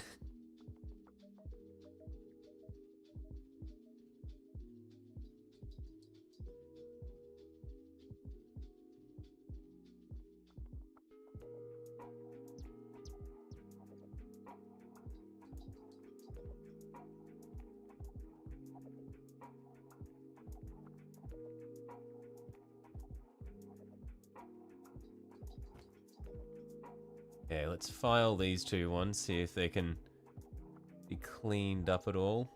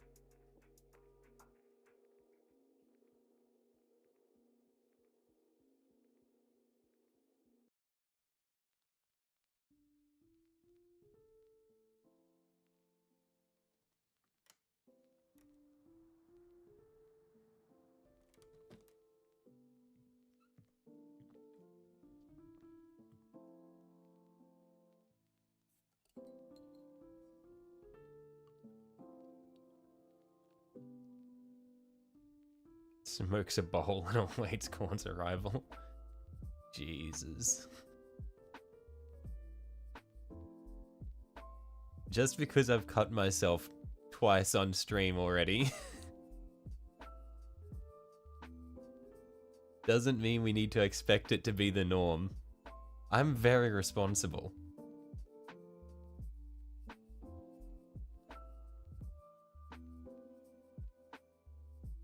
These were just extraneous circumstances, I promise.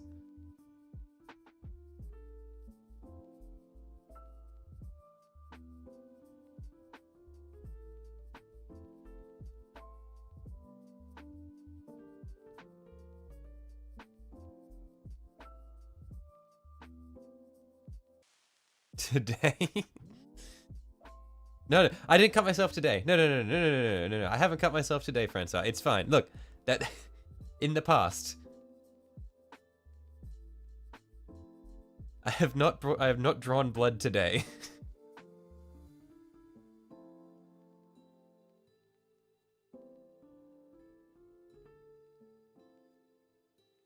Yet. You saw Tiki cheered for blood in chat when you first arrived. Yeah, that's because he cheers for blood every time he sees me holding a knife. That guy is a maniac. He's not the only one. Just because my knife has bloodstains on it. Actually, you can't see most of it under the green crap anymore. But just because my knife is literally stained with my blood does not mean we need to cheer for fresh blood every time we see it.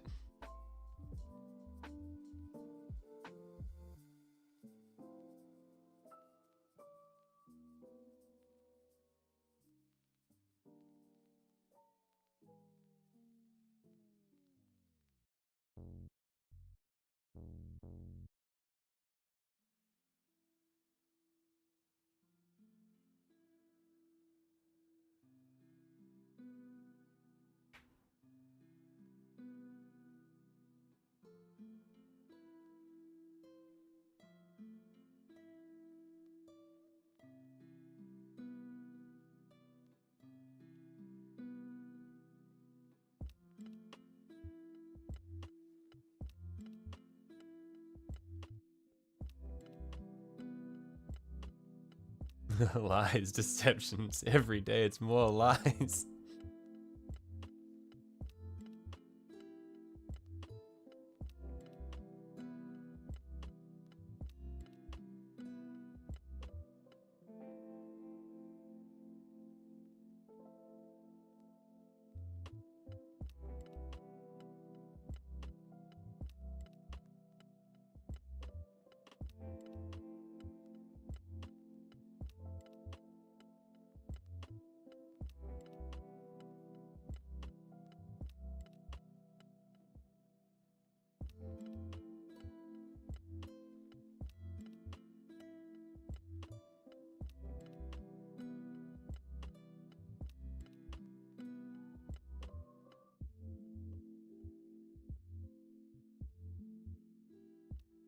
So it's 1, 2, 3. I need to do 5, so 4 will be here.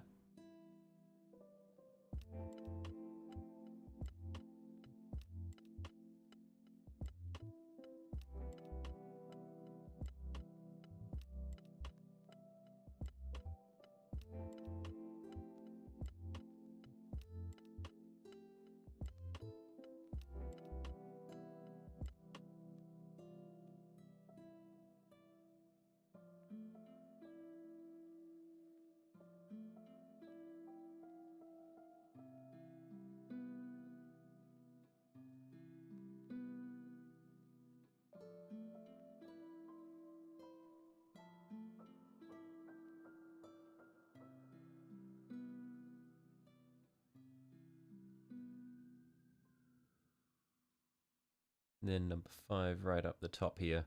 I'm really scared that I'm gonna cut myself. Like, just go straight through the horn into my finger. You guys have made me start doubting myself.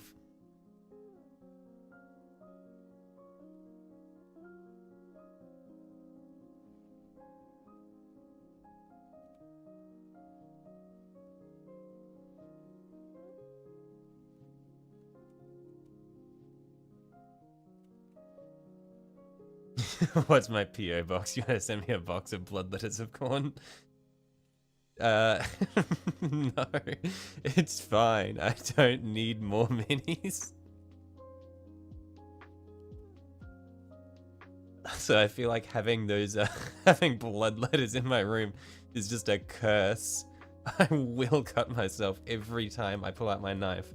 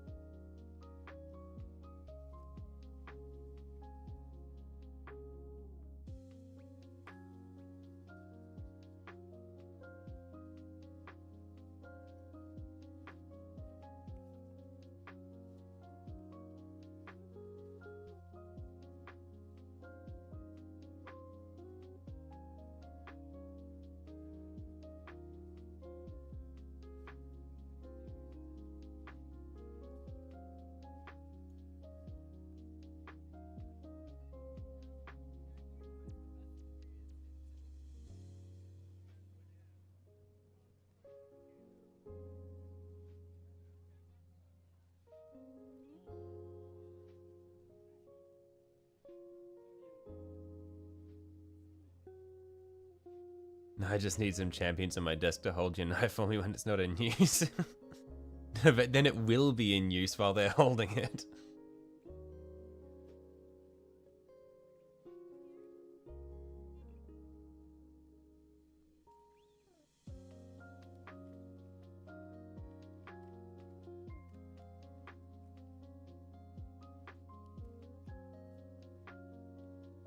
That would actually be really cool though. To like have instead of having like a rack that like to put all of my equipment on, I just have minis that like have their arms out, so like there's a row of blood letters that I like rest the rest the knife on. That'd be really funny.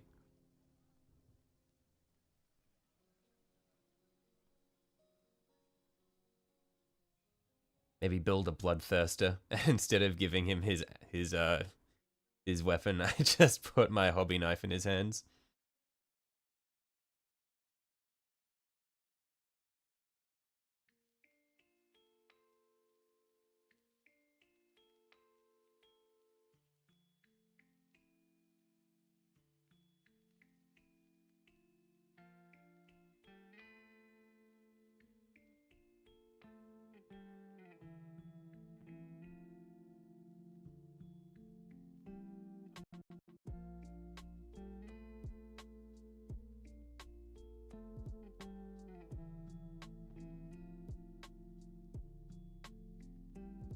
A little blood letter diorama to be a knife stand to hold the loftier cornate relic blade. I kind of want to decorate my hobby knife too. Be like cursed as fuck now.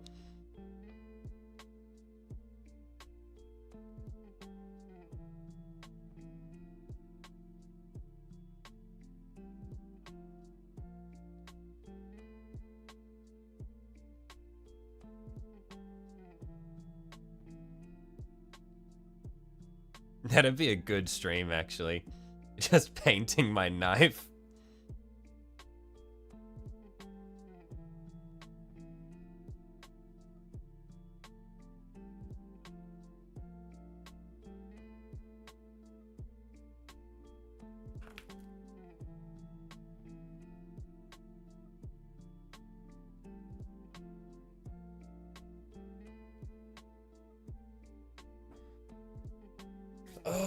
Okay, I think the horns for the staff are done.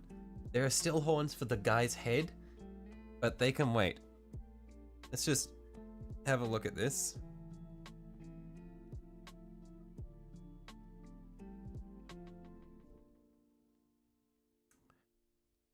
It's fine. I think it's fine. Can clean up this a little bit, make it look a little bit less munted. But overall, it's not bad. Also, your stream description is pretty accurate. Just yeah, I hadn't even thought about the all is dust quote applying to the fact that I've just been like filing away at this shit for like an hour.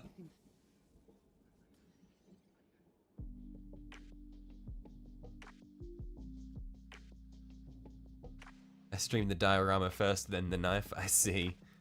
I have all the little dudes like grouped around the like in a circle around the knife as I'm decorating it.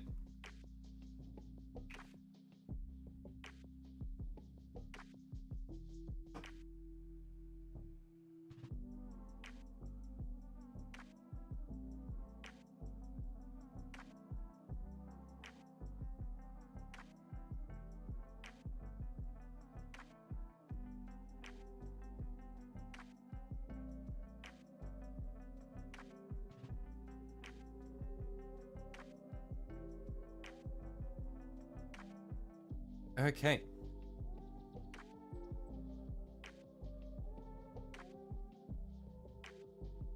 Stuff is coming along pretty well. I think it's a little thick at the top on this spike, so I might just might clean that up a little bit. Need to take away a bit of the excess glue here. But I'll probably file the edges of this down a little bit.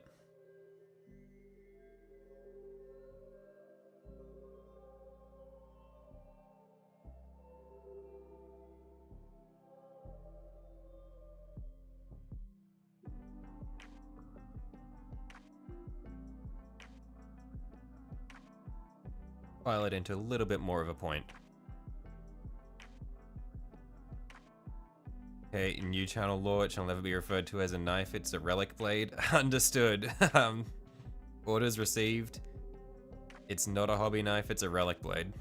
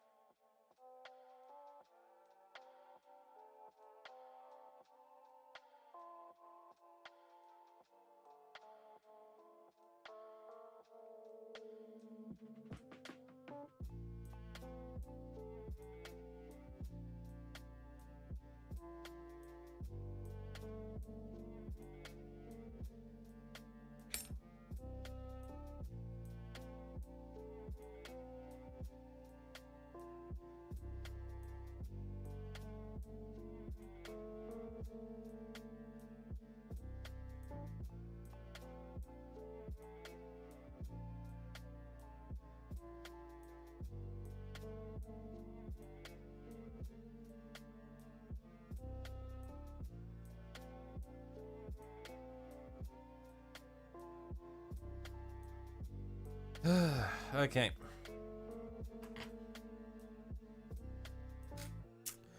Well, that was an ordeal.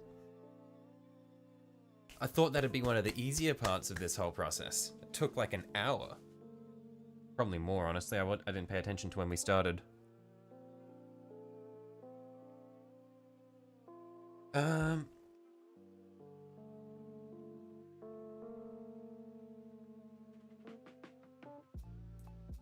How's our chain come along?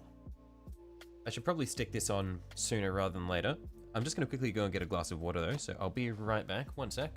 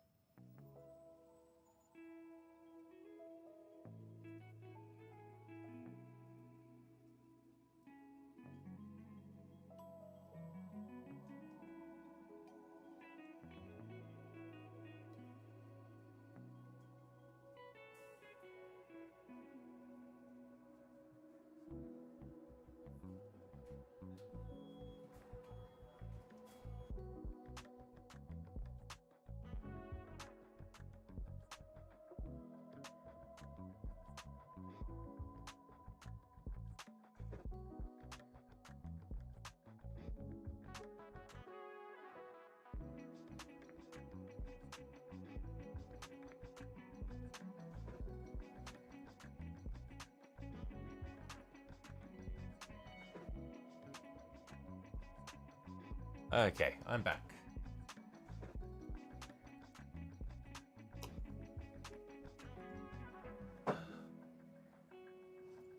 Hereby name the relic Nub Maker, Eater of Flesh and Drinker of Blood. Jesus.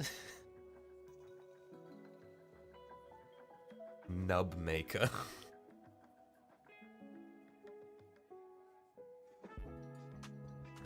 Alright. So, for the chain.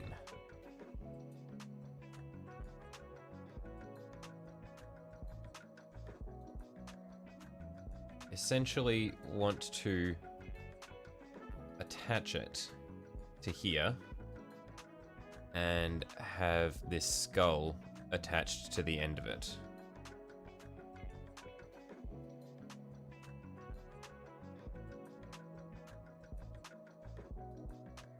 What we should probably do first is get a little bit of super glue on top of the skull where we want the chain to attach to it. Just a tiny little bit, just on there.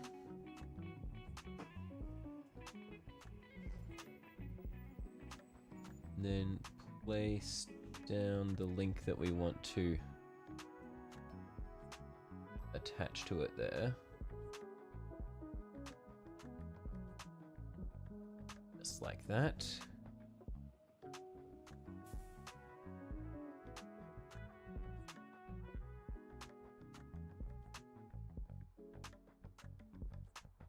Now, while that's drying, we can probably lift this back and twist this as it goes up. Actually, does this support the weight well enough? It supports it well enough. It's good for the first time green stuff. You're just having fun. Yeah, no, I've been enjoying it. And yeah, I reckon I've definitely learnt a lot about things I can do differently.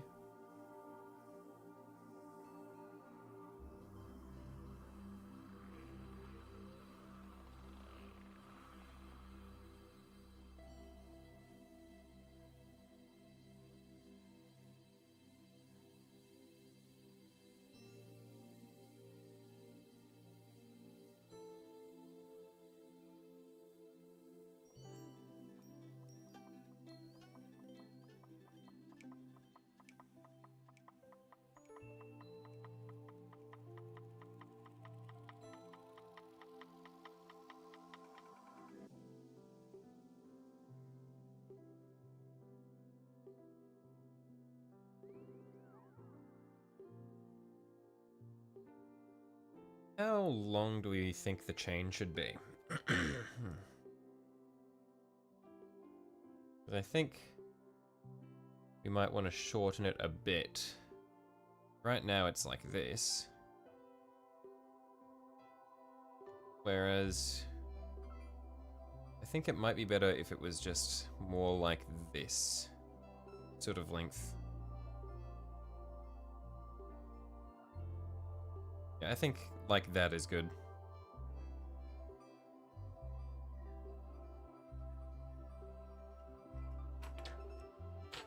So we'll nip it around here.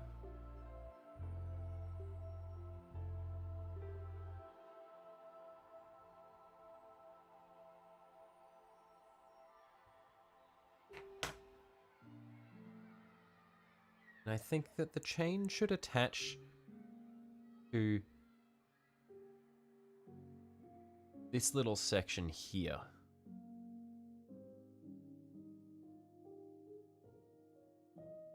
So we'll get a little bit of glue on that.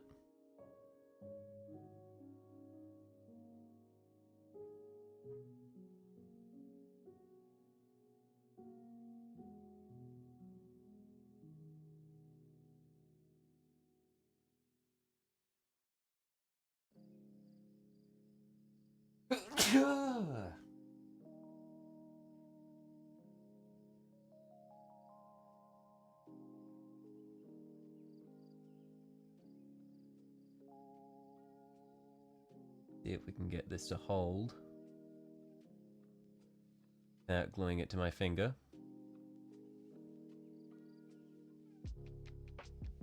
Without gluing it to my finger.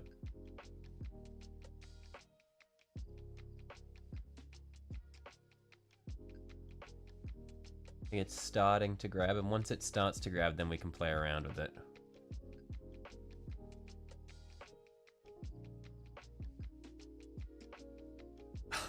Fingers are stuck together. Ow, no!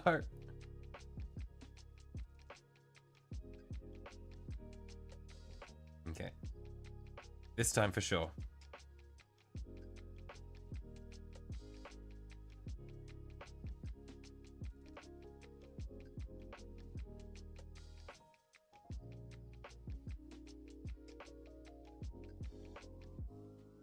There we are. That should grab.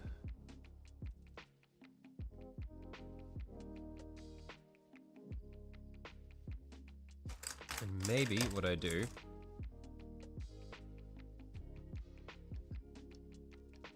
get some tweezers. Just try to pinch that onto it.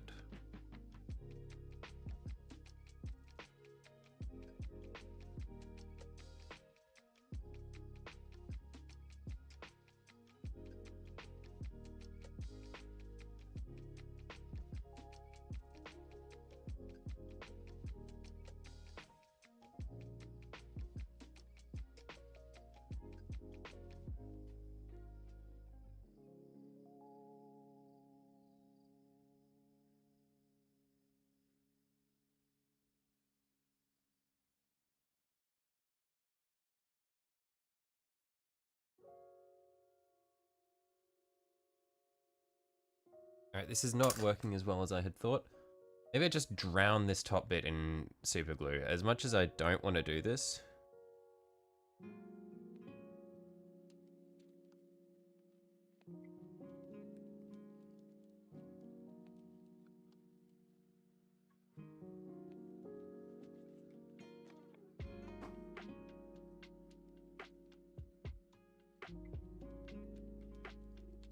Maybe what I need to do is pull the soup out for supporting material. Maybe. Great idea. No.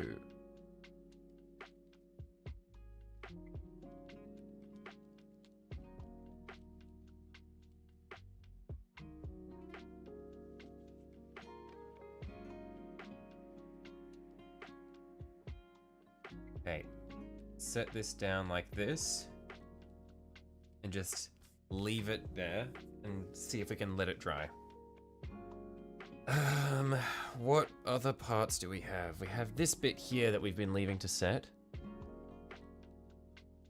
I think it's nice and dry. Let's see if we can gently remove it. I'll moisten it a bit.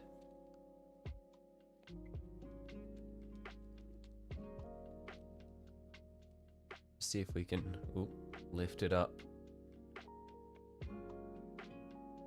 Our thumbnail.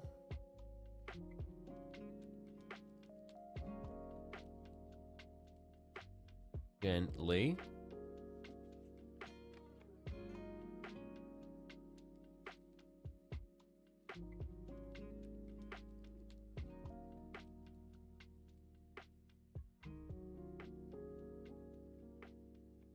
Okay. We have a very small ring.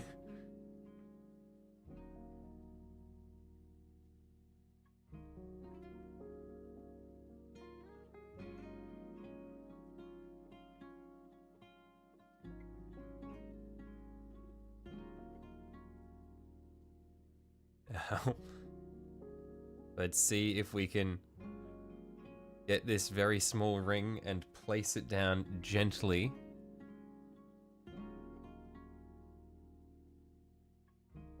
On this shoulder pad, on this pauldron, without stretching it.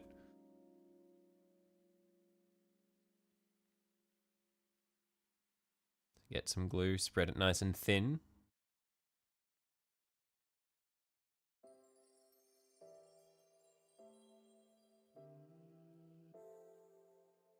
Let's just see if we can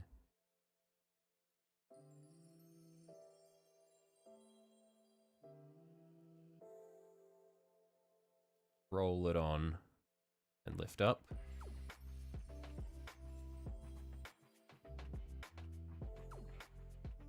And that looks okay. So now we just use a tool just to smooth it out a little bit.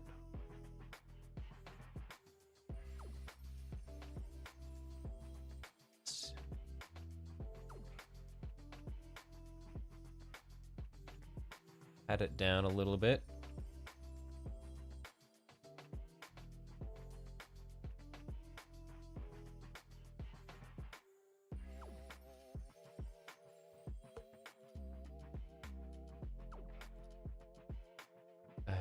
Gorilla Glue should try Loctite. Yeah, I'll get some Loctite because the Gorilla Glue works well, but it's just a bit of a pain to get the right amount out. But yeah, once I run out of the Gorilla Glue, I'll swap over to Loctite.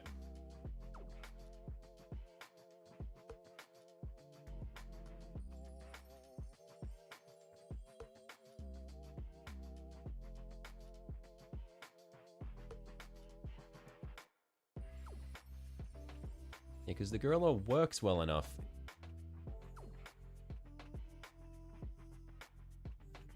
It's just not the most precise.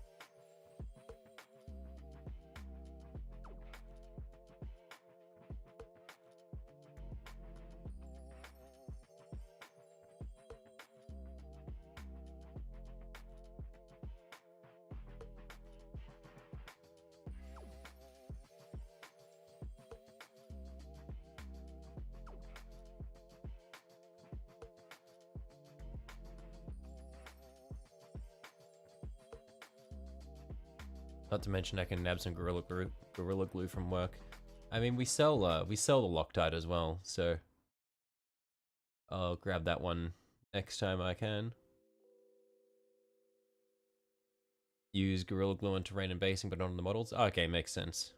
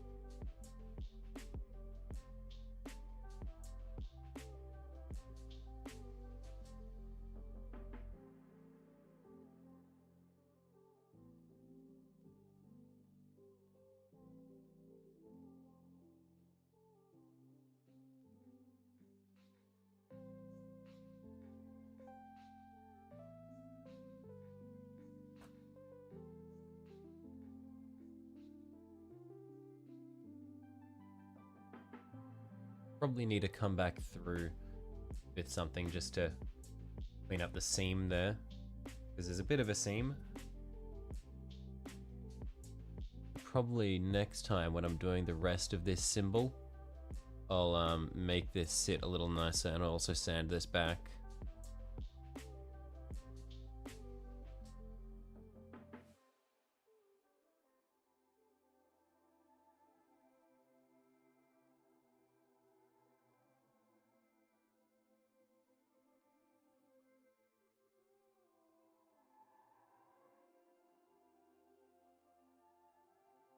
But for the most part, it's looking alright. We'll get there. Stuff that I want to do before finishing up today, because we've been going 5 hours now, been going a fairly long time. I think I should mold the horns, like the head horns. I should properly mold them before I let them set entirely.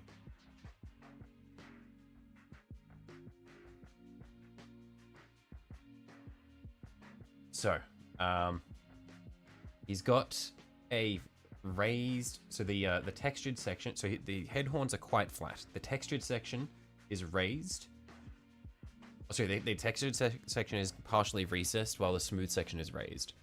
So what I need to do is just come down here, clean this off a little bit.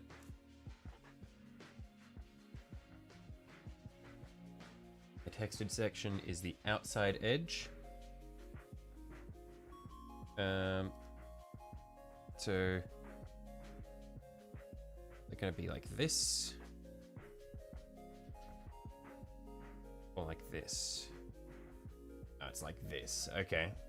You're enjoying your model way more than you anticipated? That's good.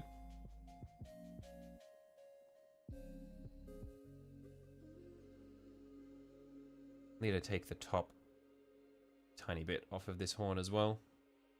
Might just nip that away now. Just like this.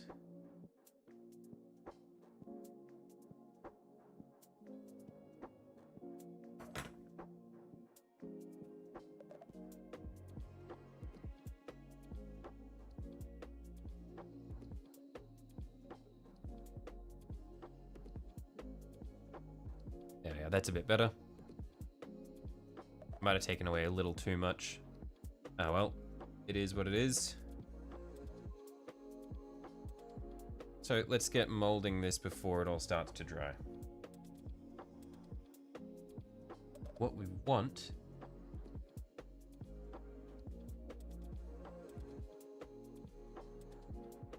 essentially from about here, we need to draw a halfway point all the way up. Probably more than a halfway point, honestly. Probably from about here, sketch this all the way up.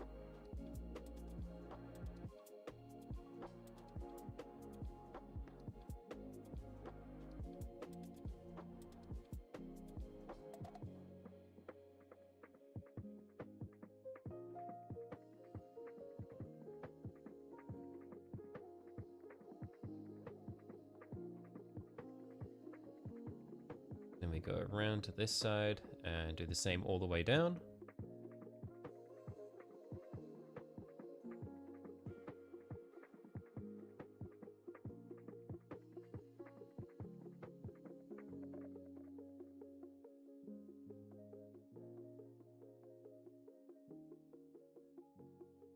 We need to try to flatten this out now.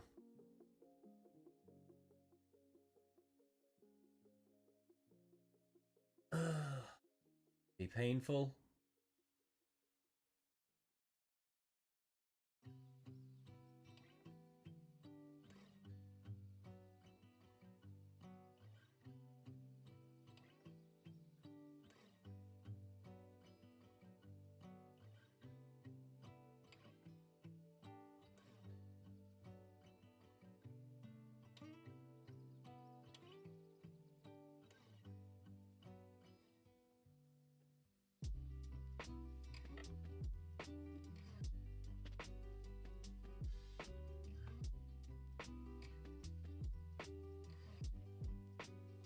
Actually, it might be easier to do that with tweezers, because I'm just pinching.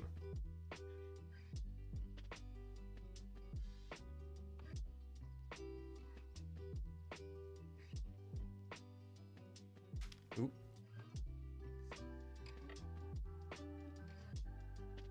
That's essentially what we're trying to do, is just pinch.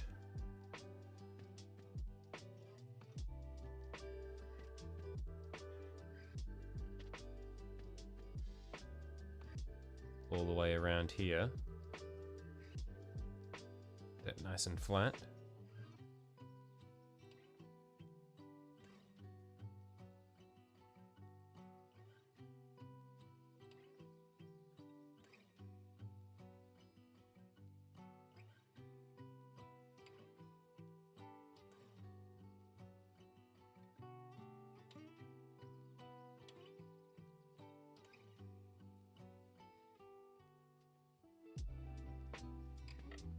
Tweezers are actually working a lot better than I was anticipating.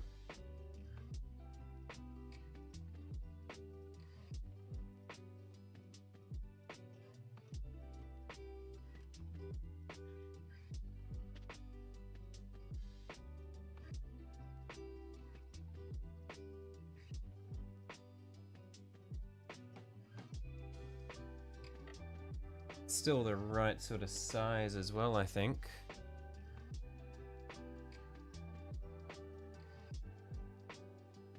Yeah, that's pretty good. I'm happy with that.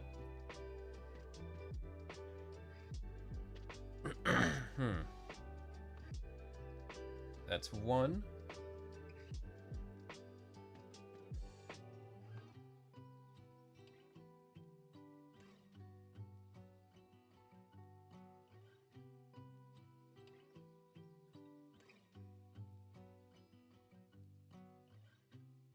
I'm glad I'm doing this now, because this is already quite firm. I'm needing to pinch quite hard with the tweezers to flatten this.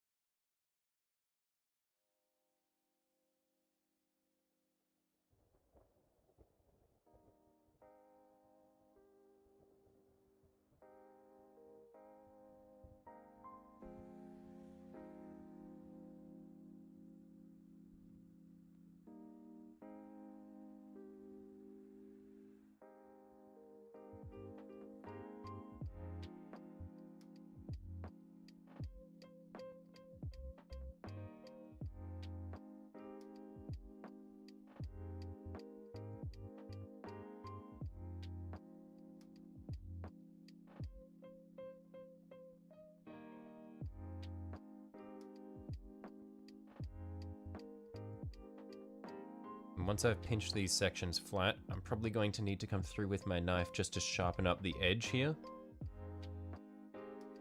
Just that I have a distinct drop off between the raised section and the flattened section.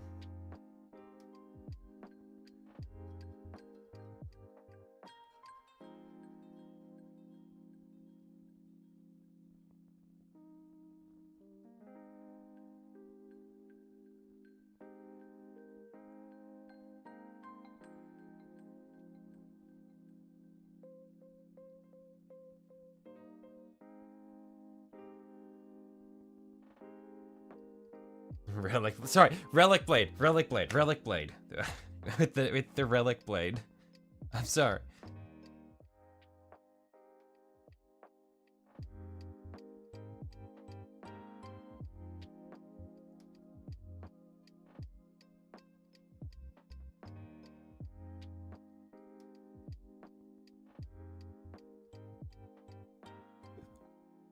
Just ripped his hand off.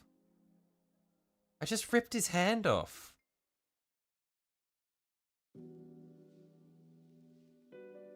Damn it.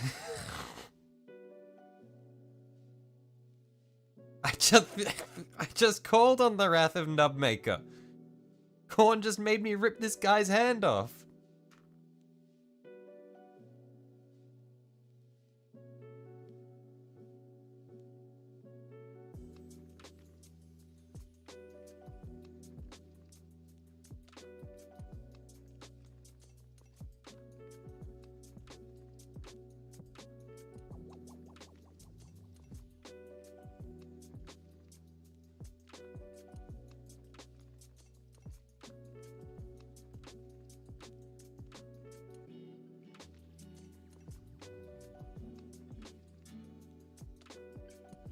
We'll have another soup incident, please. The soup... The soup was a dark time.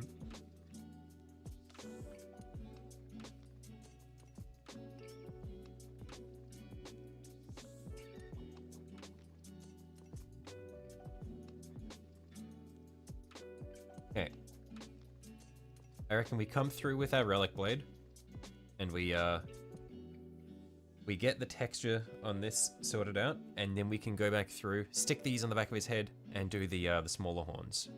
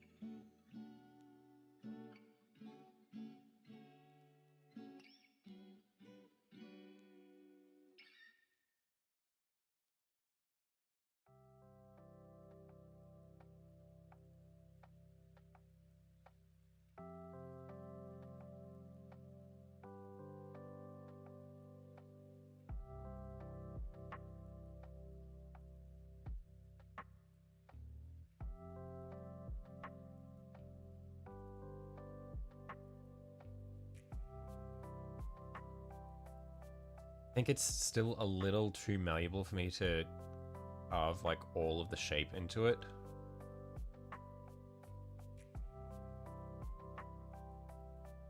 So I might need to wait until these have actually properly set, and then just subject myself to the torment of filing away at them again.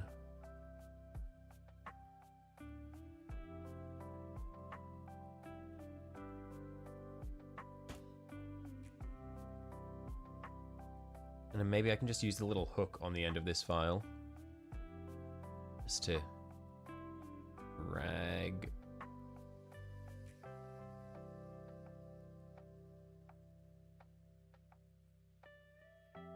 some little textured bits into it.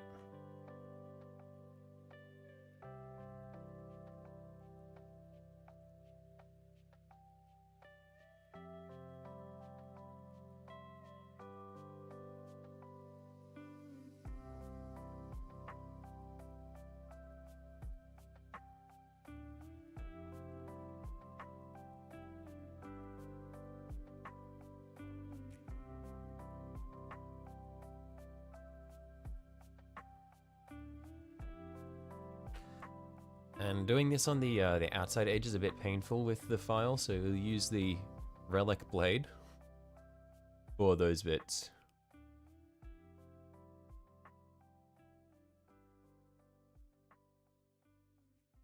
Actually, a bit of a pain trying to get them. I might have to wait until it's set.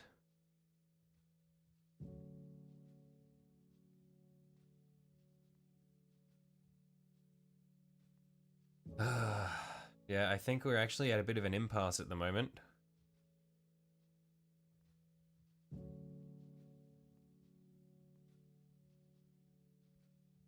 Yeah, I reckon we'll probably just call it here, because there's not really a whole lot else I can do without biting off a whole other chunk of work that I don't think I'll be getting done anytime soon. But I reckon, fingers crossed, next time what we'll be able to do is we'll be able to carve out the horns. So there'll be 4 horns to carve out, for his head. And then we'll be able to carve out the shitty ram skull, which I am not going to do well at all. And then finish the insignia on his other shoulder. Spray prime it. And then we'll be able to start painting it for the session after that, probably. But next time, I think we should be able to finish all the little bits that we started. So, ram skull, insignia, 4 horns, prime. That's the goal. Let's put his hand back on before we go, though. Man needs a hand.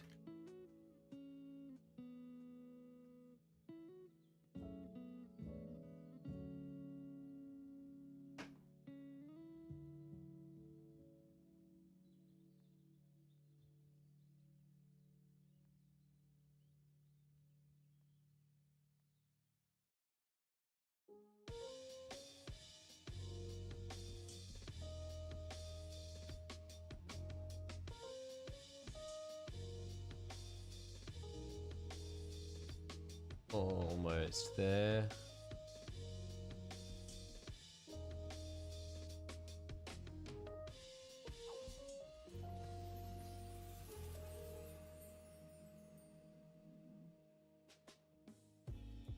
Just hang on to this for a few more moments. 1 sec. Oh, never mind. Okay, I'll just glue it all later. It's fine. It's fine.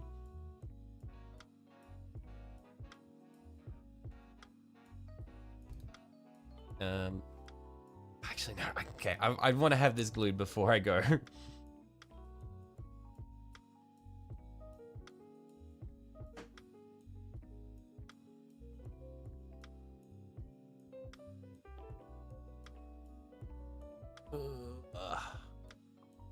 Such a small amount of surface area.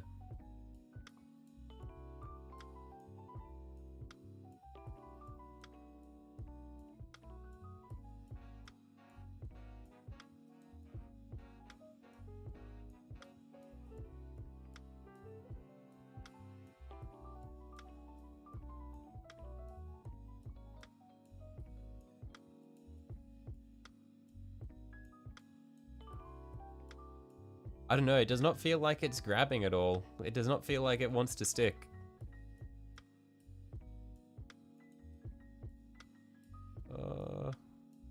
Maybe it's taking?